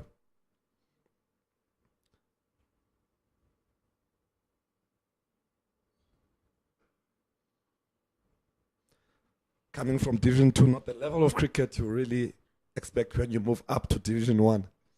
So it's a very huge jump, I would say, from Division 2 to Division 1. And in the longer format of things, I think T20, you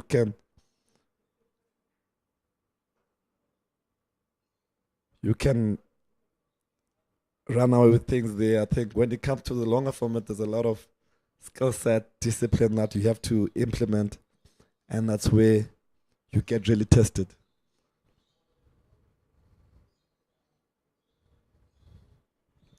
Brilliant shot. Rocks in the back foot does Zubair Hamza. And ends up timing that one quite nicely past the point region. And gets a boundary.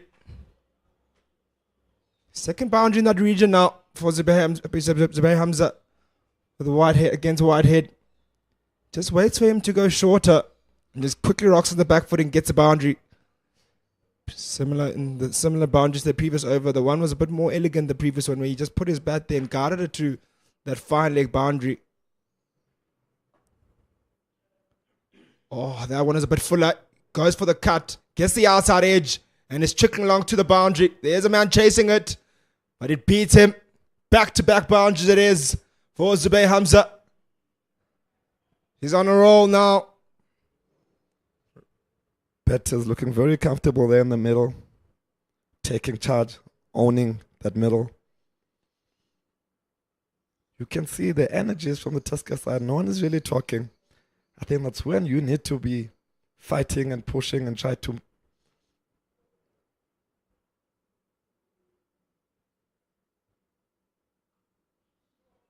Wow. 3 boundaries in a row in the same zone. The 2 behind point. And this one in front of point. Shows the man that timed that one much better. One was weighted. The first one he waited for a lot more. The second one was a bit mistimed. And this one, very, very aggressive. More on a front foot cut rather. Beats point quite comfortably. 3 boundaries in a row now. It's turned out to be a very expensive over this. This time around, dances down the wicket and gets a single. Zubair Hamza looking very comfortable against Whitehead. That brings us to the end of the 21st over. It is 89 for 1 now. Partnership sitting on 68. We will have a change in partnership in the commentary box as well. We'll have Ken Boland back in commentary. I definitely feel that there is Sima shot here at the Tuskers.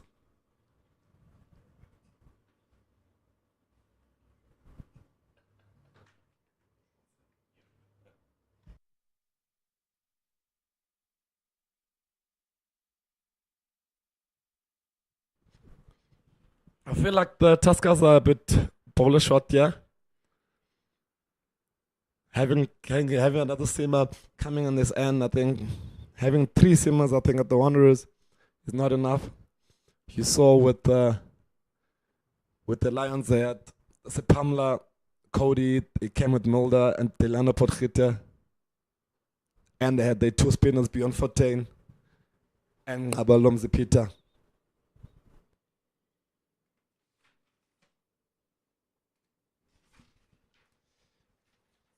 As you get I am your league off the commentary box.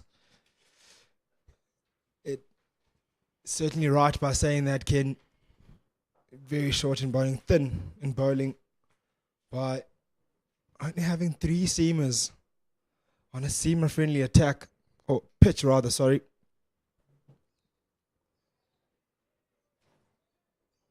You want to have more seamers here on this deck.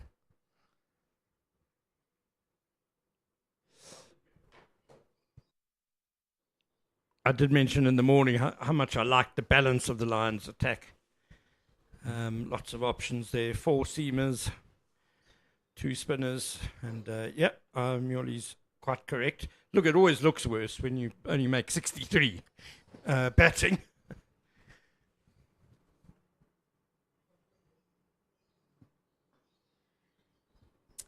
Yeah, certainly. When things don't go away with bat in hand, everything else starts being questioned. Your bowling decision, your selections, how many batters you went with. Did you go the all-rounder? Did you select the right bowling attack? Because now you're under pressure and it comes under scrutiny. Because now you're chasing the game, so you're expected to do things and your game plan is thrown out the window.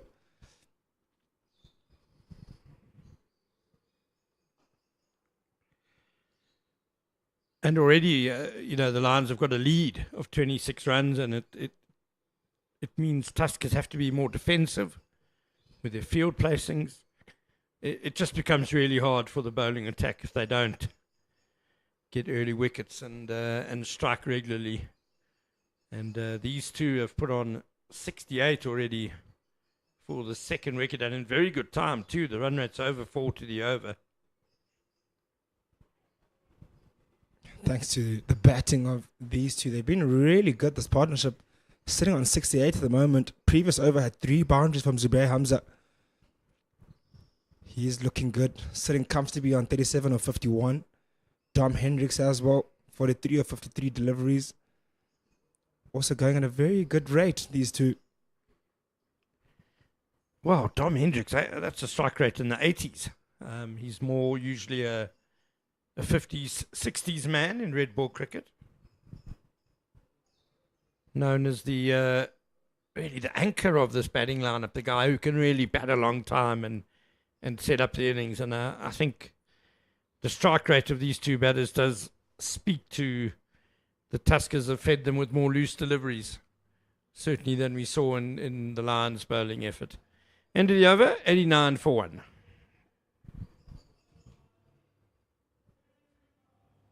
Certainly a different game being shown here by Dom Hendricks. Very positive. He's usually, as you say, very much a grafter. Someone that takes a long time to get in, but scores big at the end of it. He's a leader here in the side. Usually carries that opening pair with confidence.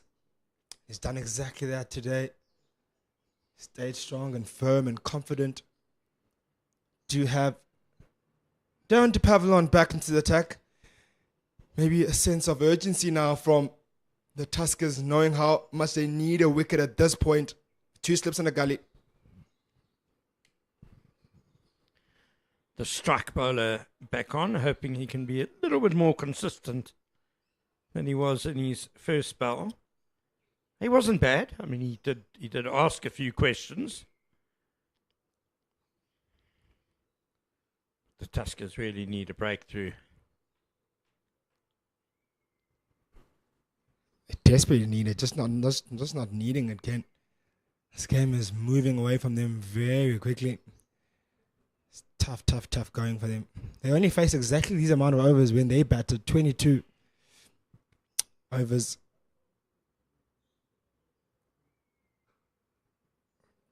Bit fuller from the Pavilion.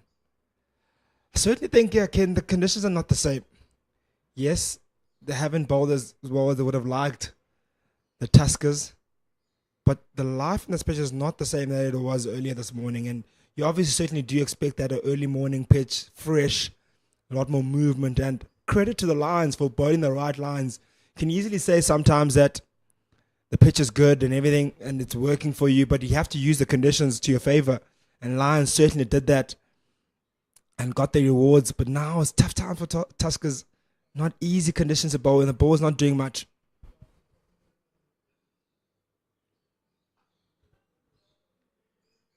I think it's because they haven't put enough balls in the right areas. Personally, I think there is still something in this pitch. We have seen the ball go past the bat every now and then still. When they get it the right length and a line just on or about that off stump, we've seen batters be beaten.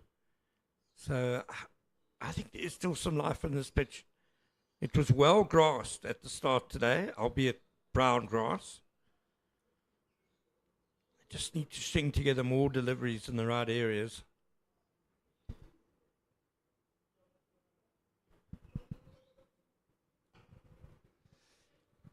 And you say talk about their right areas and they haven't bowled in. If you look at the Lions bowling lineup and compare it to the Tuskers bowling lineup, man for man, one international for the Tuskers into Pavilion, and then you look at the bowling lineup of the Lions. There's Cody Youssef, newly capped international not so long ago. You've got Lucha Supamla, got Vian Mulder, who was the chief destroyer. So a much stronger seam attack and international seam attack. Yeah, good point. The other point to make is that the poor old Tuskers bowlers are probably pretty knackered.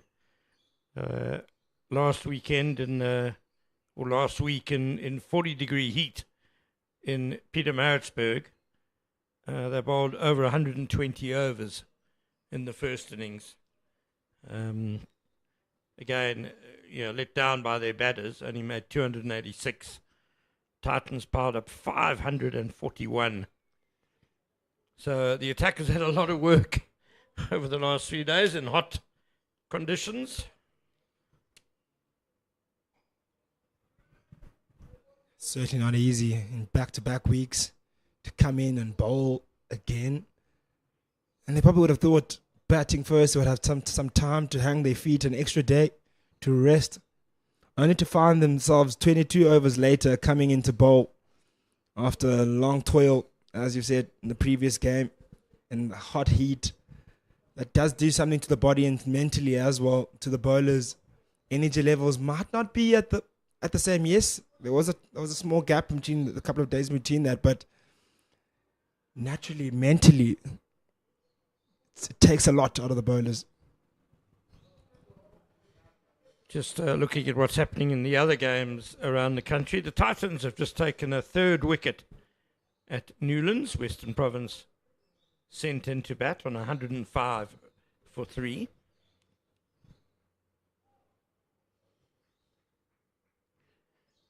At Kingsmead, the Warriors were sent into bat by the Dolphins, and they are 169 for 4. Jordan Herman's going really well there. He's on 87 not out. 3 wickets for Tristan Luss. And players also got underway in Paarl, where Northwest Dragons won the toss and elected to bat. Nicely turned around the corner by Zubair Hamza. That's very well played indeed. He gets a 4 out of it. Goodness, some of his touch, his touch batting behind the wicket. We've seen it on the offside a few times, and now that's that on the leg side. Just lovely touch to collect the boundary. I certainly agree there, Ken. He's a beautiful batter to watch. Especially when he's got him going like he is right now. Sitting on a 41. He's on a rhythm. He's seeing it well. Timing it well. And he's a real touch player.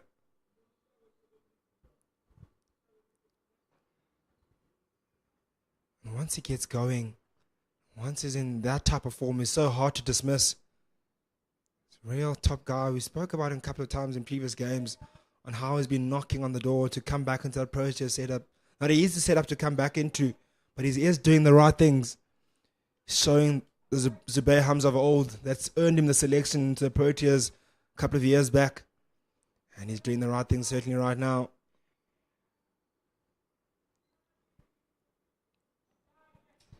Also doing the right things, the Dragons in Paarl, winning the toss and batting first against Borland, 57 without loss at the moment.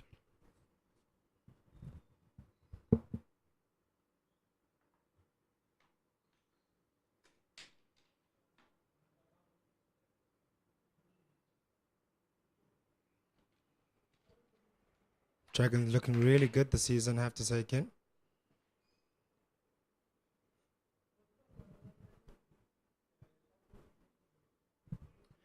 They've done extremely well. Second in the log.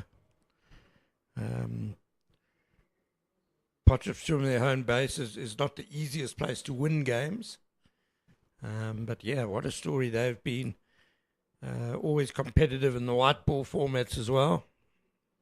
Yeah, not an easy place to play cricket there. Flat pitch, hot conditions, thin air. So usually boys for long days in the field. Had a pleasure to cover a few games there. International game there with South Africa A, New Zealand A. It was a batting fest, that game. So it's never easy to get a result out of that. And for them to be able to do that at home and to produce those type of games is really impressive. And that brings us to the end of the 24th over. It is 93 for 1. Lions still remain on top with this partnership now quietly moving over to 72. Hamza on 41. He's quickly moved there. He's picked up his strike rate now. Hendricks slowing down a tad bit, but still looking good. Both players on 40s, chasing that 50. Setting up that long batting lineup of the Lions. Nicely cut there by Hendricks. It's a deep point region. The longer boundary. Very long boundary.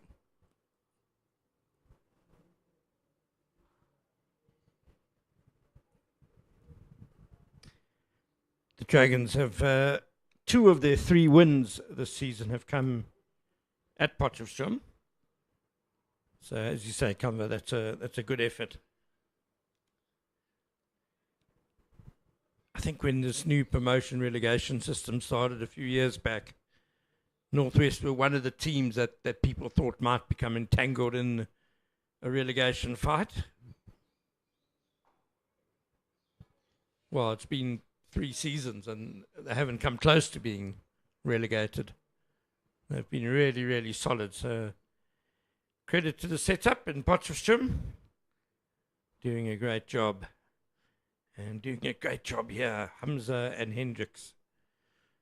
Partnership is 73 so far for the second wicket. That's more runs than the Tuskers made in their entire first innings.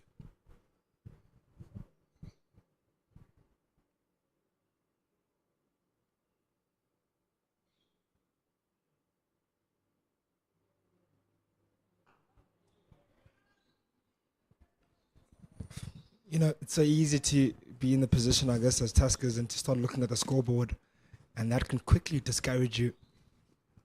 What you have to do here is look at what you have at hand. 2 set batters, and you have to ask yourself, as the question as the captain, the bowling unit, how do we dismiss these 2 guys next? That's just work wicket by wicket. Because if you start looking at the scoreboard, this game will feel very, very, very far from you.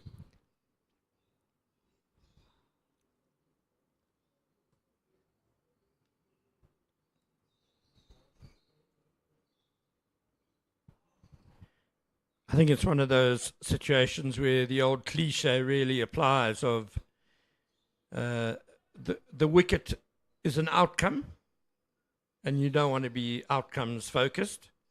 You want to be focused on the process. And the process that will deliver that outcome, a wicket, the breakthrough, is stringing together enough deliveries in the right place to create that pressure. And that needs to be the focus of the Tuskers now. Getting the process right, getting that consistency right with the ball. Nicely put, Ken. Really nicely put. But the big question is, can you execute the process? That's the big question, especially being in this type of situation. It is hot out there, I can tell you one thing. And applying the process in conditions like this, you can easily go away from the process. Well, at the moment, De Pavillon is sticking to the process.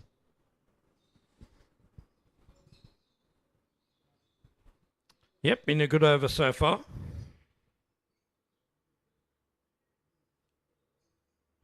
Yeah, first priority may be just to stop the Lions from scoring so freely. The rate achieved at the moment is 3.8. It's been above 4 for most of this innings.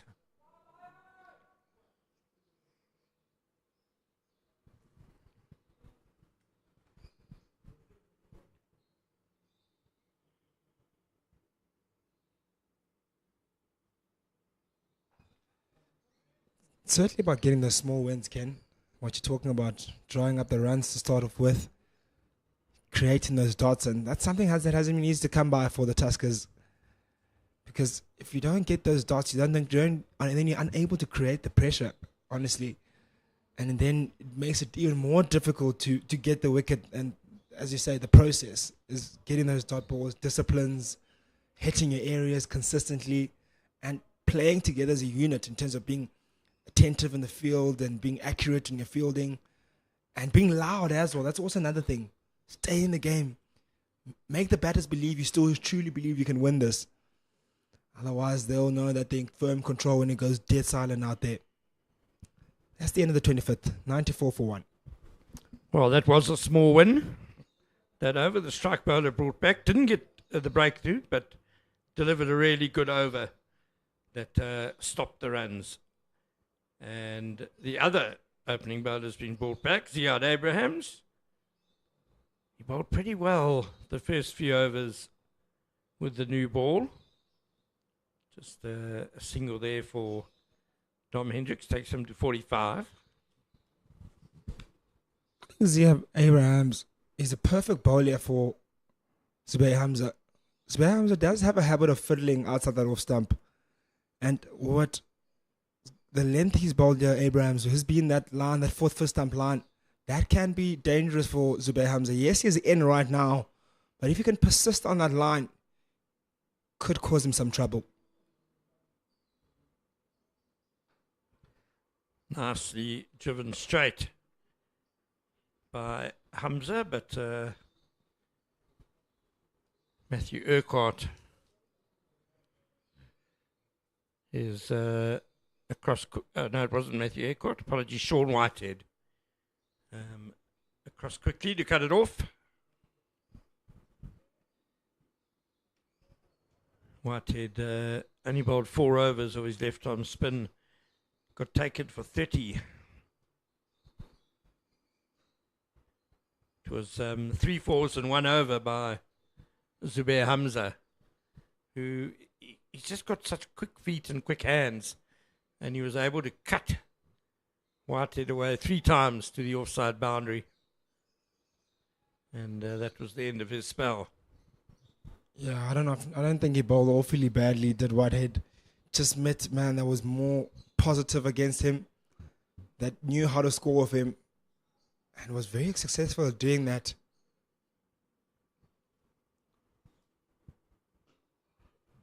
Beautiful. It was very skillful batting against Whitehead by Zubair Hamza, and that is also a lot of skill and a lot of class in that shot. Lovely to behold. Really good stroke. Stood up tall and just leant onto that one. More time more than anything else. Beat mid on quite nicely. Man, in seriously good touches, Zubair Hamza right now. It'll be very hard to dismiss. I did say Abraham has a chance of picking up his wicket. But the way he is looking, seems like he might go all the way.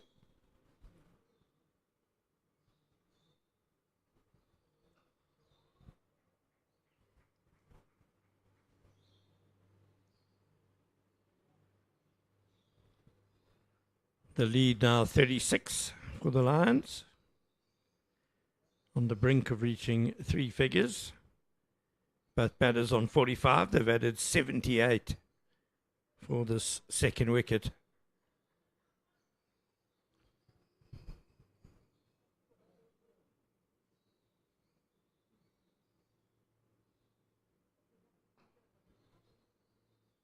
Oh, it's rebounded off Whitehead's foot.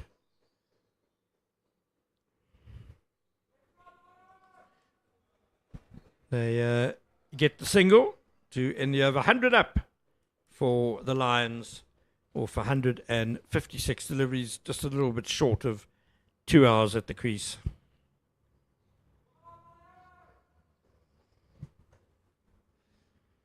$100 that has come in quick succession there, Ken. Due to this brilliant partnership of 79 between this pair of Dom Hendricks, who started off quickly in comparison to Zubair Hamza. And there's almost changed roles now in terms of who was the aggressor. It was first Dom Hendricks, whilst Zubair Hamza was working his way into his innings.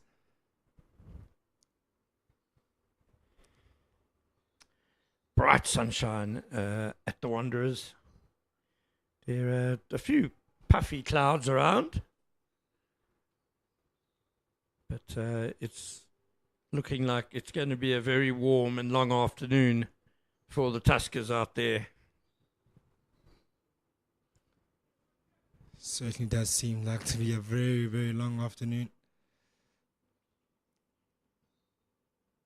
I'll have to do something different now. Maybe not to Pavillon, but maybe his bowling partner on the opposite end.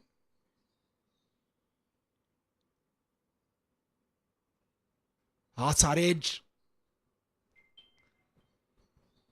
Goes all the way along the ground. Well, it's good bowling by De Pavillon. He's maybe was a touch short in his first bowl. He's really concentrating on getting the ball up there. And that one certainly caused Hamza a few anxious moments.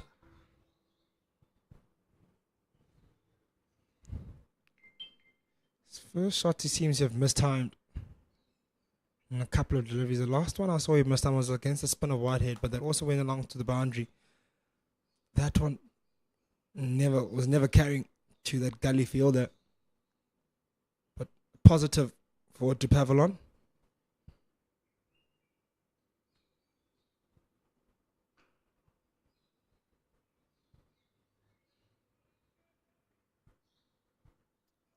And back to business.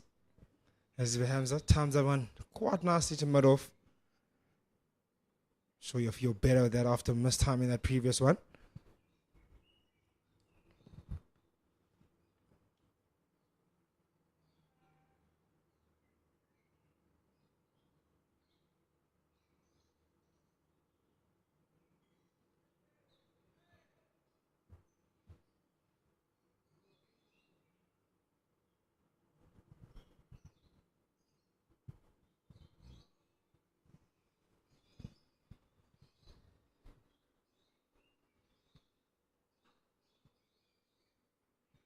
Certainly driving very handsomely in the innings, Zubair Hamza, as always. Has hit a few fielders, though.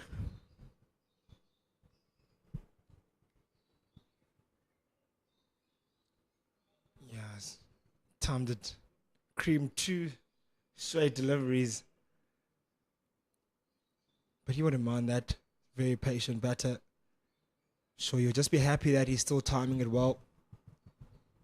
Won't be too flustered by that. There's Zubair Hamza. Sitting comfortably on 46, just a boundary away from a 50. A well-deserved 50 would be.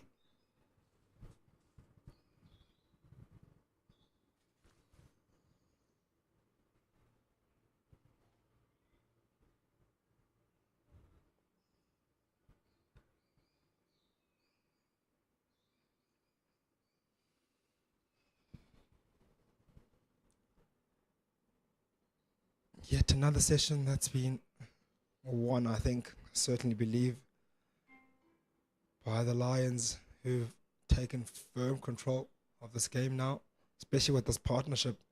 Would have thought the Tuskers picking up a wicket, they could have picked up another one and maybe come back into this game or squeeze out that, or try to make them take as long as possible to get to that 63.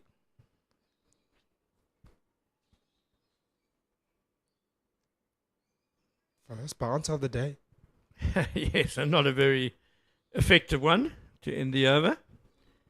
So 10 minutes until tea. It was an important session, this, Kamba. Sure, you've bowled the opposition out for 63. You've survived one over before lunch. But if the Lions had lost 3 or 4 wickets in this session, it would undo a bit of the great work in the morning. And they lost Josh Richards in the 8th over of the innings. So these two have done a really good job just shutting the Tuskers out. And they'll be looking to get through to tea and make sure they're still together. And just to convert this day very much into a dominant one for the home team. Siad Abrahams to Dom Hendricks.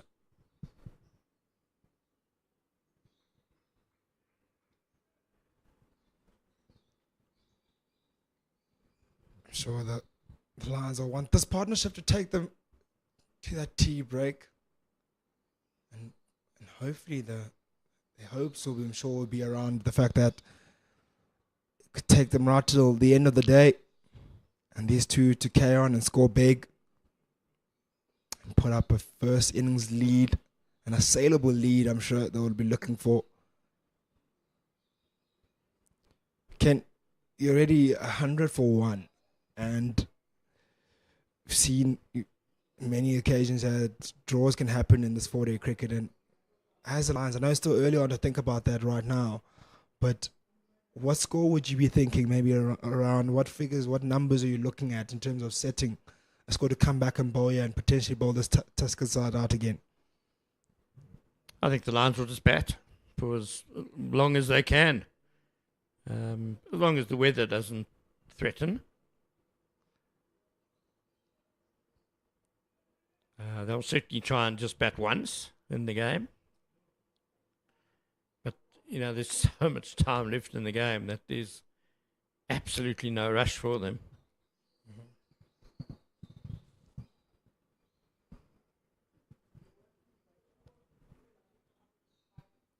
It promises to be some good weather, Joburg, for the next couple of days. So, you're certainly right. They get no rush.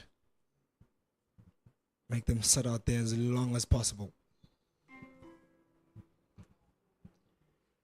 And it's a pitch that's conducive to scoring fairly freely. There's good pace to the pitch. So, the longer you're out there, the runs will come. It's not as if you have to force anything. Yeah, once you're in here at this wondrous crease and get your eye in, start scoring runs like this, it starts becoming easier. Yes, you don't just disrespect the bowling, but you just runs to. Very nicely controlled hook by Dom Hendricks for 1. Joins Hamza on 46.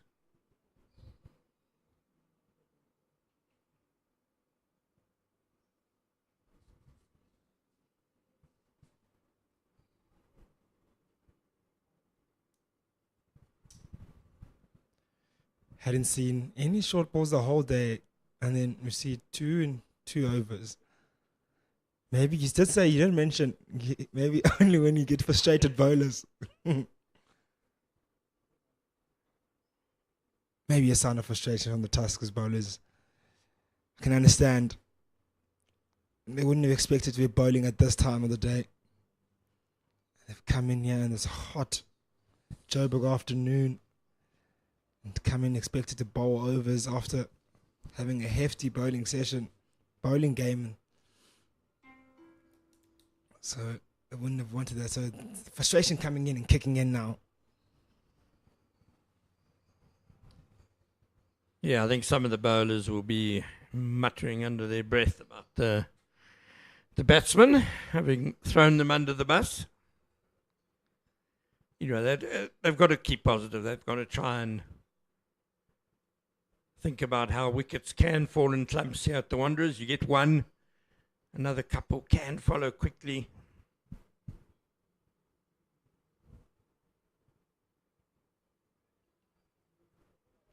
Darren de Pavillon keeps bowling with good energy.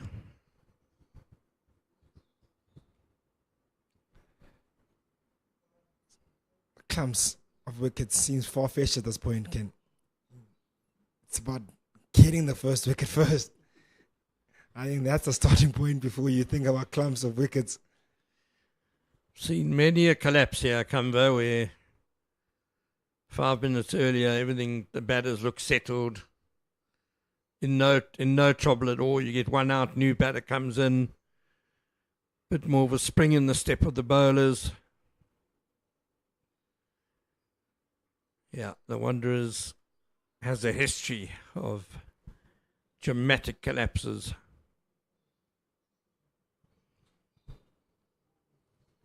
Yes, nothing short of that. Many games have turned on their heads here. But do the Tuskers have the bowling lineup to do that, though? That's my only issue. That do they have those players that can go through a bowling lineup quickly? The Lions certainly do have that. But it seems like Tuskers are a bit short on that. Short of quality.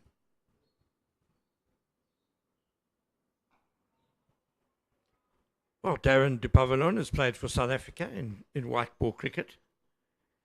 He's certainly got the pace that if he gets it in the right places, right areas, enough times, he's going to trouble batters.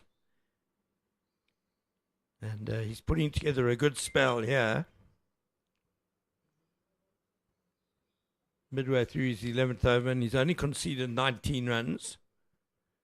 So that's the sort of thing that often brings reward.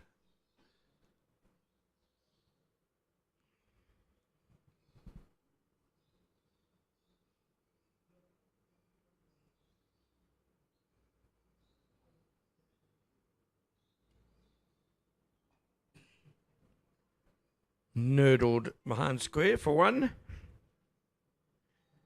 And Dominic Hendricks edges ahead of Zubair Hamza, 47-46. To be the race to 50 for these two, who've batted brilliantly together.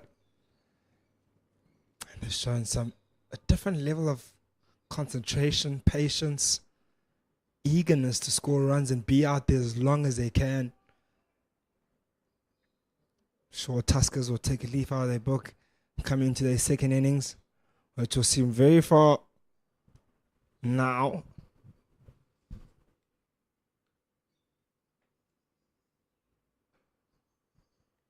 Yeah, mid-on, Whitehead, I beg your pardon, Urquhart, couldn't pull that run back in. And away it goes for four. And Zubair Hamza goes to his 20th half century for the Lions in 4-day cricket to go with 900s. And what a classy innings it's been. Really good innings it's been from him. What a way to get to 100 as well. That shows how good that 50 has been. Exactly how this 50, just timing, accuracy in his shot and picking up those gaps quite nicely. Really good 50 by Zubair Hamza.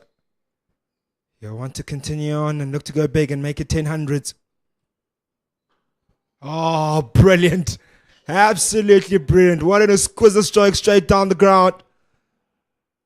What timing on that one by Zubair Hamza. Pushed that one straight down the ground and went for four. Simply gorgeous by Hamza. Great way to celebrate his 50. 110 for one now. Well worth another look. This beautiful, just covering the swing. Lovely stroke play, Zubair Hamza. Certainly one of the most elegant batters on the South African circuit. And, well, this will surely be the last over before tea. It's been another very good session for the home side, the DP World Lions. So, barring a catastrophic over here, we can safely say that the Lions have convincingly won the two sessions so far today. I thought you were about to say convincingly won this game. I was like, wait, Ken, that's maybe a bit too early to call. Yeah, not yet. Easy does it. Game is not dead yet. Certainly not dead yet. I'm a very optimistic man, and I think cricket can really turn around very quickly. Oh, brilliant. Absolutely brilliant. Right length, right line. That one reacted differently off the pitch. Had a bit of bite onto it. But a bounce and beats the outside edge quite nicely. Outside edge or inside edge? Did this nip back and come through the gate? We'll have to have a see if there's a replay. But that's what I mean. If you put the ball in the right areas here, there is still a bit of assistance. This is only the 30th over of the innings. Shovel drive, and it's beaten the man on the boundary. So Dom Hendricks will go to his 50 now. It's number 58 in his first class career to go with 18 centuries as well. And closing in on becoming the highest ever run scorer for the Lions in 4-day cricket at the Wanderers. What a way to get your 50. Both these men getting to their 50s via boundaries. And confident strokes as well. This one just behind point. Went down on one knee and timed that one really well. And he leaves that one. After the one that beat the inside edge of his bat. Oh, brilliant. Climbed onto that one quickly. Timed it really well. 2 deliveries left now till that tea break that Tuskers will be looking forward to.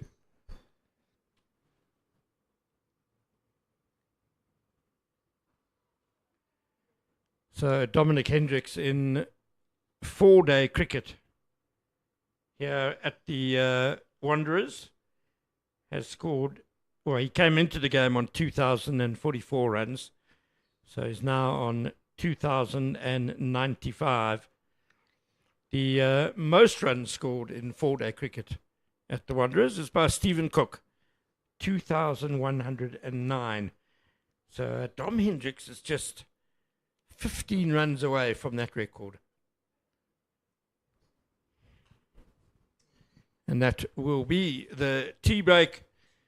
And what a session for the Lions. 114 for 1. And their lead, therefore, is 51 already on the first innings. Both Hendricks and Hamza have gone to half centuries. Yep. As you hear that from Ken, it was absolute domination on the bat by the Lions. Only one solitary wicket there in that session. But Ziad Abrahams picking up only 1 wicket of Joshua Richards, the outside edge. But outside of that, nothing more to speak of in terms of the bowling department. Just bowling efforts only from DePavalon. And Ziad Abrahams, as we come to the end of the session, with 2 brilliant 50 scored by Zuhair Hamza and Dominic Hendricks, who will look to continue and potentially go big in that last session. From us, myself and Ken, will take the tea break now.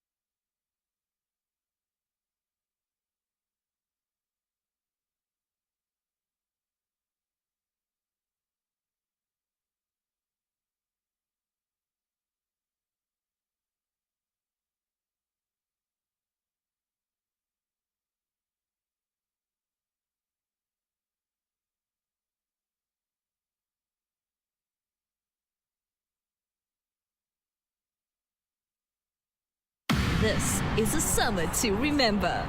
We're standing together with a belief that's unbreakable, pushing our team to new heights. Oh, what a shot. Another magnificent performance. The noise isn't fading, the support isn't wavering, and so the big hits will just keep on coming. Champion player. Absolutely brilliant. Now we're getting together again to keep the good vibes going. Can you believe it? Because when we rise as one, our passion is untamable. Our team is unstoppable because our spirit is unbreakable. Don't miss your chance to watch our Proteas as they face Pakistan in 3 T20s and 3 ODIs. Go to cricket.co.za to get your tickets now.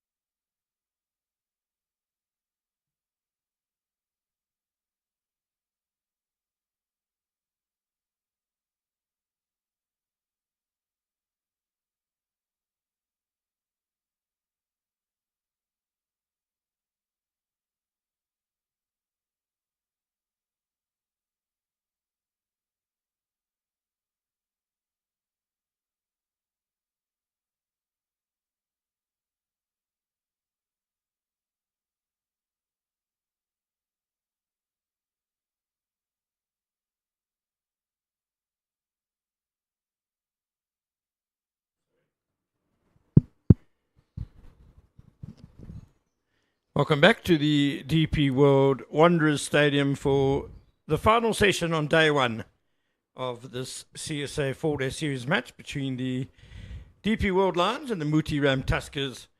And you can see from that scoreboard at T, that scorecard, that it's very much been the Lions' day, bundling the Tuskers out for 63. A phenomenal bowling performance by Vian Mood, a career best 7 for 6 in 6 overs and 5 balls.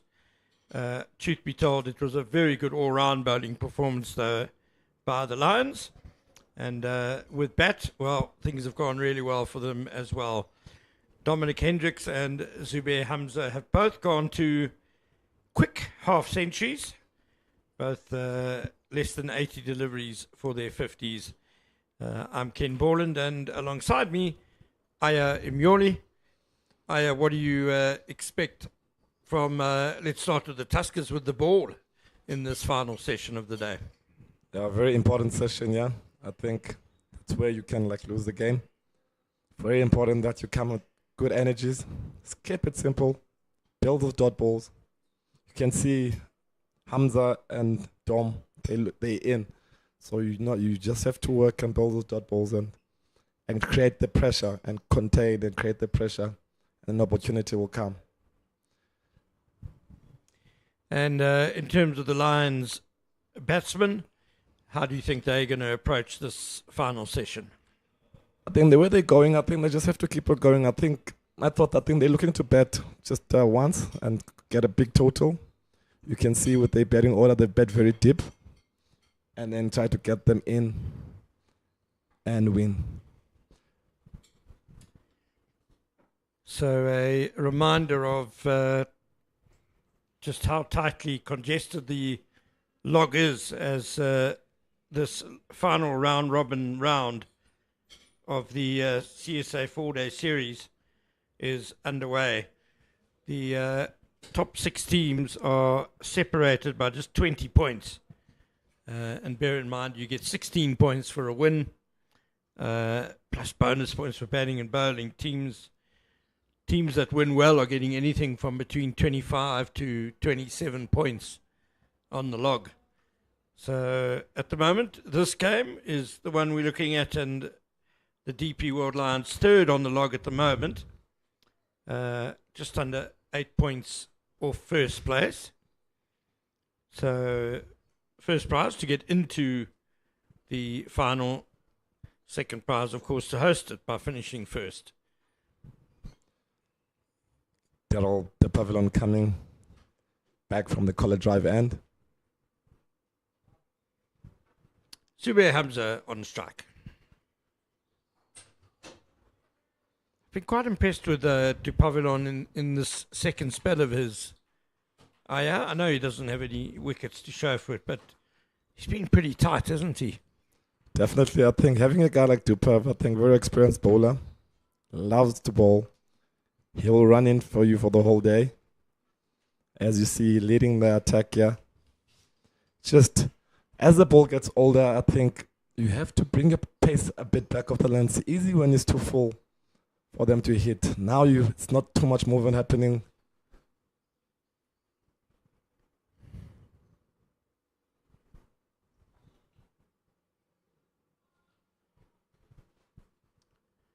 It's a very sunny, warm day, hot day in Johannesburg. A few clouds about, but I don't think anything that's going to cause any delays in play. Beautiful day for cricket. As I was saying, I think the length now, you just have to bring it back a bit. Try to bowl those hard lengths, make sure there's not a lot of movement. It's easy when it's too full on the drive. You can see the 2 batters are in.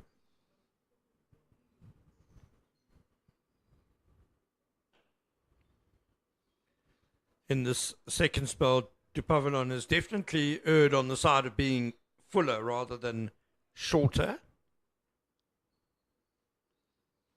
Definitely, I think. Also, the line is very important. Not bowling too straight. Looking at that fourth stump. Fifth stump, you try to bowl them down, trying to make them play away from their body. It's going to be important. And you can try a bit of a bouncer. Just get your guys out there and just try to make something happen. But you have to end it, I think, with those dots and be able to bowl a bouncer.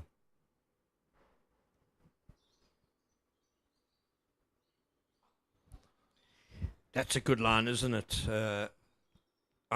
Exactly what you just said. We just saw a hint of Hamza following the ball a bit there, playing away from the body.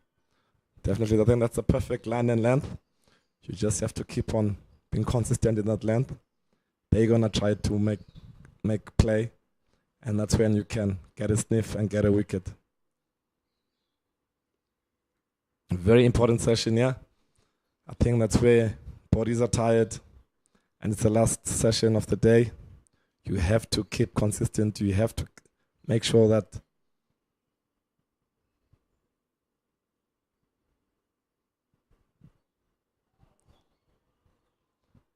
perfect length there from Durant the Pavilion.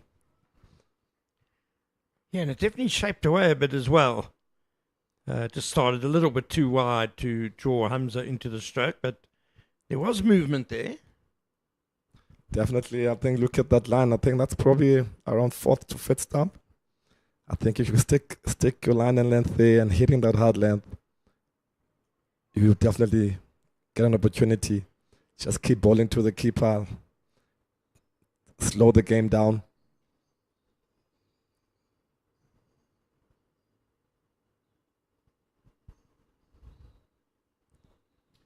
Yes, one of the concerns for the Tuskers, apart from the lack of wickets, as the first over after tea comes to an end, 114 for 1, so a maiden over by Du Pavillon after tea. One of the other problems for the Tuskers has been the rate at which the Lions have been able to score. They're going at 3.7 to the over, and it was above 4 to the over until Du Pavillon came on in this second spell, and he's only gone for 28 runs in his 12 overs overall. So he has pegged back the scoring rate a bit, but the Tuskers need to bowl in partnerships as well. They need whoever's at the other end to also try and stop the Lions from scoring. Definitely, I think at this stage of the game, you try to take that rate to around 3. Nothing more than 3. I think that's when you can have a chance to get some wickets. Ronaldo Mayer back into the attack. Ooh, it's a bit of a messy start by him. Good keeping by Thando Zuma. Just looking at the other games on the go around the country.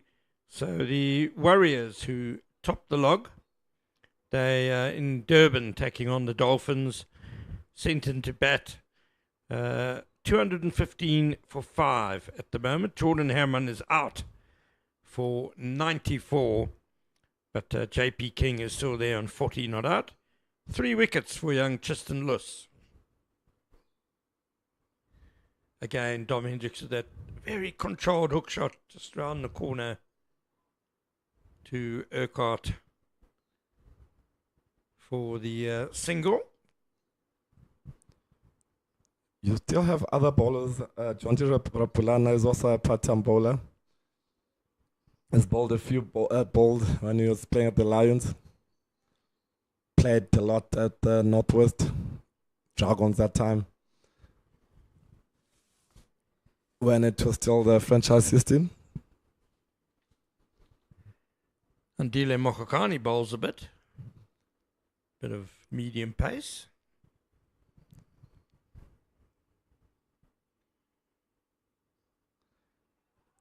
Andile, I remember, I think he was at Northwood and Durban. I think he was mainly a bowler in high school who could bat. And I think as you grow, things change. As more of a batsman than a bowler. So it's someone I remember he had some bit of pace in him at Northwood Boys.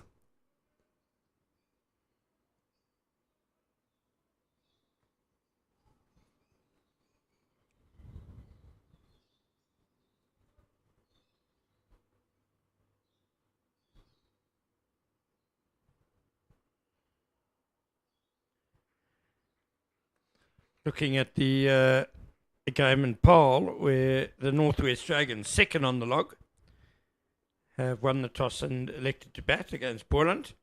The morning was washed out, but it's been a very good afternoon so far for the Dragons. 111 without loss. Lesibe Ngwepe and Mikael Prince going very well there. The Lions, as we said, third on the log, and they're having a fantastic day here at the DP World Wanderers Stadium. Lead by 52 already with 9 wickets in hand. Is that a wide? Yes, it is. Yeah, that really ballooned over the batsman's head. You could see now they're trying to bowl in the dots, trying to take that required rate down. That run rate down. So I think that's the way to go. I think you'll end it by building a lot of dots, bowling in partnerships, as you said, they can. And then you'll get your reward.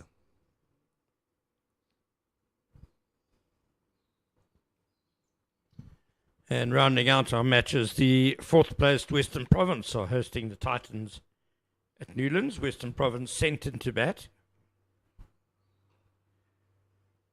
Also after a morning rain delayed play. And they've reached 160 for 4.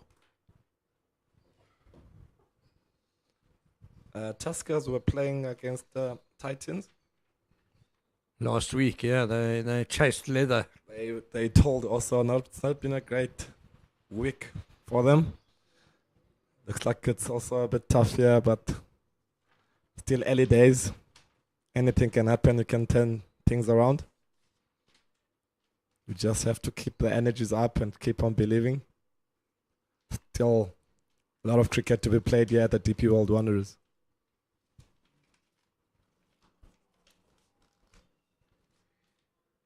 The big drive. End of the over, 116 for 1.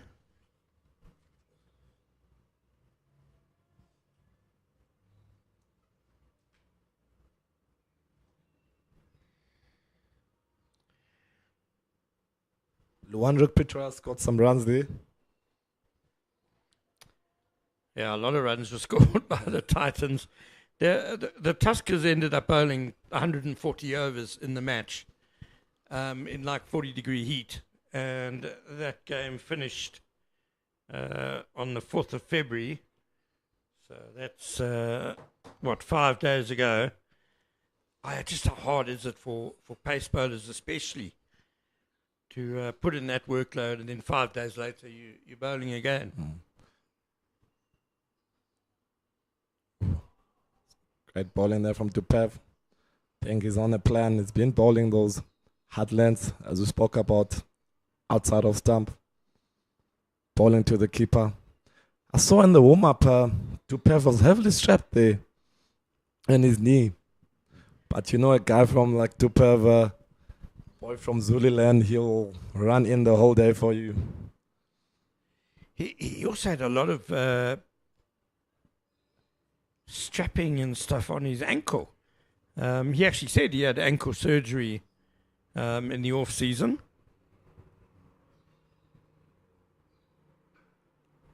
Beautifully driven by Dominic Hendricks. Has found the gap between mid-off and extra cover. There's no stopping that. That's a full length there by Tupev. I think that's the fullest ball at his ball there since we came back from tea. With that length, with the new ball earlier on, it was good. The more the ball's getting older, you have to bring your length back. You have to hit that splice. It's too easy now if you're trying to bowl it fuller. There's nothing much that's happening. You have to bowl those hard lengths and make sure that you make the batsman fetch it from the fourth stump. You have to be consistent there. Try to take that rate down.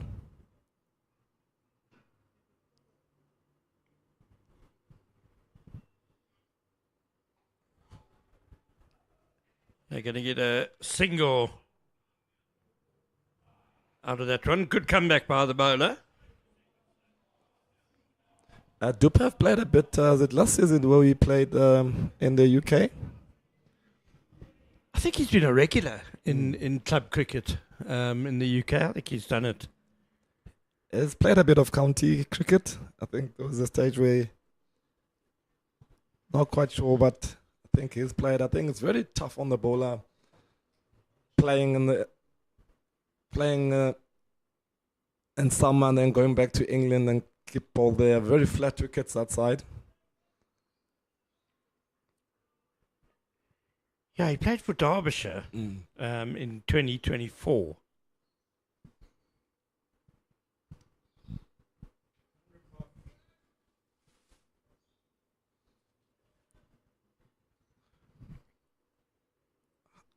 A 100 partnership has come up between Hamza and Hendricks.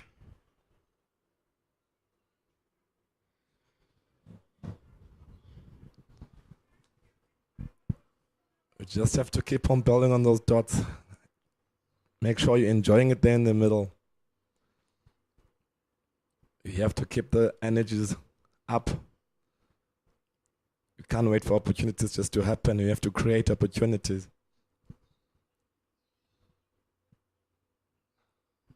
That's a really handsome punch off the back foot by Zubair Hamza for 4. He's driven beautifully off the front foot and now just showing that he can also drive really nicely off the back foot as well. That's a great shot there by Zubair Hamza. I think I wouldn't mind that land. I think that's a good shot. With that length that he bowled there, I think I would still stick there in that, hitting that line and length. But what a great shot there by Hamza, hitting it to the shorter boundary.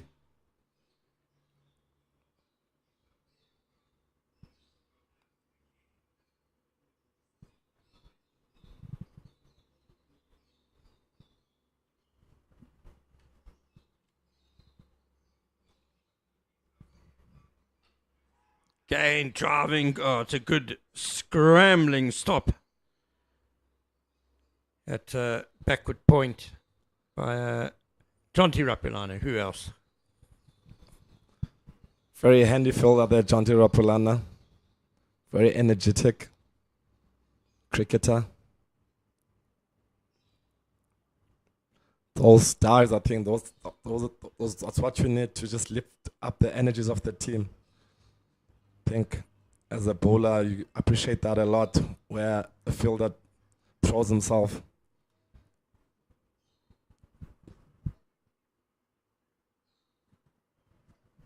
Yeah, they need a spark, the Tuskers, don't they? They need someone to do something special just to lift the spirits in this last session of what's been a very tough day for them so far.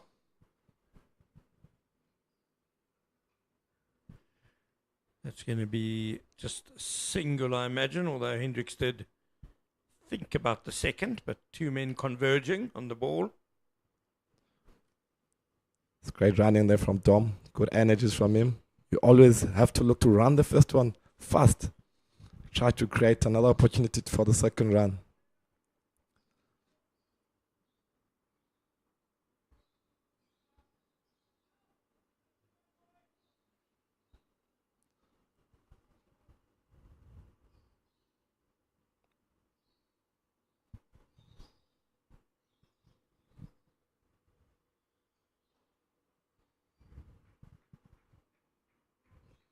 I still feel like the Tuskers are a bowler shot on my side. I don't know if your thoughts there, Ken?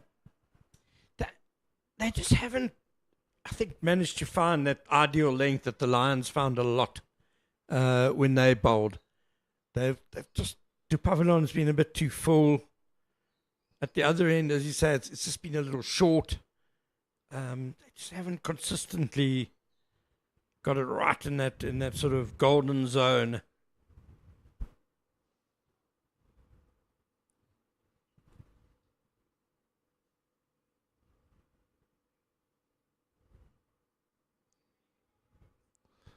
See there, the length wasn't too bad, but way too wide. Then the focus should be building more dots from the Tusker side.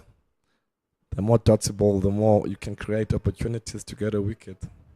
Try to take that rate down. Now it's going at 3.8. Try to take it under threes. I think that's where you can be able to say that you're managing it. Hamza's looking very comfortable then and there, and Dom Hendricks.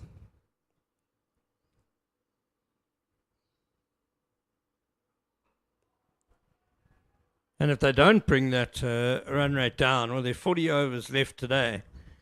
So that's another nearly, well, let's say 150 runs if they go at this rate and that they are currently, and maybe just a little bit of acceleration. And that would put the Lions already 213 runs ahead after day one. And I think with that sort of lead, you can safely say, barring a miracle, the Tuskers will be out the game already after day one.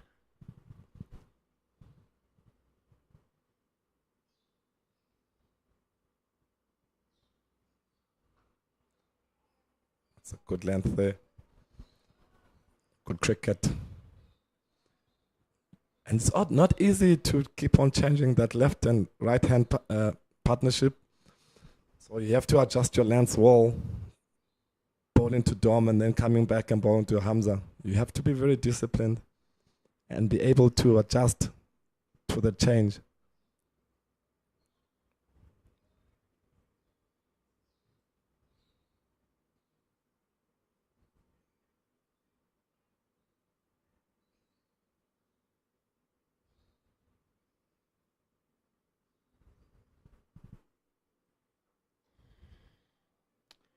In the gap for at least one. Fielder had to go to ground, so they'll come back for the second. 128 for one at the end of the 34th over, and the lead is 65. Great stuff here from the Lions batters. I think we spoke about Dom Hendricks when the Tuskers were batting. We spoke about his discipline, how he applies himself here at the Wanderers. I think it's not easy as an opener at Wanderers and having one of the best averages at the stadium. And the run that he scored, he said he's short of like maybe 10 runs now to pass Stephen Cook. So we've just seen a helmet brought onto the field by the Tuskers for wicketkeeper Thanda Zuma, which will tell you that it's time for spin. And a different spinner this time, Sean Gilson. We've had the left arm spin of Sean Whitehead, which Hamza hit out of the attack. And now the off spin of Sean Gilson. Malcolm Nofal can also bowl a bit of spin for the Tuskers. Nofal can definitely bowl. More of a white ball bowler. He can also turn his arm.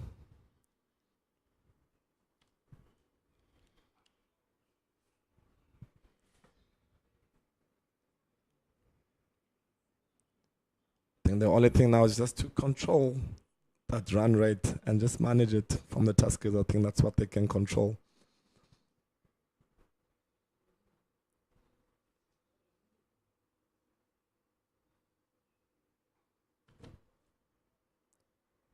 Just keep the energies up on the field. It's very important. I know they were toiling last week when they played against the Titans. And coming to Wanderers again, I think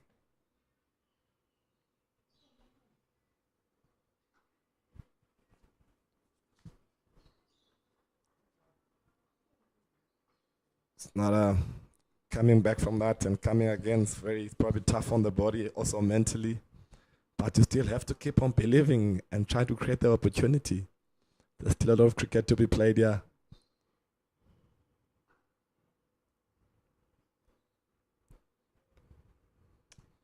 First runs off the Gilson over. The wicket has been behaving very well. I think I haven't seen any ups and downs on the wicket. I think the bounce has been through. There's a bit of something early, but since then I think everything has been through.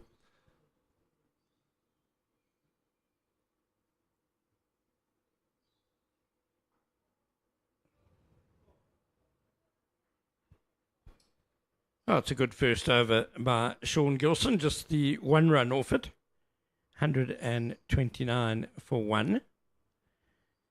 And Dom Hendricks, you mentioned that record higher, just 7 runs away from becoming the leading run scorer in 4-day cricket at the Wanderers. Will surpass the former Lions captain, Stephen Cook. He and Dominic opened the batting many matches.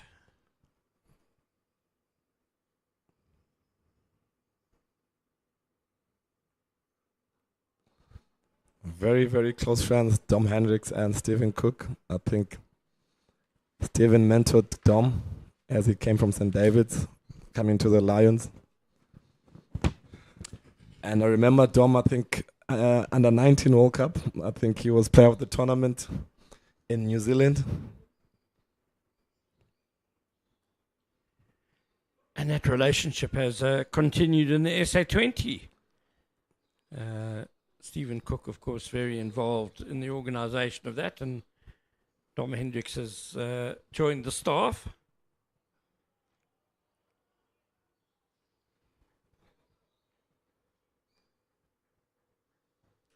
Look at the batters at the Lions now. You've got all your youngsters now. You have your Connor Esterhuizen that are there. I think they're learning now from Dom. I think there's a good transition where boys are coming, the guys are coming and learning from the senior batters. I think that's the consistency you need in a team. Such an important point, Aya. Being able to learn from players in the change room who've done it for many years. And very important, not just in the field, the conversations that you have after the game. Having a chat with the senior batters, I think that's the one thing. You can't just learn the game on the field. After the game in the changing room, the conversations, how you go about your game is very important. And having senior players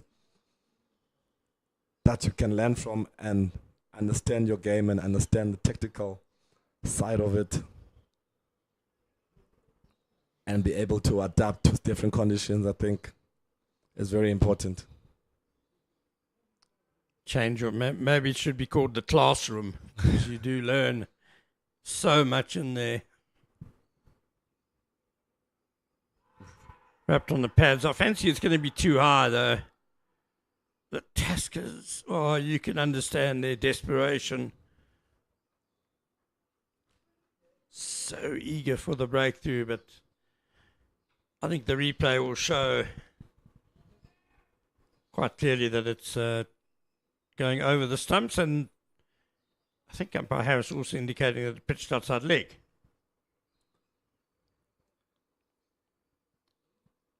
Certainly going over.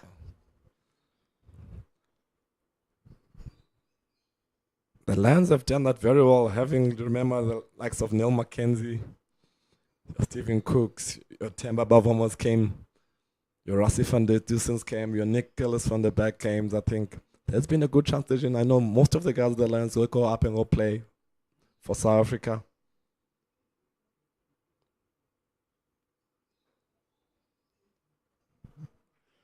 I think you mentioned this morning before the toss, just out on the field there in conversation, that for the One Day Cup, which comes up after this, after the 4-day final next week, the Lions are going to have Temba Bavuma, Rassie van der Dussen, Reza Hendricks. He'll play as well, won't he? They're going to have a very powerful, experienced batting lineup. Very, very strong batting lineup. Very matured batting lineup. I think the guys very experienced batting lineup. And looking at the guys like Connor Esterhuizen, he's risen to the occasion. I think he's showed what he has. He's been given.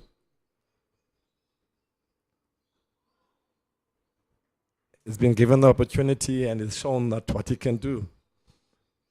I know he didn't do very well in the SA20, but since he's been playing the 4-day cricket, he's grown as a cricketer, still a young cricketer, and there's a lot expected from him.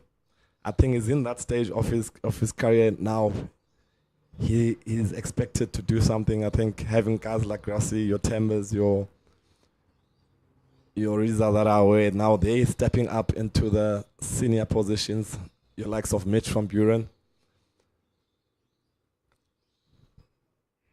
Evan Jones will probably feature somewhere in the middle to lower order. What a finisher he is. Swatted from middle and off down to log on for one. Very, very destructive cricketer there, Evan Jones. Can also bowl and can bowl some hit. Some heavy balls. Very handy cricketer. Yeah, he's very good on those sort of pitches where there's a bit of bite, where it's a bit slow, and he can hit the deck hard and be difficult to hit. One more to Hendricks, takes him to 60. And you know, a team like Lions are always winning trophies every season. They expect to have trophies on their side. I think the T20 they didn't do well. I think they ended last day in the T20. I think they've got a lot to prove now.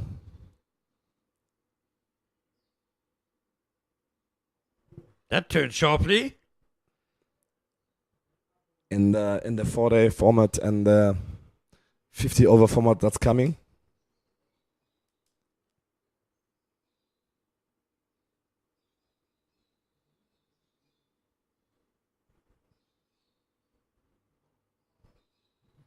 Again, dragged across to the leg side by Zubair Hamza with the turn.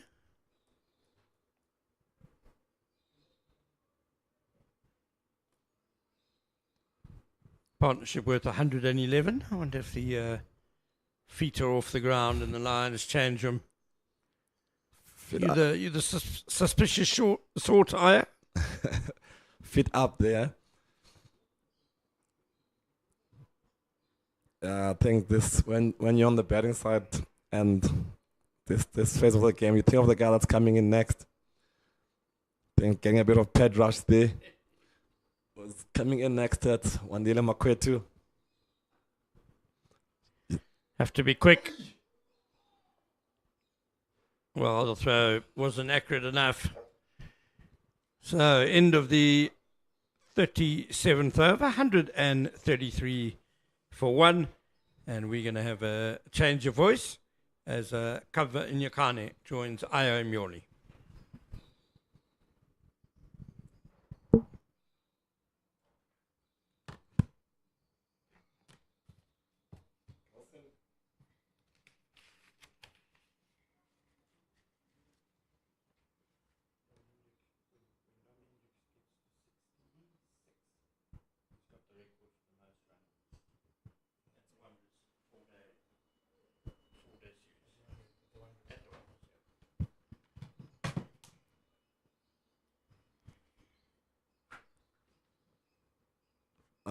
Maya is coming back from the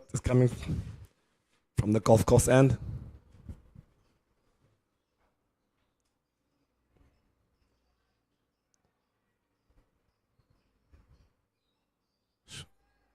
Shot ball there from Maya, pulled in front of square. Brilliant fielding effort by Ugot, the big man. Covered a lot of ground to get to that one. And he got the round of applause, rightfully so, by his teammates. A late effort late in the day. After spending quite a few overs in the crease. Ready, 37 overs in this hot weather, running across the field. Never easy. Definitely never easy. I think temperatures are a bit high.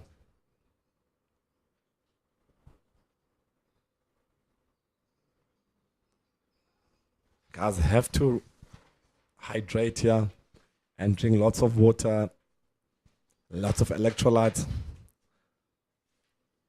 Very important what they do outside the field. And after end of day play, you have to stretch. You have to have a proper supper so that you can come back the next day and come back with the same energies. Having guys very good that we have sports scientists in our setups now, not like in the olden days. No, the Lions are having likes of Nandile Chali has been doing very well for the Lions. in terms of conditioning the players. Nice delivery there by Mayers. Getting inside half of the bat of Zubair Hamza. Not many of those oohs and ahs this afternoon since the lunch break. It's been a batting clinic by these two so far. So on a partnership of 116, correction. Really looking good, these two.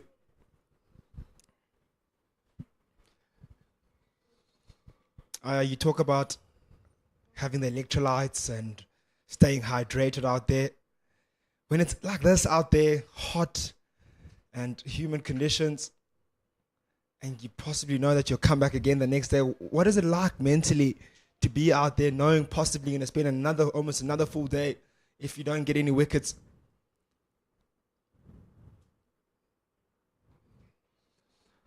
As a professional, it's something that you should always be ready for and expect. Cricket games don't end in 2 days. You have to make sure that, as some of the coaches will always say, that we want to win the game in the last hour of the day, of the 4-day game. You have to come in with those energies as a professional. You have to equip yourself to be able to play and finish and be fit physically, mentally, and be able to run in as a bowler, as a batter, make sure there's a lot of cramps in this hit. Make sure you hydrate yourself. You stretch, you have a good supper, you have a proper breakfast.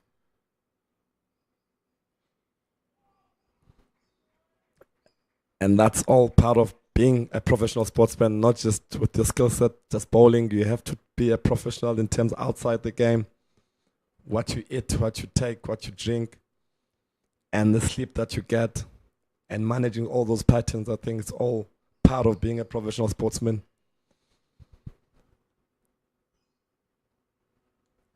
I certainly agree. You can't just expect to just rock up and bowl a hefty amount of overs and think you'll get the right results. There's a lot of moving parts to this game. It's not just coming out there and bowling the overs and bowling the right lengths. It's how you eat, it's how you prepare for the game prior to that. And also mentally, I think the mentality here is so important in this game. Something that's usually very tough to get past if your head is not in the right space coming to a game like this, where you know that you'll be bowling a lot of overs, and you're going to be grafting, you're going to have guys like Hendricks, Zubair Hamza, guys that can spend a lot of time at the crease and block you out and leave you comfortably without being flustered or wanting to play loose strokes or give you any sniff for long periods of time. You have to have your mental game in the right place. Definitely. So I think this day and age of cricket, you're very privileged to have your physios, you have your sports psychologists, you have your sports scientists in your team, guys that can help you become the best as you can to perform. On the other front of things, South Africa, the Proteas have got on the way, the World Cup campaign. They're 5 overs in. Quinton de Kock and Aidan Markram got a 54-run partnership at the moment. Have a really good start. Off to a flyer against Canada. Sure, South Africa will look to bring back that trophy back home. T20 trophy will be something they'll be eyeing, the Proteas.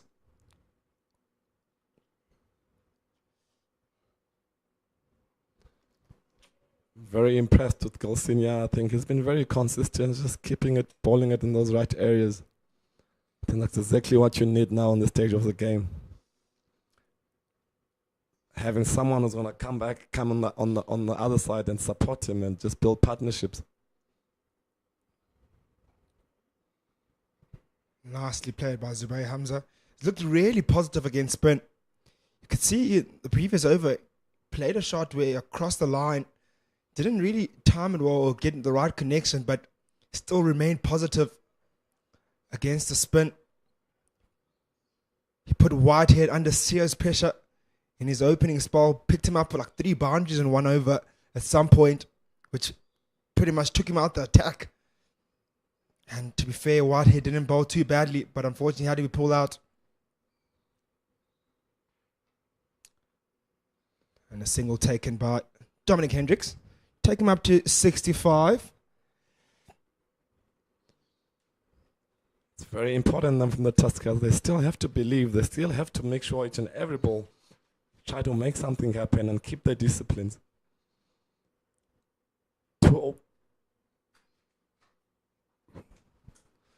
2 overs can change the state of the game. You never know what happens. You have to keep on believing and bowling those good areas and keeping the energy.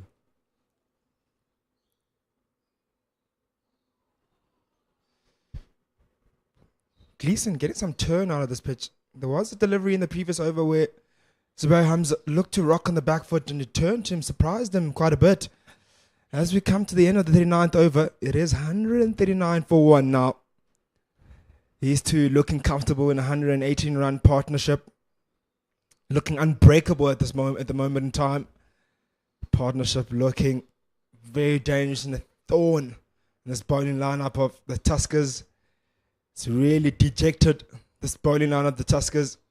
Only picked up one solitary wicket of the Abrahams, who picked up Joshua Richards' wicket. Outside of that, nothing else really. Not an opportunity has come their way. Outside of maybe those 2 shots that were hit over mid-off by Zubair Hamza, which were really not even chances. Here come Abrahams though.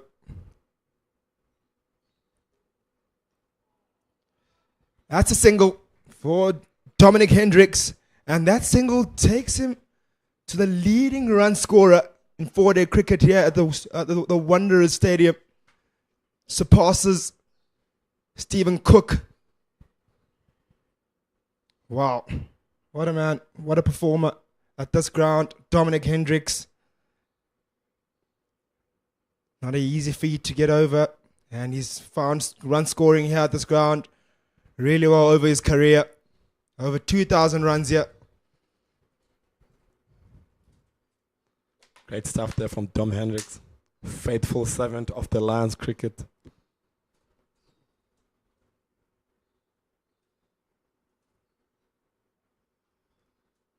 Brilliant stroke. Rocks on the back foot and climbs onto that one. Point. Tried to get to it. But the pace on that delivery and the power on that shot beat him quite comfortably. Let's have a look at that again. My word. Man in really good touches, Zubair Hamza. That boundary takes him up to 68. That was very wide there from Meyer. You have to bowl in partnerships. Kelsey in his bowling has got 3 overs. He's been hit for 7 runs. You have to create the pressure so that you can have an opportunity to get some wickets. So you have to build those dot ball. You have to manage a dot ball count, and that can create wickets for you. You cannot be releasing pressure. It's a better length there. Good comeback there from Mr. Meyer.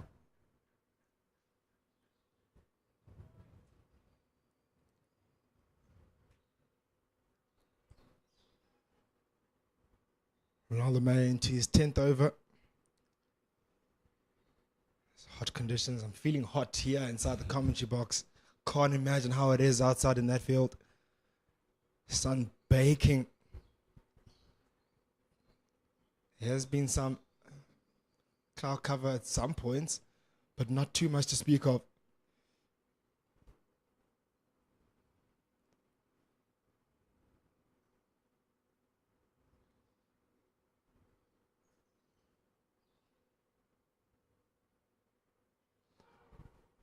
Nice delivery and nip back up. Zubair Hamza would have said, I left that one really well, but that one was very close. They have to just keep pegging away to the Tuskers. They can't lie down here. They have to just keep going. Have to stay in the fight.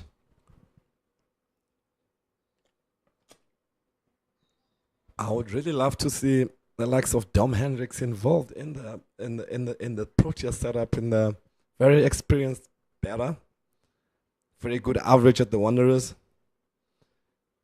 He's played for SAA.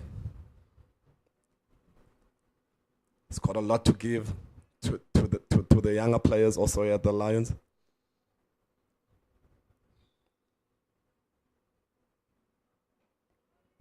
Fortunately, I haven't really seen him in the Proteas setup, but very talented cricketer and a good servant of the game. A real seasoned campaigner as Dominic Hendricks. He's not the top run scorer here at the DP World Wanderers by mistake. One of the tougher pitches to bat on. Never really get a flat pitch here.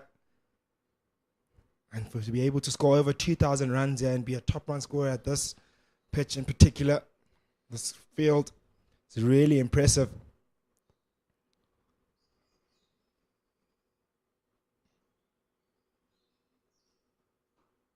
Oh, lovely shot. Shows the full face of the bat. Shows why he's such a top player, top class player. Timed that so well, straight down the ground for 4.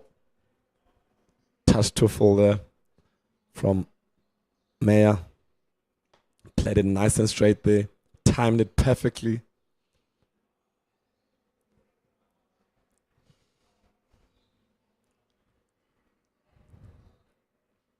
The energies are very low here with the Tuskers guys. Understandably so, I think playing a 4-day game last week can be hit those rounds and coming back. It's very tough on the body.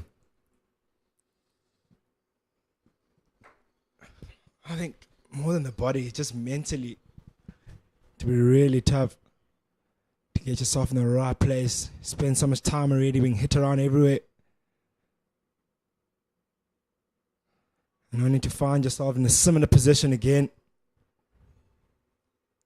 22 overs later, you come into bat here, you're coming at the Wanderers thinking, oh, let's rectify our mistakes and have a good first session, bat well, maybe lose 2 wickets at most.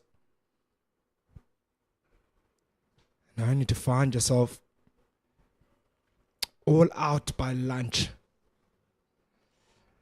Then you're 40 overs in, and it's 148 for 1 after 40 overs. Only picked up 1 wicket. Some real tough times here for Tuskers. Just been enjoying the consistency that Gelsen has been bowling with, yeah. It's been bowling those dots. I think this will be a stage I could also get in a spin bowler from the other end, just try to squeeze and just try to get the overs in and just try to contain and just cut the boundaries and try to build on those dots. Nice quick signal taken by Zubair Hamza. That's been the challenge actually. You talk about getting a spinner on the other side and squeezing them up. I don't think they've bowled in partnerships, have the Tuskers.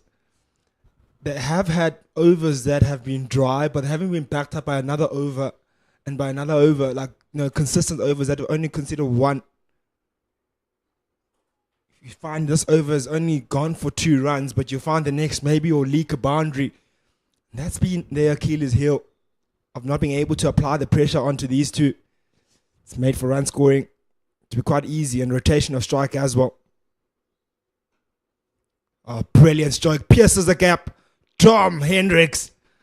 What a stroke. Goes on the front foot. Beats the cover.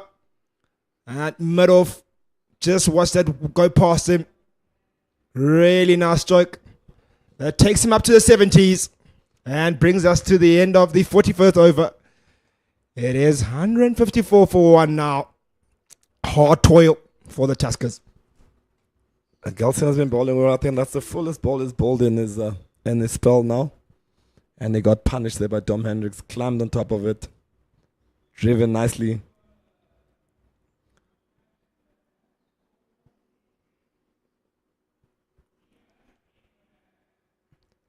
Zayed Abrahams is coming back from the golf course end. Very skitty bowler. He's always looking to attack the wicket. Always on the money. trying to make the batsman play.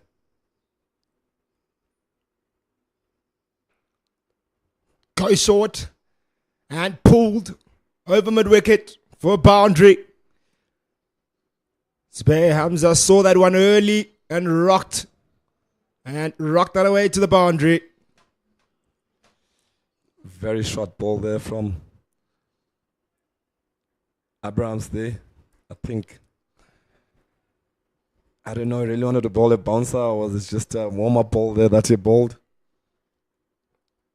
You have to be on the money from first ball up. In this state of the game, you cannot bowl warm-up balls. You have to run in, make sure you're nice and warm. First ball is getting hit for a boundary. Now, on your thoughts, you have to try to bring it back. Try to not get hit for boundaries.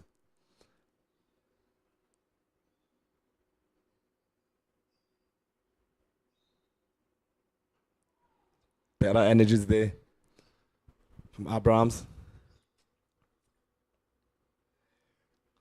Yeah, much better line. That shorter one is not where you want to bowl, especially a man on 77 of just who's faced 115 balls. That would have been easy pickings for him. Has to go to that backward length, the fuller length. Not completely full.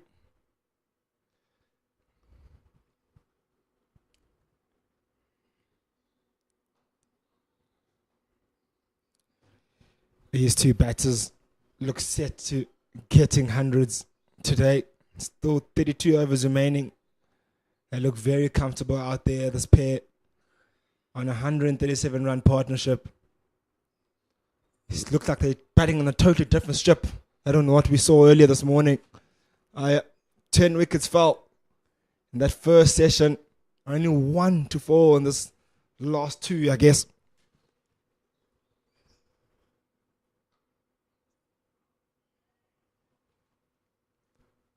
Great shot there through the covers there. Definitely, I think there was a bit of moist LA on. There was a bit of movement. I think we spoke about that first hour. You have to make sure as a batting side that you survive that first hour and not try to lose a lot of wickets, so that when the other batters come, they show that it is nice and flat and the guys can play it through the shots. Very important in the mornings that you try to survive, try to get that ball old.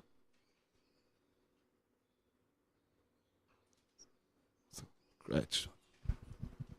Another brilliant boundary, stayed down the ground by Dominic Hendricks. Had won the previous over. That was almost a copy and paste.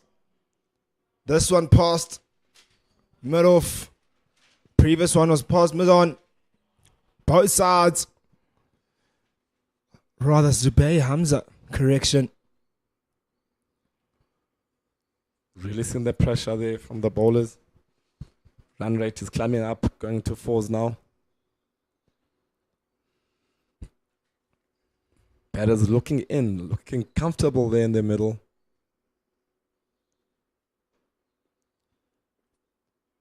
Playing through the shots. Looks like they sing it like a soccer ball now.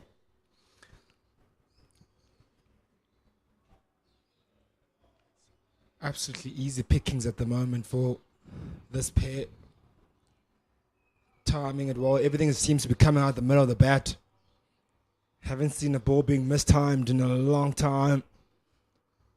Hard work here for the Tuskers. Very impressed with the preparation of the wicket. I think the bouncer has been through. Earlier on was a bit of moist, but everything you could see when Durante Pavilion was coming in from the collar drive and everything, he puts energy into it. There's something in the wicket. We haven't seen any balls ups and downs on the wicket. It's been a true bounce. Quick single taken. Would have been interesting if it was a clean take. Would have been a much tighter run that. At the end of it, they get it comfortably. Good energies, good running there from Tom Hendricks.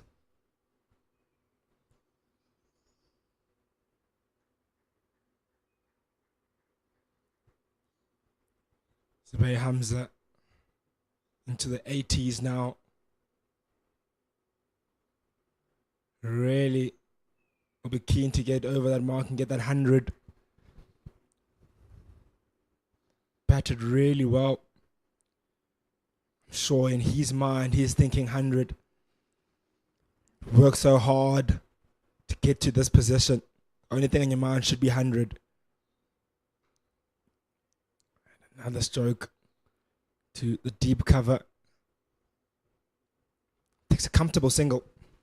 Tough day in the office there for the Tuskers. They just have to keep on building those dot balls and keep on believing. Try to make something happen. Keeping it simple, I think, is the way to go.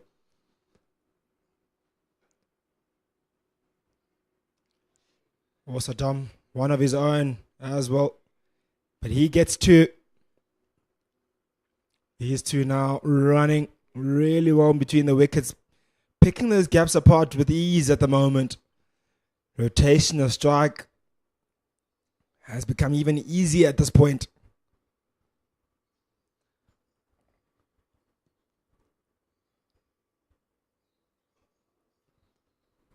Great partnership here from those two guys. I think the next batsman, I think, is Wandile Makwetu. It's been there, but you still have to stay on the game. You can't afford to sleep, and you still have to focus and stay on the game. Rocks on the back foot, does Dominic Hendricks, and beats that mid-wicket fielder. Goes all the way along to the boundary. That boundary brings a drinks break. And a 150 partnership as well between this pair of Dominic Hendricks and Zubair Hamza. What a partnership it's been.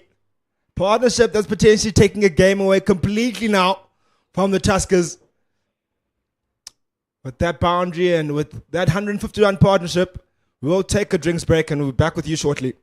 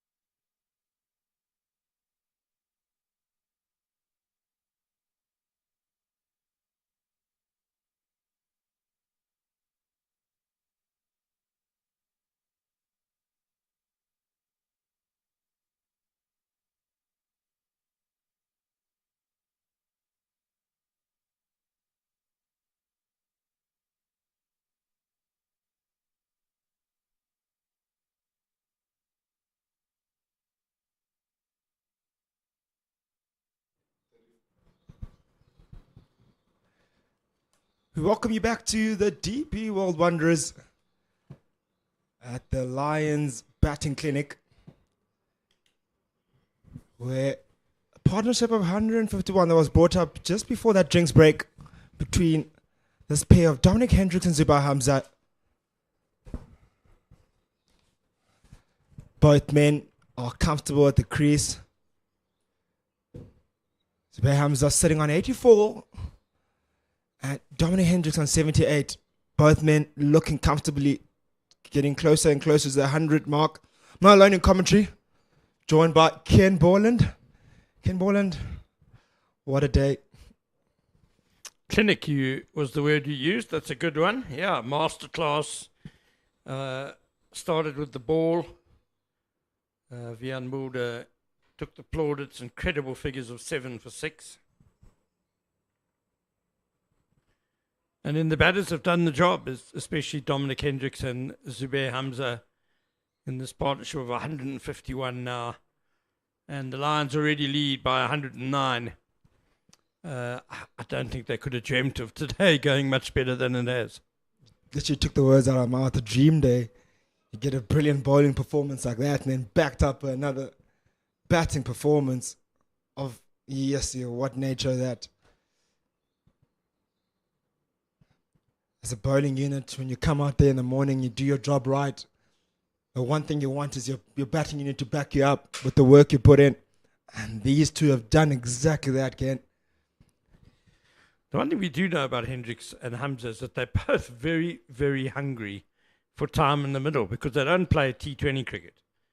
So, you just think, when was the last time Zubair Hamza, apart from last week, he wouldn't have batted in the middle for a month. Yeah, he'll know that there's opportunities are few and far between during this time of the year in terms of playing cricket. So the last thing you want is to give away your wicket and go find yourself sitting in the changing room again after being there or watching from the stands for the last month and a half. So really good from these two. Exactly. They'll want to stay out there and fill their boots for as long as possible.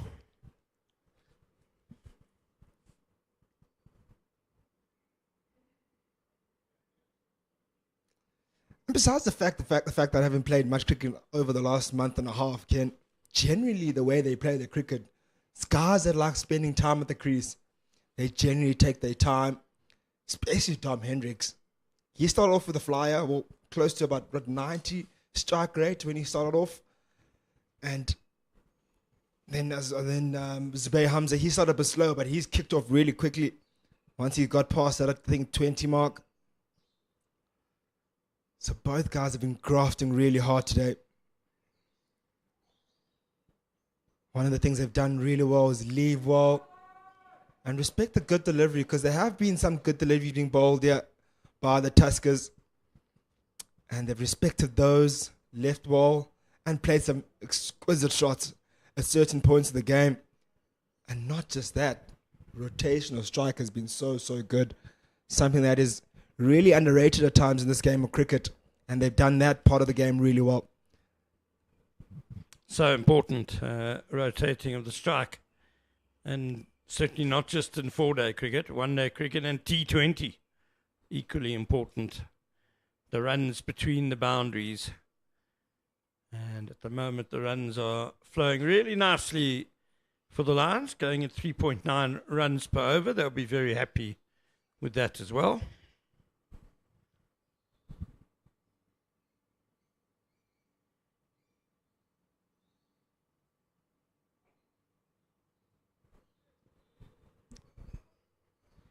So Sean Gilson, there's a short leg side boundary, but he is bowling off spin to a left-hander, so it's not too bad, but he does have a deep square leg on the boundary, just in case he bowls that sort of line.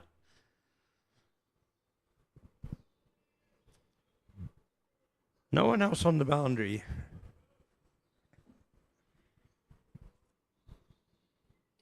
I don't mind that. Get the fielders tight in.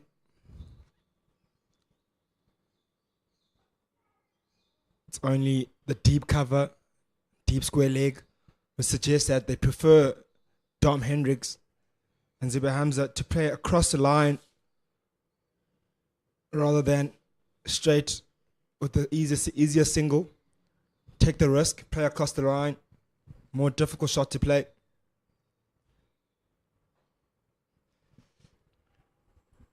Looking for two, but they'll only get one.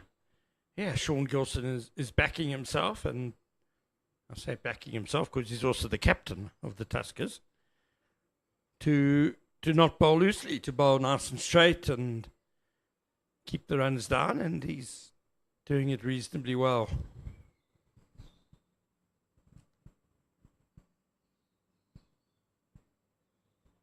Oh, nice stroke by Zubay Hamza.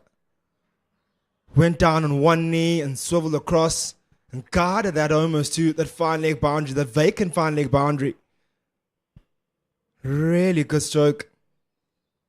Takes him up to 88. 12 runs short of the 100 now. First sweep of the day, and we'll see how that Gilson just got too straight. Oh, not really. It's a very good shot, isn't it? He's taken it from outside off stump. Very good batting.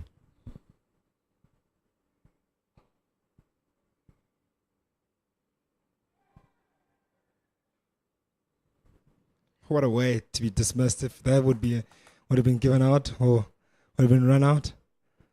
I'm sure he's safe. Great work by Sean Gilson, just getting a long leg to the ball, popping it up into his hand, shying, hitting the stumps. But Hamza was alert to the danger. End of a eventful over, 177 for one. The lead is 114.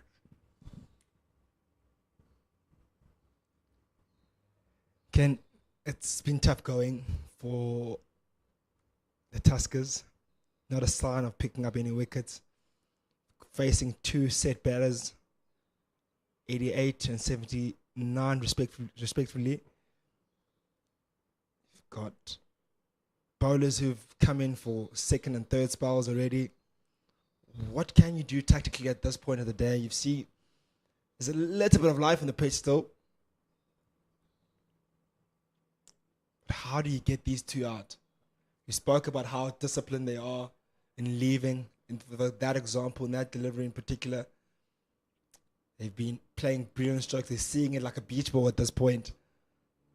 Do you suggest maybe a short ball tactic or something? What can be done here at this point? Well, they've got to find a way to build some pressure on them. Pressure will hopefully bring a mistake, and it's just trying to bowl to your field, bowl to a plan. That's fine. That's outside of stump. Come and fetch me if you want. Some might call it negative, but the game situation, you can't blame the Tuskers for bowling it out there. Short ball tactic.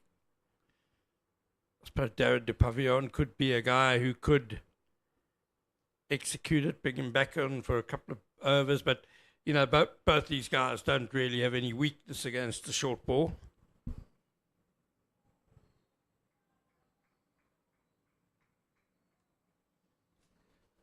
Earlier, Ken, we spoke about the process, following the process. Have you seen any process yet? Or at least a following of a specific process, because haven't heard much oohs and ahs since, I think, the early overs. I think the first 15 overs the last time really had maybe a few balls beating the outside edge.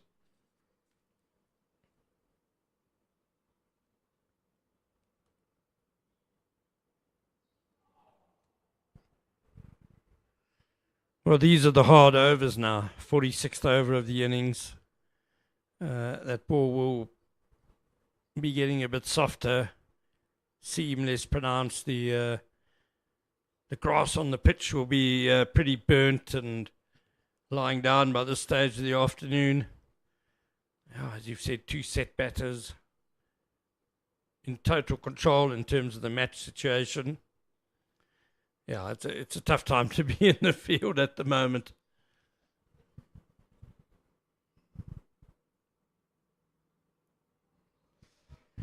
But I think Abrahams is doing the right thing. He's stuck to a channel outside off stump, and he's just saying to Dom Hendricks, come and fetch me if you want to score. Otherwise, we'll just stop the game. He's certainly been the pick of the bowlers today, Ziad Abrahams. He's asked the most questions, beat the bat most time, more than any other bowler on display for the Tuskers, and picked up the wicket rightfully so. Just unfortunately hasn't been backed up, and he could bowl all he wants. But if the Lions can just say, look, if he's the best bowler on action, let's respect him, play him decently, and then the others will give us the runs we need. And unfortunately in cricket, we speak about partnerships in batting, and equally as much with bowling. Partnerships are very important, especially when you have a guy like Ziad Abrahams who's been toiling hard all day long.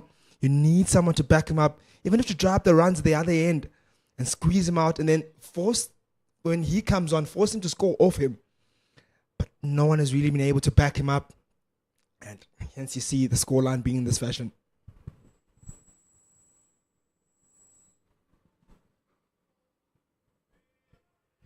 Sean Gilson has a slip in place, you could see there. So still hoping for the edge, hoping for a wicket. Two men on the boundary now, both square of the wicket, offside and leg side. Up in the air, over cover. Boundary it is for Zubair Hamza. Takes him into the 90s now. 92 of 131. Well, that was just like stand and deliver. Tossed up a bit by Gilson. And Hamza, just a little shuffle. Gave himself room to free the arms and bang, over the top for 4.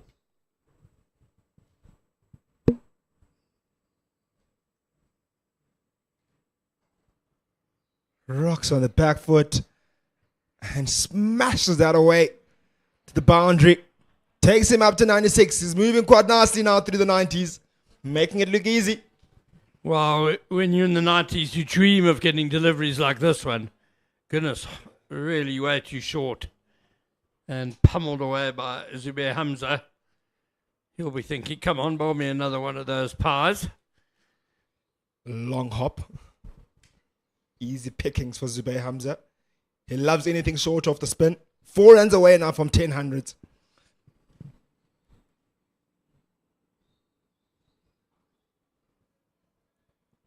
After those 2 back-to-back boundaries, and then front foot defensive stroke. Well, Gilson got his length back there. That was a decent delivery.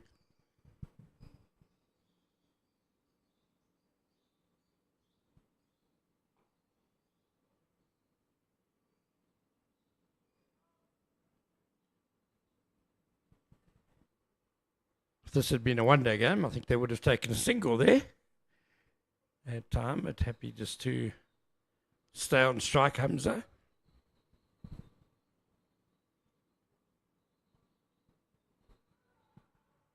Was in 2 minds there, Zubair Hamza. He's looking to dance down the wicket. He pulled out of that. Ends up turning it around the corner, only for a dot. Brings us to the end of the 47th. It is 185 for 1.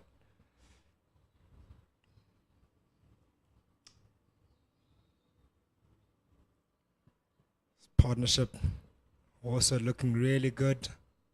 Sitting on 164. Looking unbreakable at this point in time. Might be the partnership that will take them right until the end of the day. 26 overs remaining in the day now. Still plenty of time to bat for the Lions. Yeah, you would think that they're going to add another 100 runs at least to their total, probably things going as smoothly as they are now. So their lead by the end of the day will be over 200, which I'm afraid for the Tuskers, very difficult to see how you get back into the match when you're over 200 runs behind already after the first day.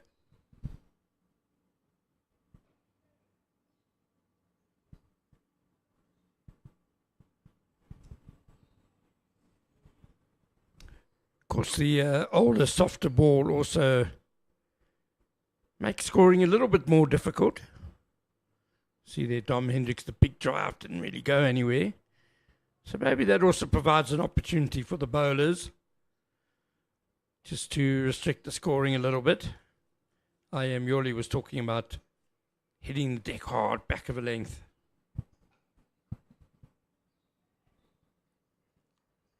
Exactly what you're talking about there, Ken. Ball did not coming off as well earlier in the day. That back foot punch from Dom Hendricks would have probably gone to a boundary the way he's been finding the middle of the bat throughout the day.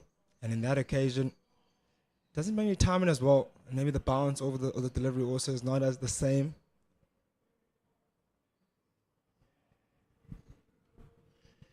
So a Graham Smith record has been broken now by Hendricks and Hamza for the second wicket partnership record in the CSA 4-day series at the Wanderers. 165 now. Graham Smith partnered by JG Stradum, which I think is a Gerard Stradum, playing for Western Province Boland. Probably the first season of franchise cricket that, because Western Province Boland became the Cobras pretty quickly. I'm not sure if they had 1 or 2 seasons as Western Province Boland, combined team in the Western Cape.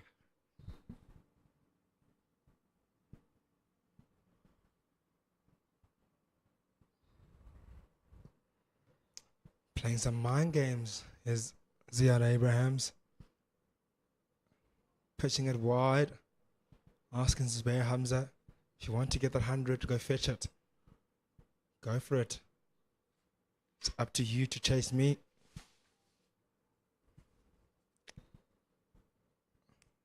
Zubair Hamza has been patient throughout the day. The last thing you want to be getting an outside edge on those ones.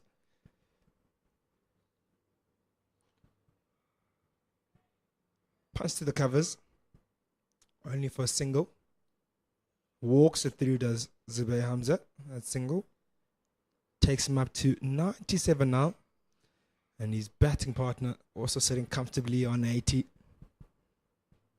Dream partnership this. Sure, this would have been the conversation at the lunch break for the Lions. To bat as long as possible and bat deep into this day without losing many wickets. Only have lost one at this point of Joshua Richards. Oh, that one got a bit of extra bounce from Ziad Abrahams. Brings us to the end of the 48th. It is 187 for 1. Just looking at what's happening in the other games, this last round of round-robin play in the CSA 4-day series. 6 teams vying for a place in the final. Let's start with the Warriors, because they are top of the log at the moment. Sent into bat at Kingsmead. They've gone to 296 for 5. Jordan Herman made 94, but the Warriors were 187 for 5 before JP King, 74 not out, and Sederin Mutasami, 65 not out. They've now added 109 for the 5th wicket. So a very good rally by the Warriors in Durban.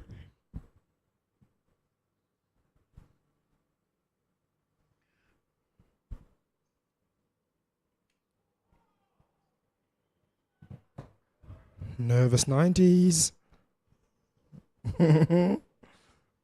Funny game as a sport cricket team. You'll batter well, score 97 runs with ease, and be comfortable for 139 deliveries.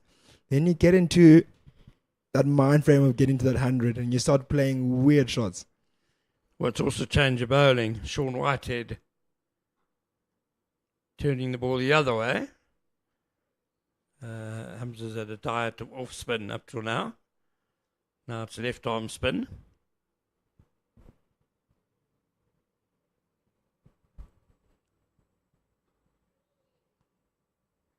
Whitehead apart earlier. Yeah, it was just one over where he hit him for 3-4s. Really 3 excellent back foot shots. Made space, good hands, good feet to cut. Bit like that, actually. Got 3 boundaries in that fashion. 2 behind point, 1 in front of point. It was the last over we saw of Whitehead's spell. It's back into action now. Sure, you'd love to pick up a wicket right at the end of the day for his team. Difficult day it's been for the Tuskers here in Johannesburg. Sure, wicket for them here. I'll put a wry smile. Maybe hopes, slight bit of hopes for them.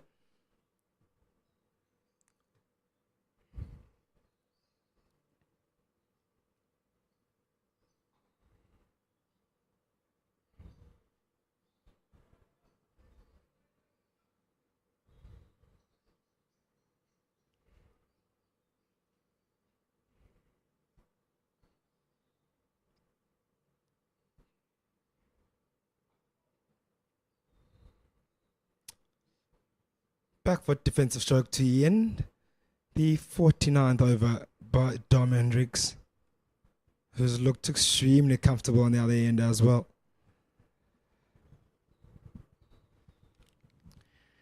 Continuing with those scores from around the country, the second place Dragons from Northwest are playing in Paarl against Boland and elected to bat first. Northwest 164 for 1. The Seaburn Ngope out for 77, but Mikael Prince is still there on 64. The third place team, the DP World Lions, well, they're in action here against the Tuskers, already leading by 125 on first innings with 9 wickets in hand. And then fourth placed Western Province. Well, they've had a bit of a collapse against the Titans, sent into bat. The home side had reached 171 for 4 at one stage. That's now become 203 for 9. 3 wickets apiece for Duan Janssen and Junior Dala.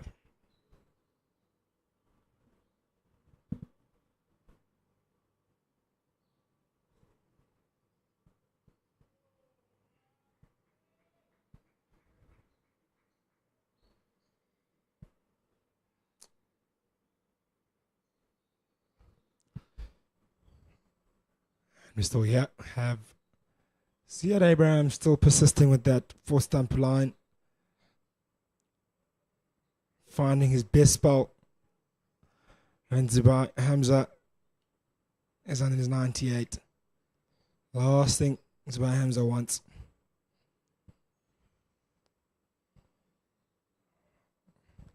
Just find an extra bit of energy here is Abraham's. Interesting how it can be, hey, when you've been struggling all afternoon and you get a batter on 98 and you just feel just like you want to be the one that just brings heartbreak to the batter. Just have a resurgence in energy. And this is what you're seeing here. But Abrahams, can he get that outside edge?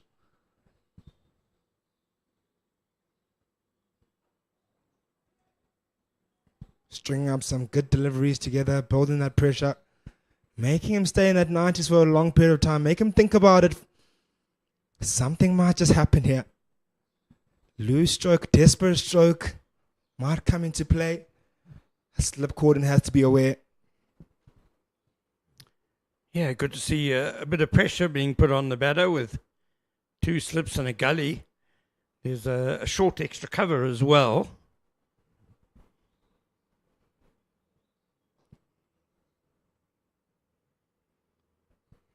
Oh, I think Hamza thought that was the shot. That was going to be the 100, but he hit it straight to mid-on. So much space on the onside. Mid-on's the only fielder in front of square on the leg side. There's a big gaping hole on the leg side. A tempting shot to play across the line. You dare play that stroke, you'd be dead straight and you'd be gone on 98.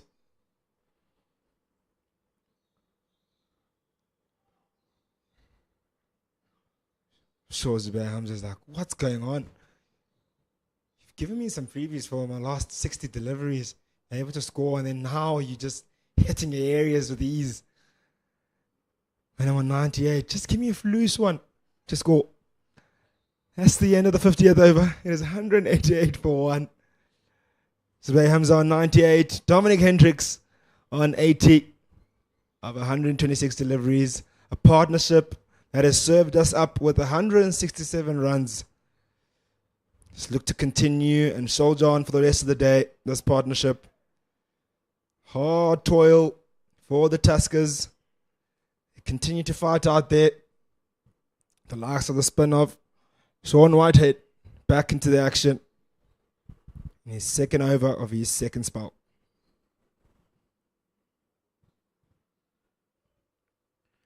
Sean Whitehead is one of the very small group of bowlers who's taken 10 wickets in an innings. He took 10 for 23 for Southwestern Districts against Easterns in Oudtshoorn, 2021-22. A brilliant stroke by Dominic Hendricks. Dances down the wicket, pierces the gap and beats the cover.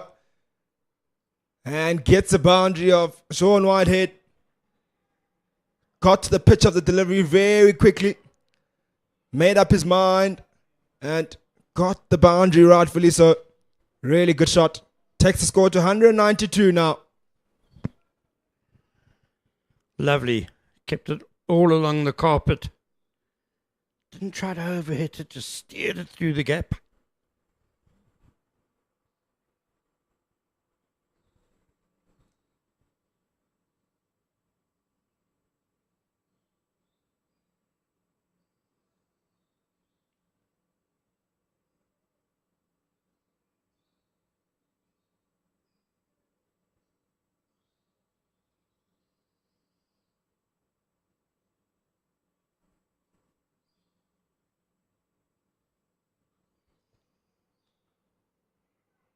Rocks on the back foot. Does Dominic Hendricks. Couldn't find the gap in front of that deepest point.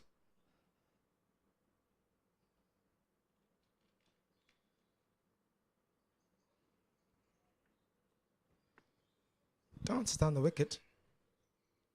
Just to block it. Yeah, not scared to use his feet, Dom Hendricks. It was a long way down there.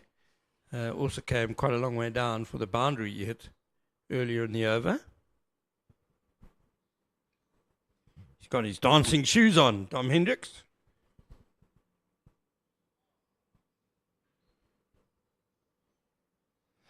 That one had a bit of bite to end the 51st over. It is 192 for 1. Still the Lions comfortable.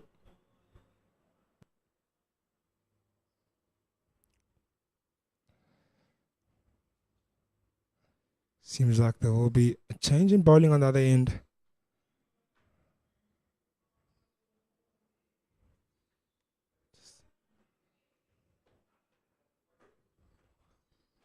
To be Andile Mohakane to come in to bowl. New bowler to face for Hamza on 98. So you just want a freebie. Maybe a loosener for Andile Mohakane. Well, Mjoli was talking earlier about how Andile Mohakane was actually more of a bowler at school than a batsman. That has swapped around a bit now that he's a bit older. We're talking nearly 10 years ago that he was at school.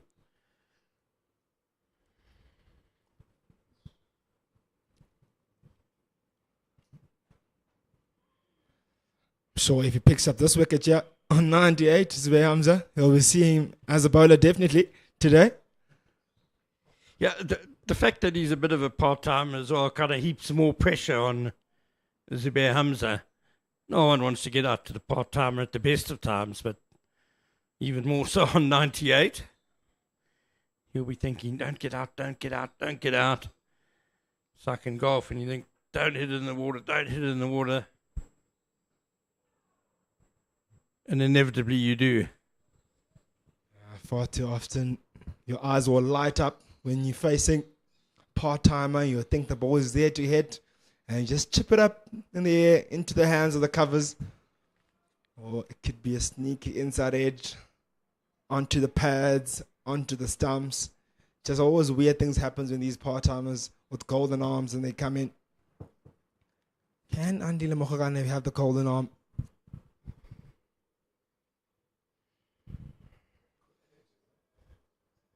Ball's attempt, a wide one, a hit me delivery. Oh, he's getting it through okay. I called a medium pace, but I think I might want to adjust that a bit. Medium fast.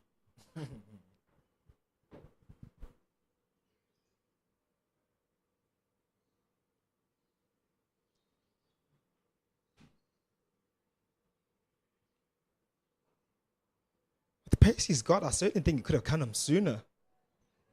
Only coming on after the 50th over, after 50 overs.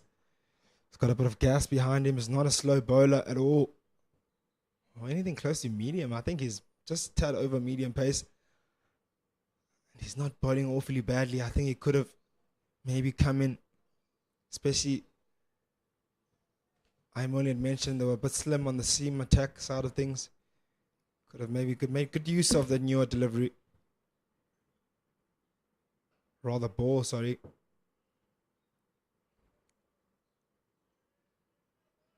Had a very tidy first over. 4 deliveries, 4 dot balls. Man on 98. Zubair Hamza respecting the part-timer. Or the so-called part-timer.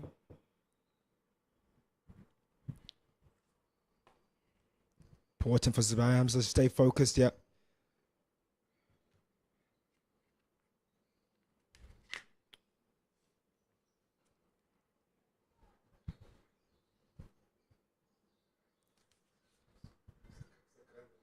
That's the end of the first for Andile Mokgokane. And the end of the 52nd over. They will be changing commentary. Ayavuya Mioli will come in and I'll be going out. So Zubair Hamza has had to wait a couple of overs. Rushed through the 90s to 98. Then been held up a bit by decent bowling by the Tuskers. Sean Whitehead will continue. I mentioned that he's one of the very few bowlers who took 10 wickets in an innings. 10 for 36 for Southwestern Districts against Easterns. 2021-22. Appeal for LBW. That was in the second innings of that match. He got 5 in the first innings. And he also scored 66 and 45 with the bat. So one of the great all-round performances in the history of South African cricket, that.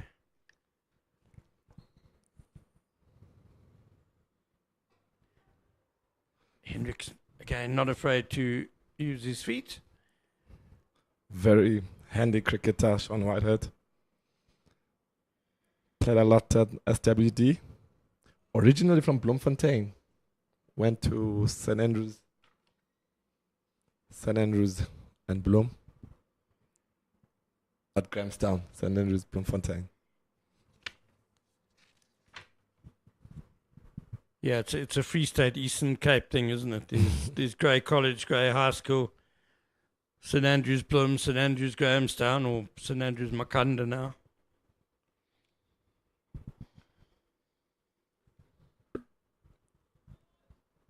Lovely to see Andile bowling there. I think got a maiden over in this first over. bowling with some good energy, bowling the ball. I think they could have bought him a bit earlier.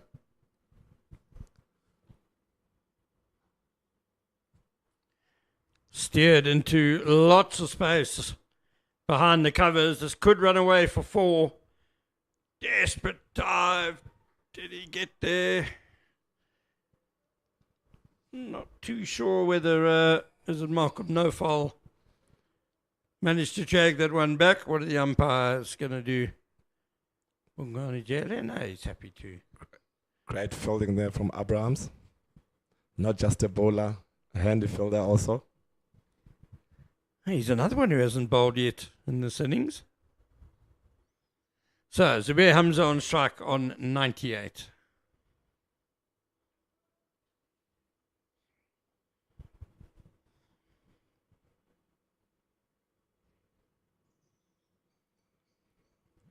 Nicely bowled by Whitehead. Hamza has done very well when he moved up north, left Cape Town, came to Joburg, did very well, been scoring some runs for the Lions, fitted in very nicely into the Lions setup.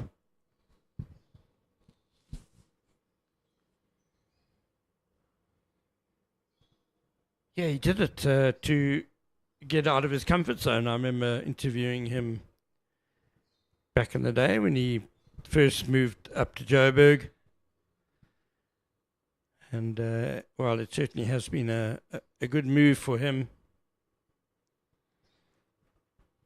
Very tough to leave Cape Town when you've been based in Cape Town for a very long time. Good for his cricket, though. Coming into this game, he's averaged 46.27 for the Lions.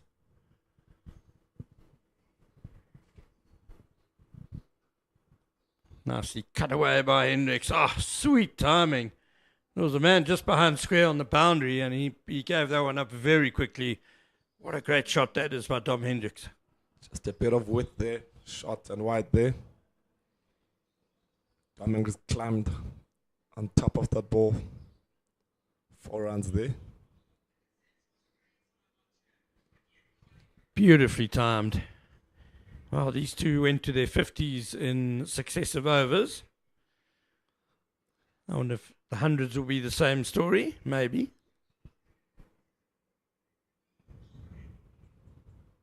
Short and swivel pool to fine leg, who's sort of 3/4 of the way back. And that brings up 10,000 first-class runs for Dominic Hendricks. Ah, what a game of milestones for the Lions skipper. And he gets a hug from Zubair Hamza. Lovely to see.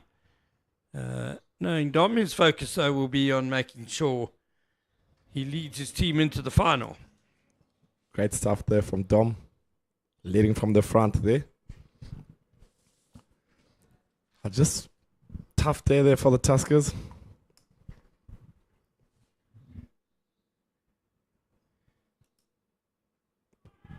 Oh, my word. He's knocked him over. Super delivery by Andile Makakane. And there will be no 100 for Zubair Hamza today. His off stump is toppled. Great bowling there from Andile. Bowling with good energies, hitting that land. Top of off stump. That's what you need. Unlucky there from Hamza. A 98. Tough pill to swallow that, but well batted there.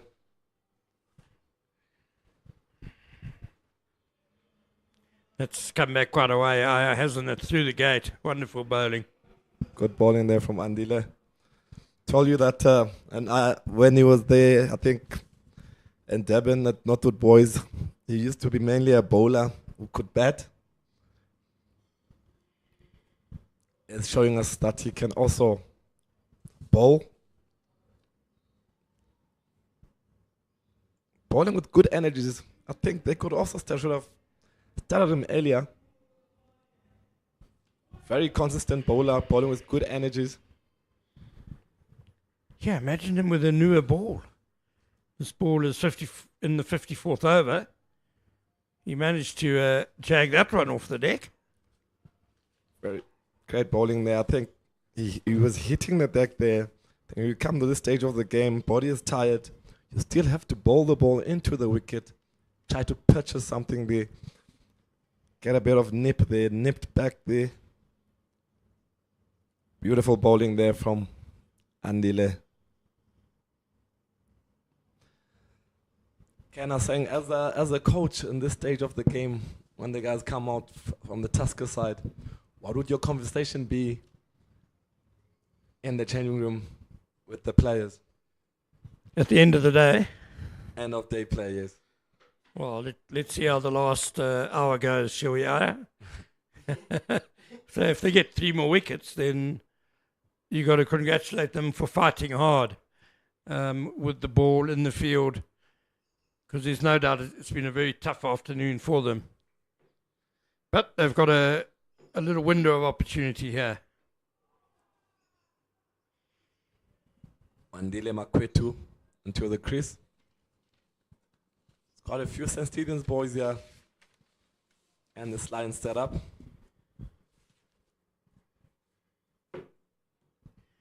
It's interesting how St. Stithians dominated Gauteng schools cricket for quite a few years, and hence a lot of players in the pipeline from them. Too high for LBW.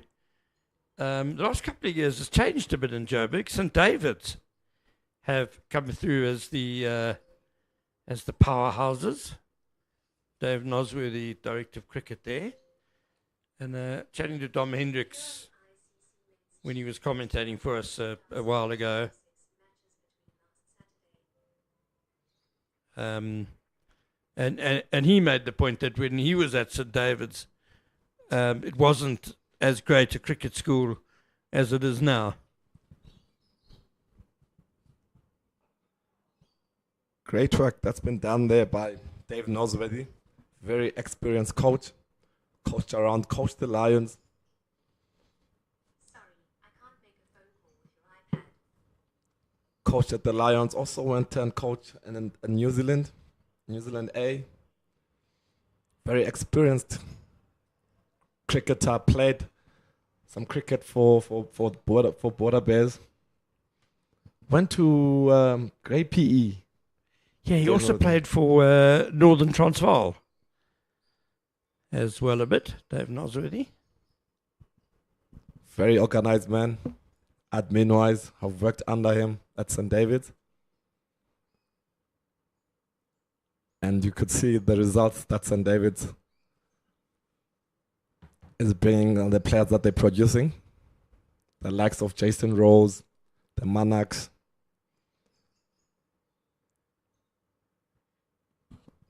Temba Bavuma. But I think Dave was not really there that time. Tom Hendricks. Pumelela Machikwe also went to St. David's. He was a good bowler. I liked Pumelela Machikwe. Very accurate. Very reliable. Very dangerous bowler at the Wanderers. Very disciplined bowler. Consistent. Could nip the ball both ways.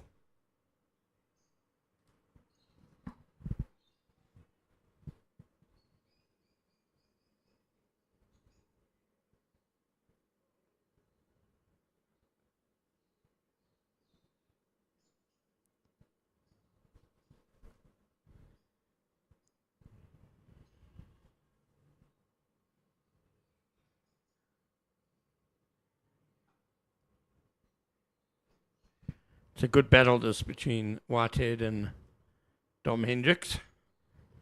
Hendricks not afraid to use his feet and get down there, and you just have a feeling Whitehead doesn't mind that too much.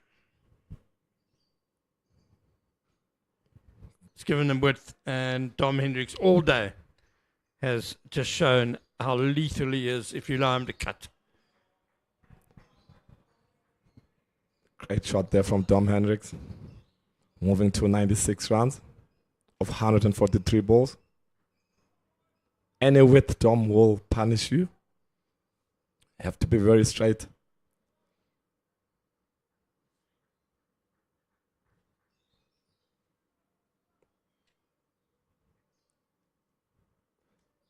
That rate that the rate that they've been going at has been very consistent.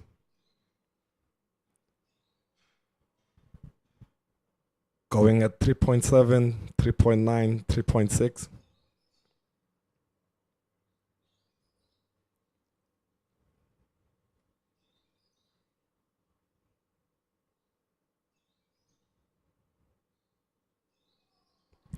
Oh. How close was Urquhart to catching that at short leg, I wonder. Hendricks gets the single, takes him to 97. 205 for 2.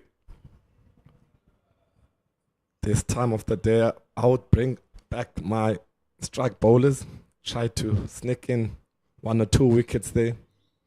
Likes of Durant Pavilion. Well, at the moment, the strike bowler is Mokokani. Knocked over Hamza for 98 at his previous over. He's now got Dom Hendricks in his sights on 97. Can he be a real party pooper 2 times over, Andile Mokokani?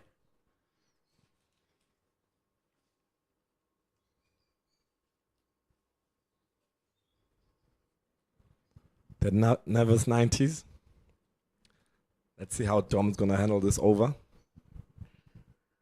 Especially when you saw your batting partner dismissed in the previous over facing this guy. Bowled for 98.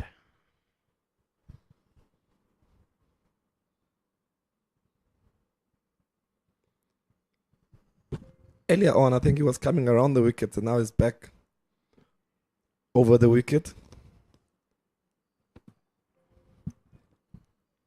Bowling to the shorter boundary.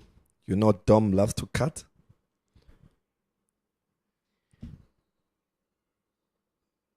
And I was going to say no protection up there, but I think the boundary fielder's just nipped into the dugout to get a drink of water. There he is, back in the field of play.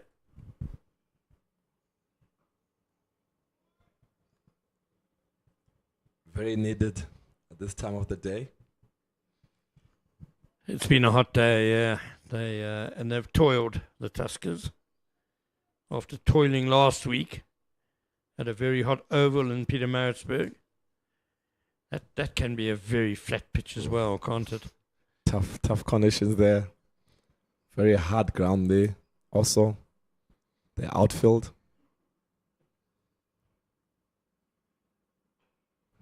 Javern through covers, diving stop. Will deny Hendricks his 100. Instead, he'll be on 99. Excellent work by Ziad Abrahams. Been very impressed with Ziad's fielding today. Throwing himself around. He has bowled 15 overs for 48 runs. And the wicket, this time of the day, still throwing himself around for the team. That's the attitude and character you need this time of the day. Nice drive by Makwetu, but excellent fielding by Matthew Urquhart. Yes, Ziad Abrams, he hasn't had huge success with the ball, 1 for 48 in 15 overs, but he's been a real trier. You could tell he's really put a lot into his bowling and has bowled pretty well, actually.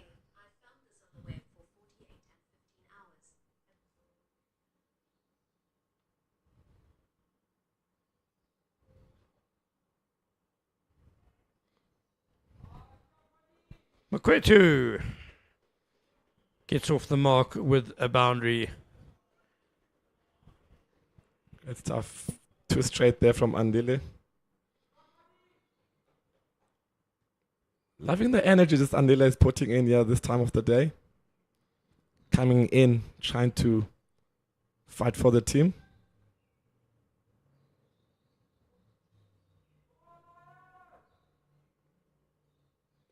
You've got the likes of Bamanye Klengle, also but not playing today. who was there playing there at Northwest. Then moved to Pietermaritzburg. I think we're going to take drinks. We are indeed 210 for 2 after 56 overs. Dom Hendricks on 98 not out. I wonder if he's happy it's a drink break or not. There's the match situation with the DP World Lions leading by 147 runs. Their captain is at the crease on 98 not out, and Wandile Mkwetu has just got off the mark with a boundary. We'll be back in a couple of minutes.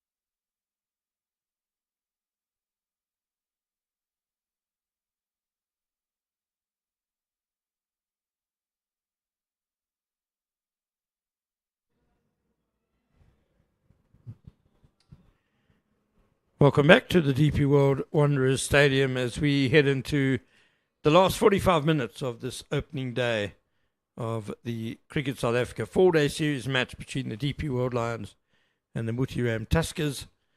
There's the story of the day so far. Vian Mulder, outstanding, unbelievable, 7 for 6 in 6 overs and 5 balls, skittling the Tuskers for 63, and the Lions going well, especially Dom Hendricks on 98. Can't beat cover. Zubair Hamza fell for 98 a couple of overs ago. Their partnership of 179, a record partnership for the second wicket, laying the foundation of this innings. Great stuff there from Dom Hendricks. Leading the charge. Leading from the front as the captain.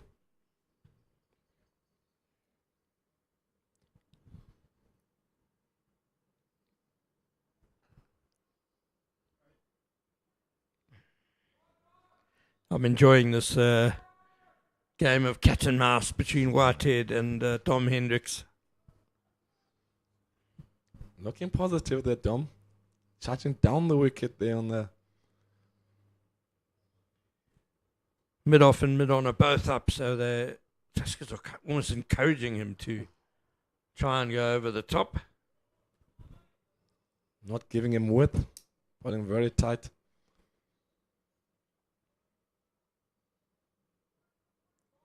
Been very impressed how the wicket has been keeping up. We haven't really seen 10. I've checked the games before in the SA20s. There's a bit of 10 at the Wanderers. Things are changing. More than a bit the one game, Jeepers, it's the most turn I've ever seen at the Wanderers, the one game. Also the pink day, there's a bit of 10. Yeah, a little bit. Yeah. The pitch played pretty well, though. I think this is a great pitch. It's got good pace. There's been a bit in it for the bowlers, specifically the faster men today. But I'm sure days 3 and 4, if we get there, the spinners will come into it more. And batters have been able to score freely and get reward for their shots as well. So, yeah, I think so far a really good pitch. As the over ends, 210 for 2. Wandile Makwetu will be on strike. Andile Mokhakani continues. Makwetu's playing just his second 4-day game this season.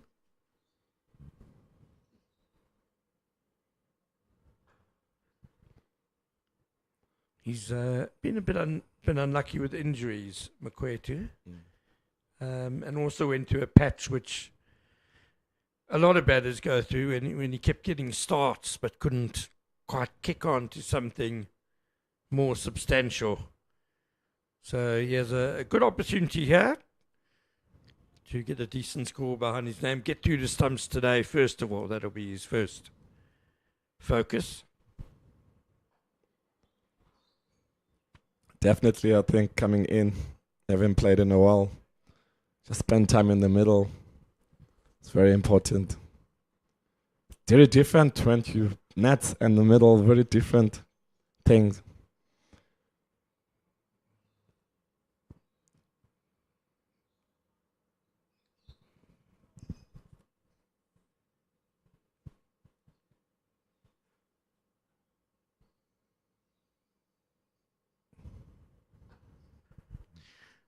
Away through the covers by Makwetu. He's going to get his second boundary. Takes him to 8. And the lead goes past 150 for the Lions. Just a touch fuller there from Andile. Got punished there by Wandile Makwetu.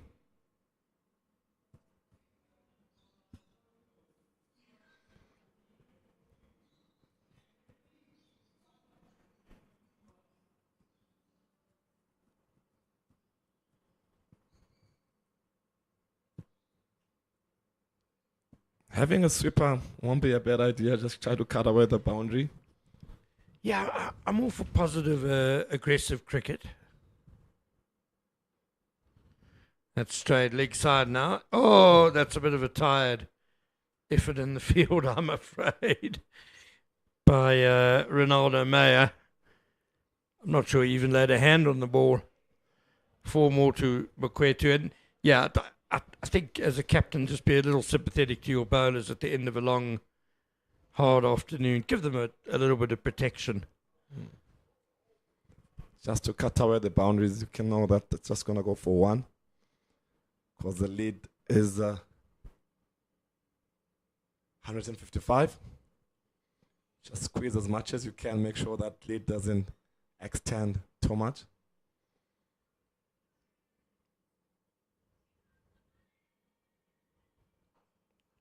This time we have to definitely have to cut the boundaries.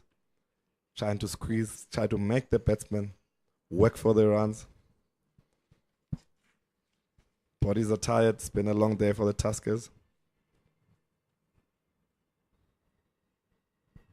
Yeah, I would say maybe a kind of in-outfield to Mkwetu, because you don't want to give him easy ones. He's only been there for 11 deliveries, still relatively new to the crease. But as you say, protect the boundaries. That might be another one. No, he's done well that time. Just a single to end the over. 219 for 2. And we're going to have a commentary change with Kamva Inyakani joining Aya Mjoli.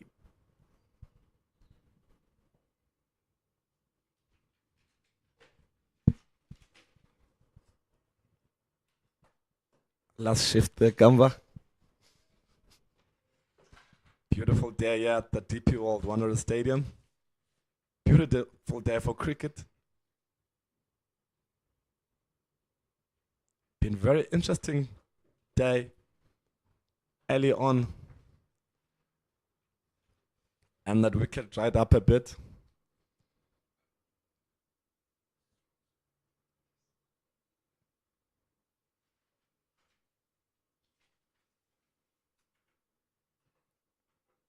Very impressed how the Lions batters applied themselves today.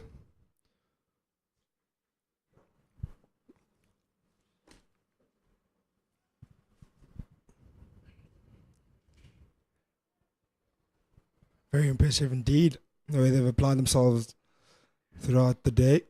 Particular partnership of Dom Hendricks and Zubai Hamza. Dom Hendricks still there on 98. Batting partner was dismissed on 98 on the nervous 90s.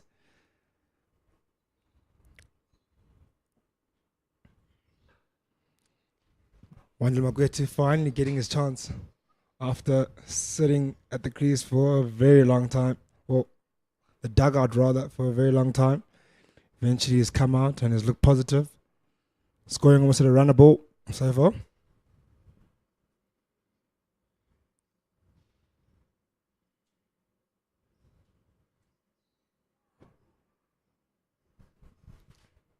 It picks up the outside edge there of Wandile Magwetu, but it goes all the way along the ground, far from that first slip. Wandile Magwetu just played away from his body there.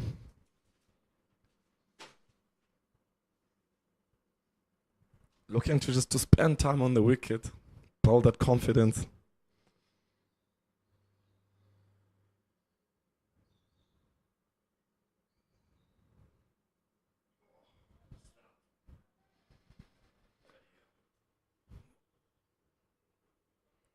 Dom still on 98 of 155 balls.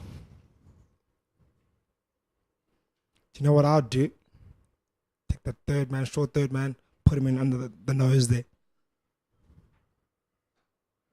Quick single taken by Dom for a single. Pushing him up to 99. Right at the end of the day. It's about 35 minutes remaining now on the day's play.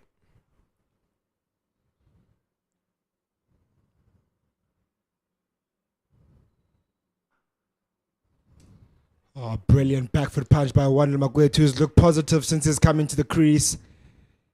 Rocked on the back foot quite quickly there, saw it early and picked that gap through the covers.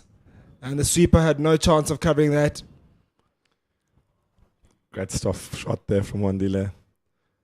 I think coming in and this situation where your opening batters and your number 3 have built a nice platform. You just come in freely, enjoying your cricket and just playing the shots freely. What Ruben Hamza and Tom Hendricks have built. We still have Vian Mulder coming, Connor Esterhuizen, Dilana Potgieter, Bjorn Fortuin. Cody Yusuf can also bat. So there's still a lot of batting to come on the Lions side. And you've seen in the first half of the 4 days, your middle order scored a lot of runs, your corners and your Dilana Potgieter.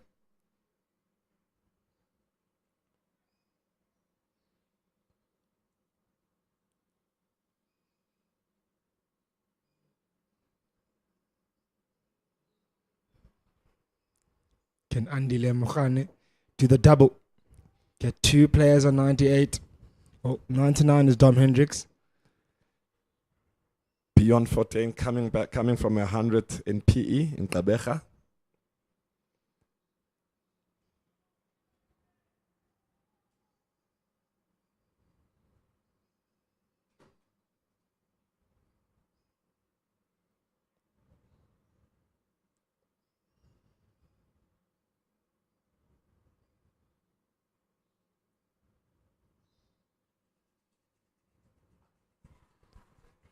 Or ball there from Andile. Good hard back of the length there. Dam looks very chilled, very comfortable there. Assessing the wicket.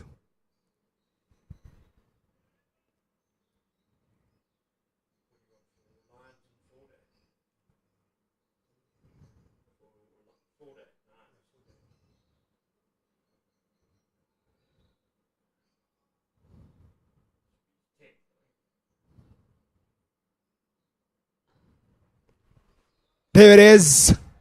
The 100 up for Dominic Hendricks. A brilliant 100 is the 10th of his 4-day career. What an innings. Innings out of the top drawer. He'll be certainly proud of that. Hit that one through the covers and raise his arms. Right at the end of the day. Great stuff there from Don, leading from the front as the captain. Bowling a nice platform for the Lions. 225 for 2 and 59.2 overs. That's his 19th century.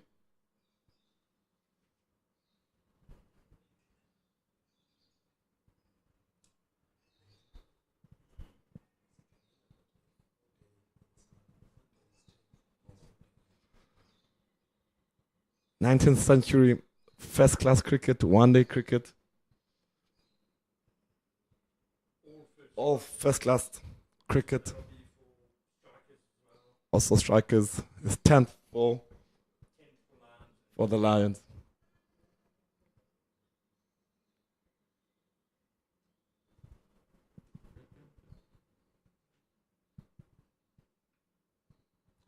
Oh, lovely delivery. Beautiful delivery. Beating the set man. Late in the day. They'll still take that wicket to the Tuskers.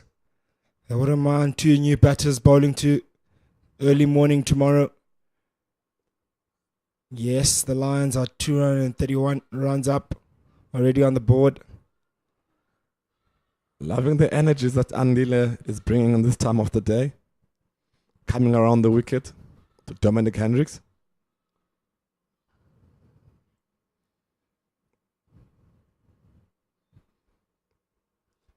That's the end of the 60th over. It is 231 for 2. And that over bringing up the 100 of Dominic Hendricks. He's got 105 of 162 deliveries. Performance that started off really aggressively. Or runnable, went about a runnable when he started off. Unusual for him to go off that quickly when he starts. Then soon after he slowed down and bided his time and allowed his batting partner Hamza to be the aggressor. He's very instrumental in that partnership as well. Record partnership he had with Hamza. Now he's continuing to hopefully to wrap up the day for his side. Get into that dugout with his side comfortable at the end of the day.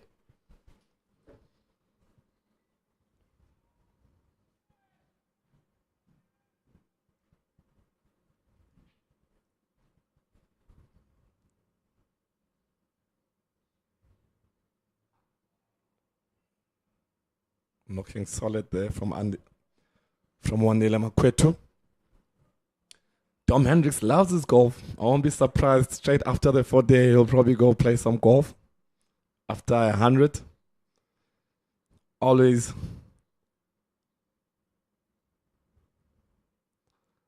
Never understood it. You play 4 days of cricket and then the day that you're free, you go play a round of golf. Still on your feet, spending time outside. Some of us rather be resting and sleeping after playing 4 days of cricket. Yeah, some of these guys never really want to take a rest. They want to stay active, irrespective of them taking their off days. They'd rather have an off day doing something. It's not a bad thing, of course, especially with golf and just enjoying yourself, having a young swing. Very, very competitive golf competition in the Lions set up.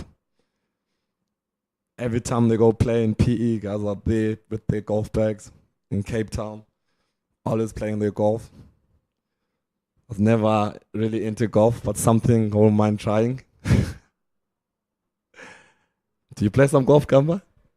I swing about. Interesting enough, I actually had a few swings this weekend, actually, talking about golf. I was out at Machalis in 4 ways, having a swing. The brother of mine. It's nice sometimes to get out your cricket skills there. Don't have the best of swings, but I do time it pretty well. Though it's more of a cricket swing and a hockey swing due to my cricket and hockey background rather than a standard classy golf swing. So do you tell me when the boys went out for golf day, did you just hang around and just watch, or you have a couple of beers on the side? I'll play a bit, but just to support the team and just be there for the team. But it's something I'm thinking of trying. Just play some golf, just to relax the mind and just get the body moving, to say.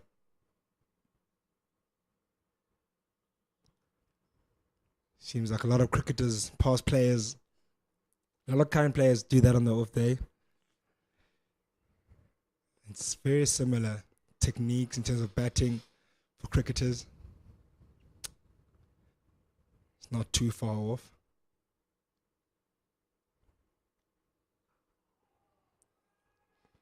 Darren De Pavilion back into the attack. You can definitely see he's looking to strike. Try to get 1 or 2 wickets before end of play. Yeah, this could be his final spot. Definitely his final spot. It's just about 25 minutes remaining now in the day's play. First time he's changed ends today. He's bowled from the corner drive end throughout the whole morning to afternoon session.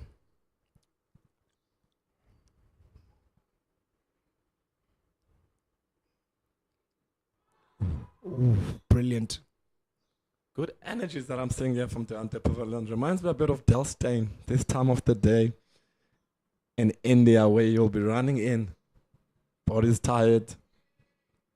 Energies are a bit low. He'll bowl his quickest spell with the older ball in the last hour. It's a freak of nature, Delstein is. What a man, what a bowler. What a leader in terms of the bowl attack. In whatever situation you want him, old ball, new ball, he'll come in firing for you. You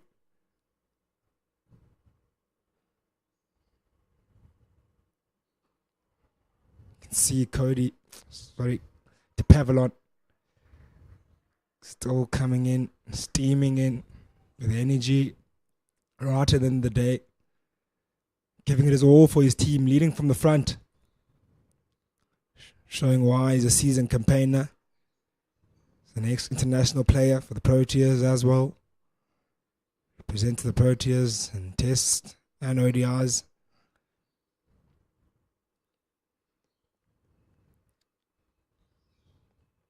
I want to pick up a scalp here. Hasn't been able to pick up any scalps today.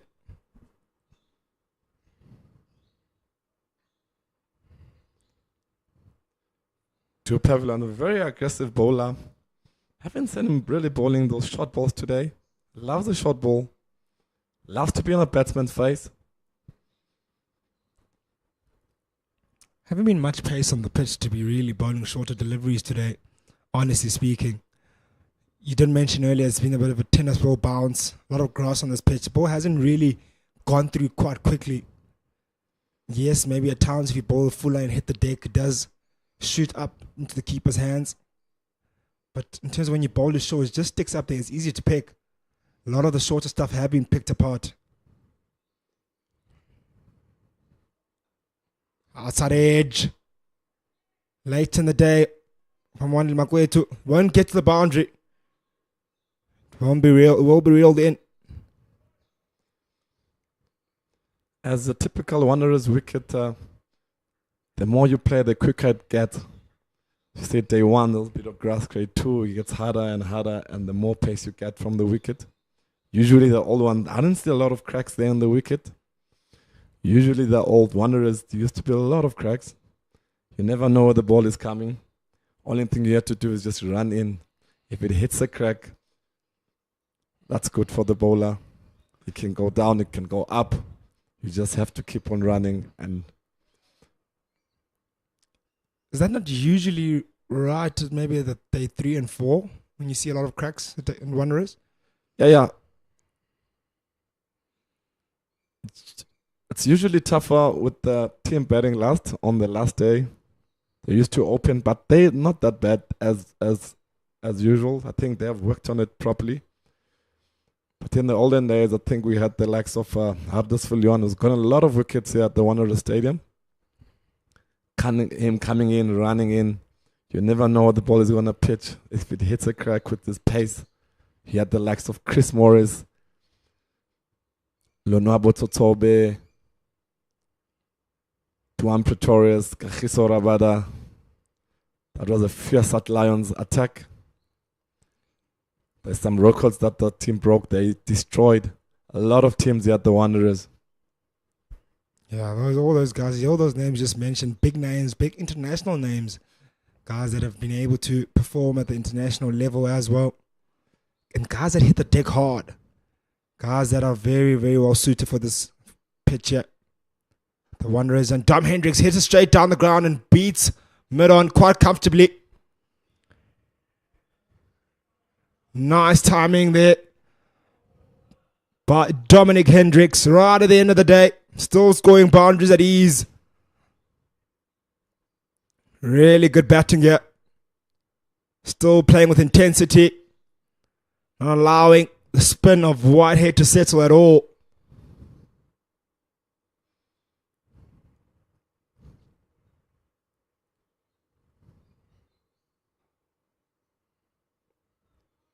Whitehead hasn't been real himself. He's a very consistent bowler. He's been a bit offish today. But hopefully he comes back day 2.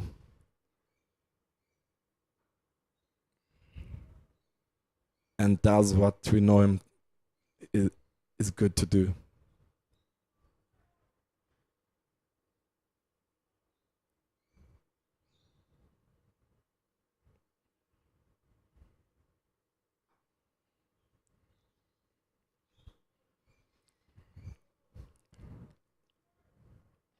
Bodies must be tired.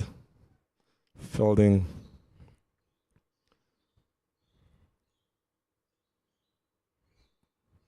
Up in the air, up and over. Mid-on and 1 bounce for Dominic Hendricks, finishing off the day with a flurry. Really good batting here, right to the death. Dances down the wicket. Gets to the pitch of the delivery. Here's that one over mid-on.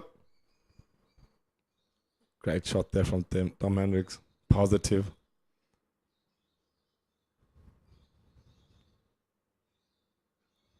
Goes again. And that will just be 1. Wandila Makwetu.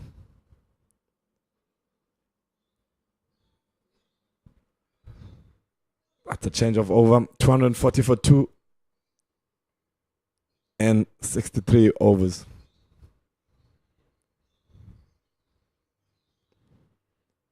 10 overs remaining in the day now. With about 19 minutes remaining. Might not get the full complement of all the overs, but might get close to it.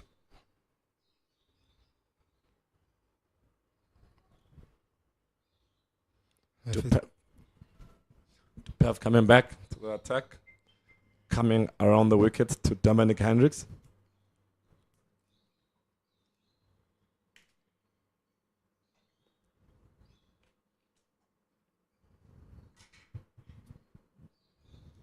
Outside edge. Seems to be taken at first slip.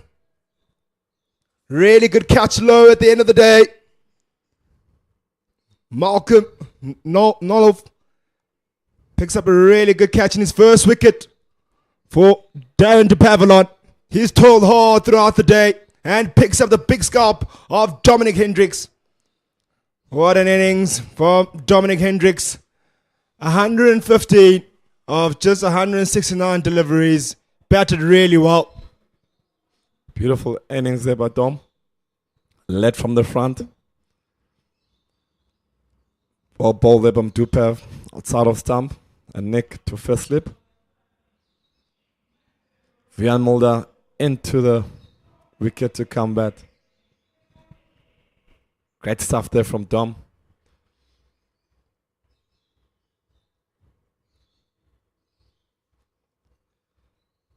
The chief destroyer, Vian Mulder, coming in. Let's see what he's going to do with the bat.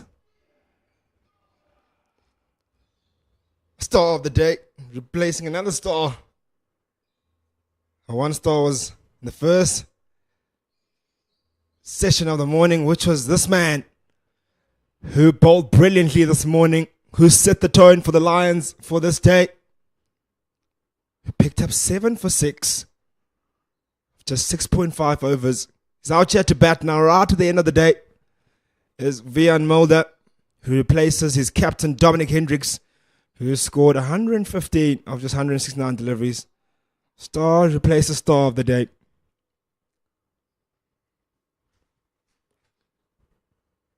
Could really see that Dupev, when he came in, is looking to strike, looking to get those wickets.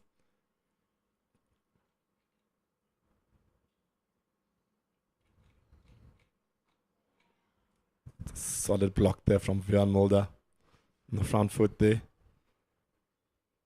Yeah, he did say when he came in for his final spell that looked like he came with a bit of different energy. You gave him that likely how he reminded you of how Dale Steyn used to come in right at the end of the day with energy, and he's done that for his team. He's really took that older ball and he said, "Boys, I'll get us something here at the end.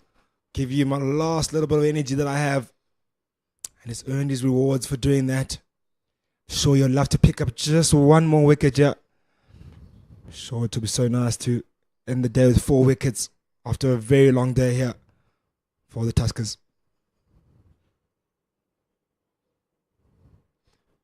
Great stuff there. It's a single from Vian Mulder.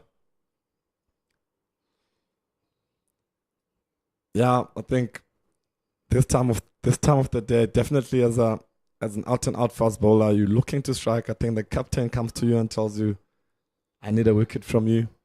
Run in, bowl hard, bowl quick." And Du Pavillon is a guy that you always call. Know him from the Dolphins. Played a lot of cricket there, the Dolphins. He's always wanted to bowl, always loves bowling, always running in.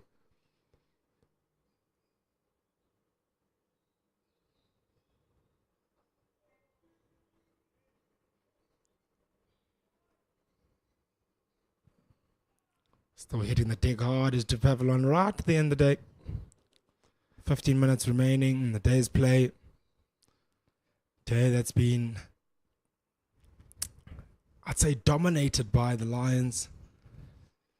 But a slight little bit of fight back at the end of the day here by the Tuskers. They've really fought hard, Shane, throughout the day. But unfortunately, the Lions have been the better side. As you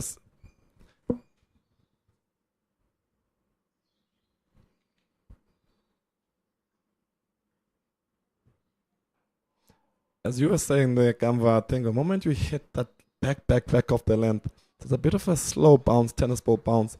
But the moment you hit that good length and energy, there's something in the wicket. It's a bit, the ball takes off a bit. I think that's the length that the Lions were bowling with the likes of Zell Mulder, Cody Youssef. I think they stuck on those lengths. And that helped them to get Tuskers out for 63 all out.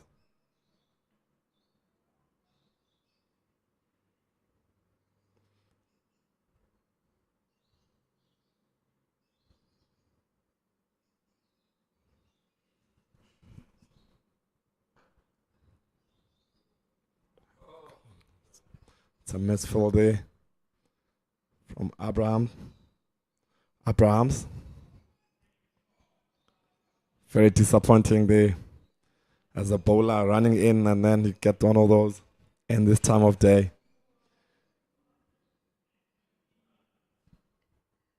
Tight fielding effort there by Ziad Abrahams.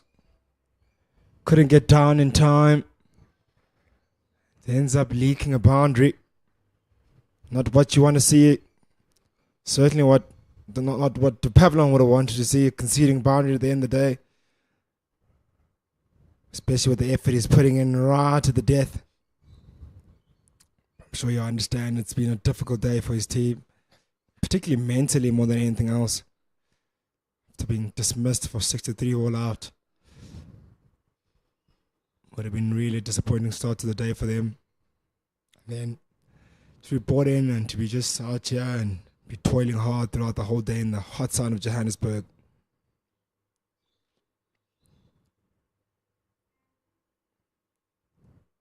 Oh, brilliant delivery by Whitehead. Just beating the outside edge, turns away, bites on the pitch, beats the outside edge of Vian Melder. Sean Whitehead on his 13th over. He was a bit expensive today, going at 59 runs.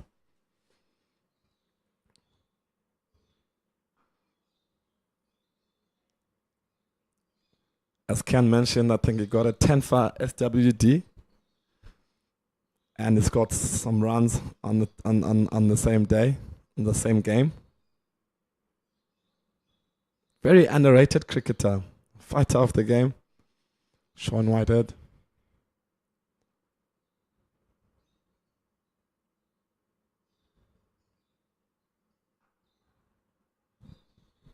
Nice back foot punch by Wandile Makwetu. Beats the sweeper boundary.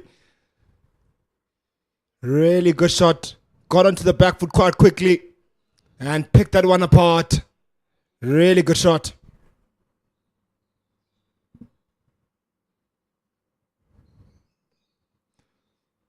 Wandile Makwetu on 26 of 30 balls. Loving the platform that the opening pair and Dom have laid for the guys. So they come in, they play freely. You can see how Wandile Makwetu is batting. They've already set up the platform. They just say come in and enjoy and just bat and spend time in the wicket. He hasn't been really playing a lot of cricket.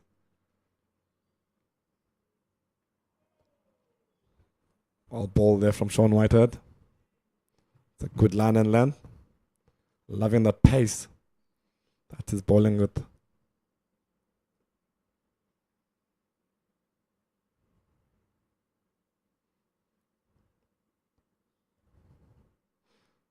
Not a lot of 10 in this wicket.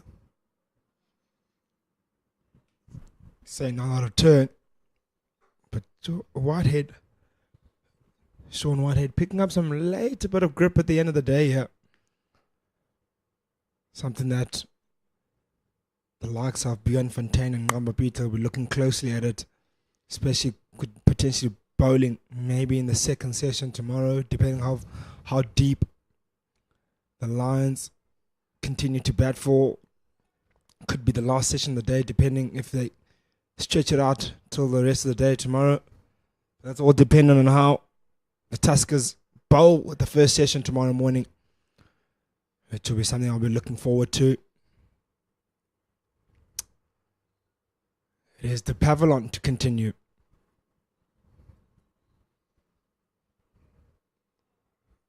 That was just down leg. To Pav back into the attack. Still running in. Looking for something there to Pav. Looking for a breakthrough there. Coming with good energies this time of the day. I think this is the best session that I've seen from the Tuskers today. Getting 2 wickets. And the energy that the bowlers are showing this time, started by Andile Mahotlane, followed there by Tupev. I think there's certainly 2 big factors here in that reasoning of them bowling a lot better. It's a lot cooler, it's a lot later in the afternoon. Just baking in the middle of the afternoon. Hot conditions, not easy conditions to bat in. The pitch did also look a bit flatter. Now you can see there's a bit of response with the pitch right late here in this afternoon. This Wanderers pitch, which usually is the case here at Wanderers. That the pitch usually plays a bit better for the bowlers right at the end of the day. One of the most difficult times to bat here at the Wanderers. Hence you see the leading fast bowler with ball in hand right now. The perfect man to be bowling right now. Oh, delivery. That beats the outside edge of one Makwetu. Great bowling there from Tupev. That's the line and length we're talking about. That's what Van Mulder was good at today. He stick to his guts there. Ball top of off stump, fourth stump. With good energy on that foolish length. Make sure that he's bowling the ball. Great stuff. I think this is good energies from Tupev. Very impressed with how he's carrying himself.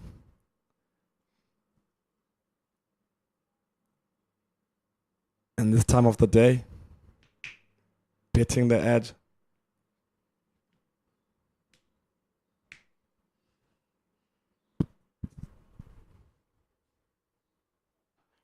Chips it up in the air, does one Makwetu. Justifies those big mitts of the Pavilion. Would have loved for that to stick in his hands right to the end of the day. Would have loved the second one, but unfortunately evades him. Good bowling nevertheless.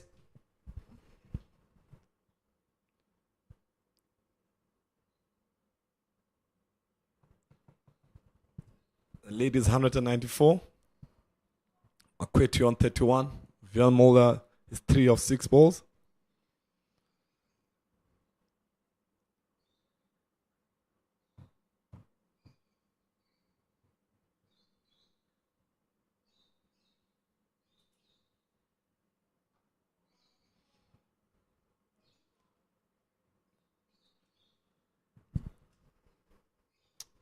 No matter of a really good spot here is Darren de Pavilion. Probably, I'd say, the best ball he's bowled throughout the whole day.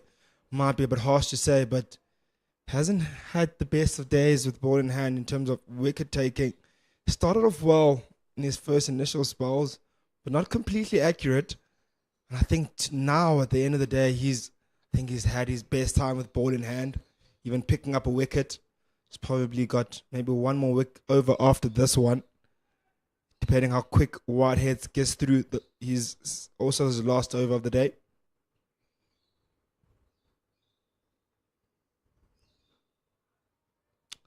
That's the end of the 66th over. It is 257 for 3. Darren de Pavilion's figures 1 for 48 and 16 overs.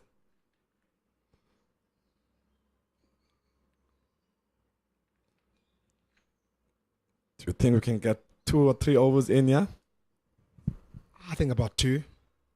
Whitehead will probably get through this one in probably about 3 minutes maybe. Then certainly that last over of the pacer will take a bit longer, which will take us right to the end of the day, which will be an interesting last over we'll see. Sure, the Lions would love to be the last over. The last thing you want is to face a seamer with his tail up at the end of the day. They'll want to stretch this 5 minutes or 4 minutes remaining for as long as possible and take their time.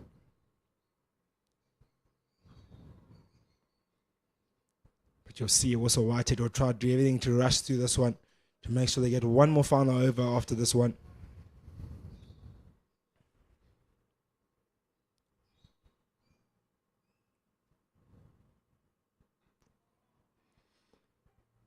His line and length has been more. This spell at Whitehead has been looking good. It's been born with great pace and consistency compared to the other overs, that the other spells that is bowled.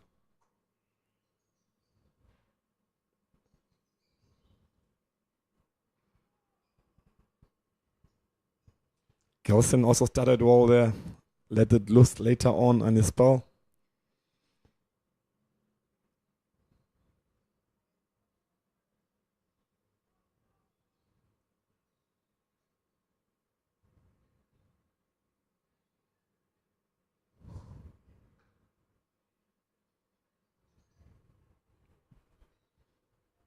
Single down the ground to give the strike to Vian Mulder.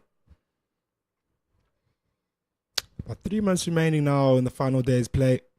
We definitely won't get our full complements, our full overs. We'll be probably 5 runs short of the 90 overs in the day.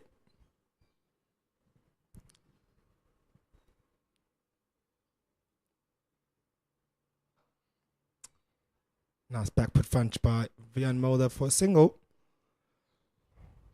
Guys are just seeing the bowlers off. So making sure that they don't lose a wicket here. There's always a bit of something in the morning here at Wanderers for the bowlers. I've just got a sneaky feeling about this last over here from DePavalon. I think he might just get one more final scalp here. I have a really sneaky feeling that he might do something. There's 2 minutes remaining, so we're definitely getting the last over in. Hands over his cap to the umpire. He will be doing everything to make sure he gets a scalp here in this over. He'll bowl his heart out to DePavalon. He'll know how important this over will be for him and his side. To at least take something with to the changing room. Some positive notes they can take for the day. Hasn't been their day, honestly. So they'll take anything.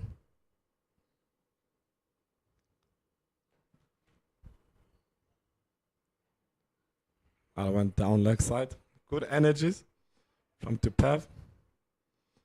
Really don't want to give Tupav a sniff. He's going to take you on. He's going to come for you. He's that kind of bowler. He got his breakthrough now. And he's going to look for the second wicket. It's never easy at this time of the day. As a batter, facing the last over. The shade completely come over the pitch now already.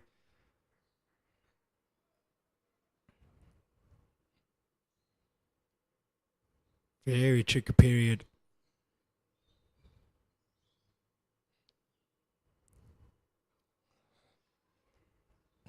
Good line and length there from Tupav.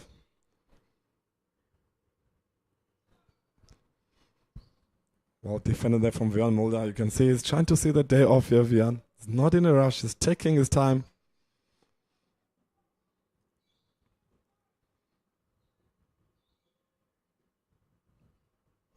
Certainly taking his time and needs to be very focused. It's easy to make a mistake at this time of the day. Lost their most wickets in the day, the Lions, this time 2 in this session.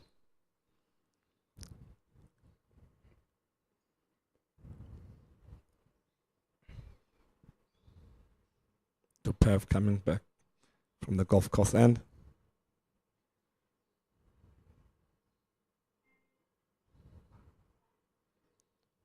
Well bowled. Good defense there from Vian Mulder. Very cool, calm and collected from Vian. Taking his time.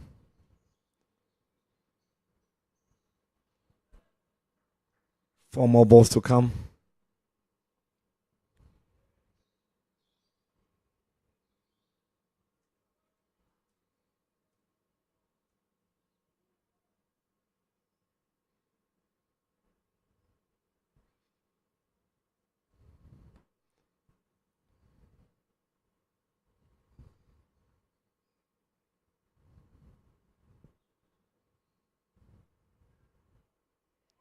Oh, lovely delivery.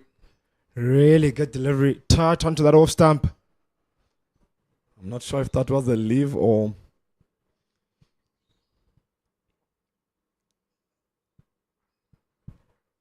Very good delivery right at the end of the day. Oh, very close. Came back in. Would have been an interesting way to end day one for Vian Mulder. Leaving one onto his stumps. That would have set the off stump cartwheeling. As you look, the lines that is coming a bit wide of the wicket there to Pev. Trying to bring the ball back into... You know, Depev has got a very good reverse swing. The ball gets old with his Yorkers also.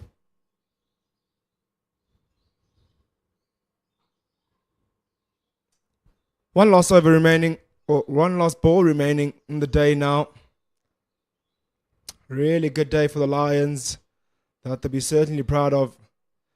A day that the Tuskers will look back to and will really create some concerns in the dugout, and will look to correct a lot of what has happened today into the next couple of days to come.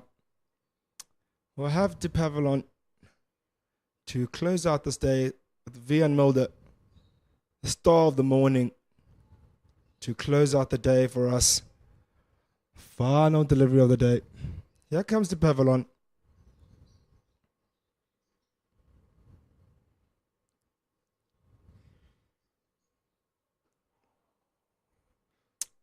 Great defense there from Vian.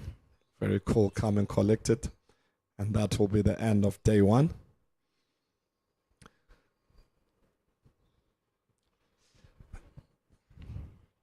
Lions are 259 for 3 in 68 overs. Josh Richards got 5 runs. Dom Hendricks 115 runs. Unlucky there from Hamza, reaching 98.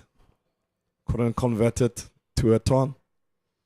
Wanila Makwetu is looking good there on 32. And then we just had the Vian Mulder just entered, looked cool and collected, and very calm. Really good day at the end of it for the Lions. Started off early this morning. The Tuskers won the toss and chose to bat first in a day in the morning where it was dominated by the Lions. It came in, the Lions, the Tuskers to bat first. It was Malcolm Noloff and Ben Compton to open the batting. Those are the only two that really showed a serious fight to start off. And then it was the partnership of Cody Yusuf to start off the day and Luta Sipamla, who were very tidy, who picked up their first wickets of the morning. Then handed over the bowling duties to Dilana Pochita, who also picked up a wicket. And then the star of the morning, who was Vian Mulder, who picked up 7 for 6 of just 6.5 overs, who really set up this game for the Lions and took them to a match-winning position, which at the end of it handed over the game to the batting unit of the Lions. Ayamioli, what's your thoughts on the batting? Yeah, guys batted very well. I think how they applied themselves. It's very tough when you've just seen you're in the folding side and then you're seeing wickets just falling. As you come opening, I think how they applied themselves and how they left well. I think Dom Howie started. He was leaving very well. Anything a bit wide, a bit full, he was there to hit it. Very disciplined, matured batting from the skip, supported there by Hamza. I think you could see, compared to the Tuskers innings when they were batting, I think you could see maturity in the Lions guys and a lot of experience that they have, how they applied themselves earlier on and they survived the session and the ball got older and older. That's when they were starting to climb onto the bowlers. And that made us to be on 259 for 3. A lot of batting to come from the Lions side. Thank you very much from my side. I'll see you guys on... Thank you, ladies and gentlemen, for the day you've given us, for being here, joining us on the live stream of Pitch Vision. That's the end of the day. It will be the Lions leading 196 to end day 1. Thank you to all of us. My name is Gavanyikana. I was with I am Yoli and Ken Borland as well, who was in commentary with us today. Brilliant day it was for the Lions, and we'll see you on day 2. As from us, we done.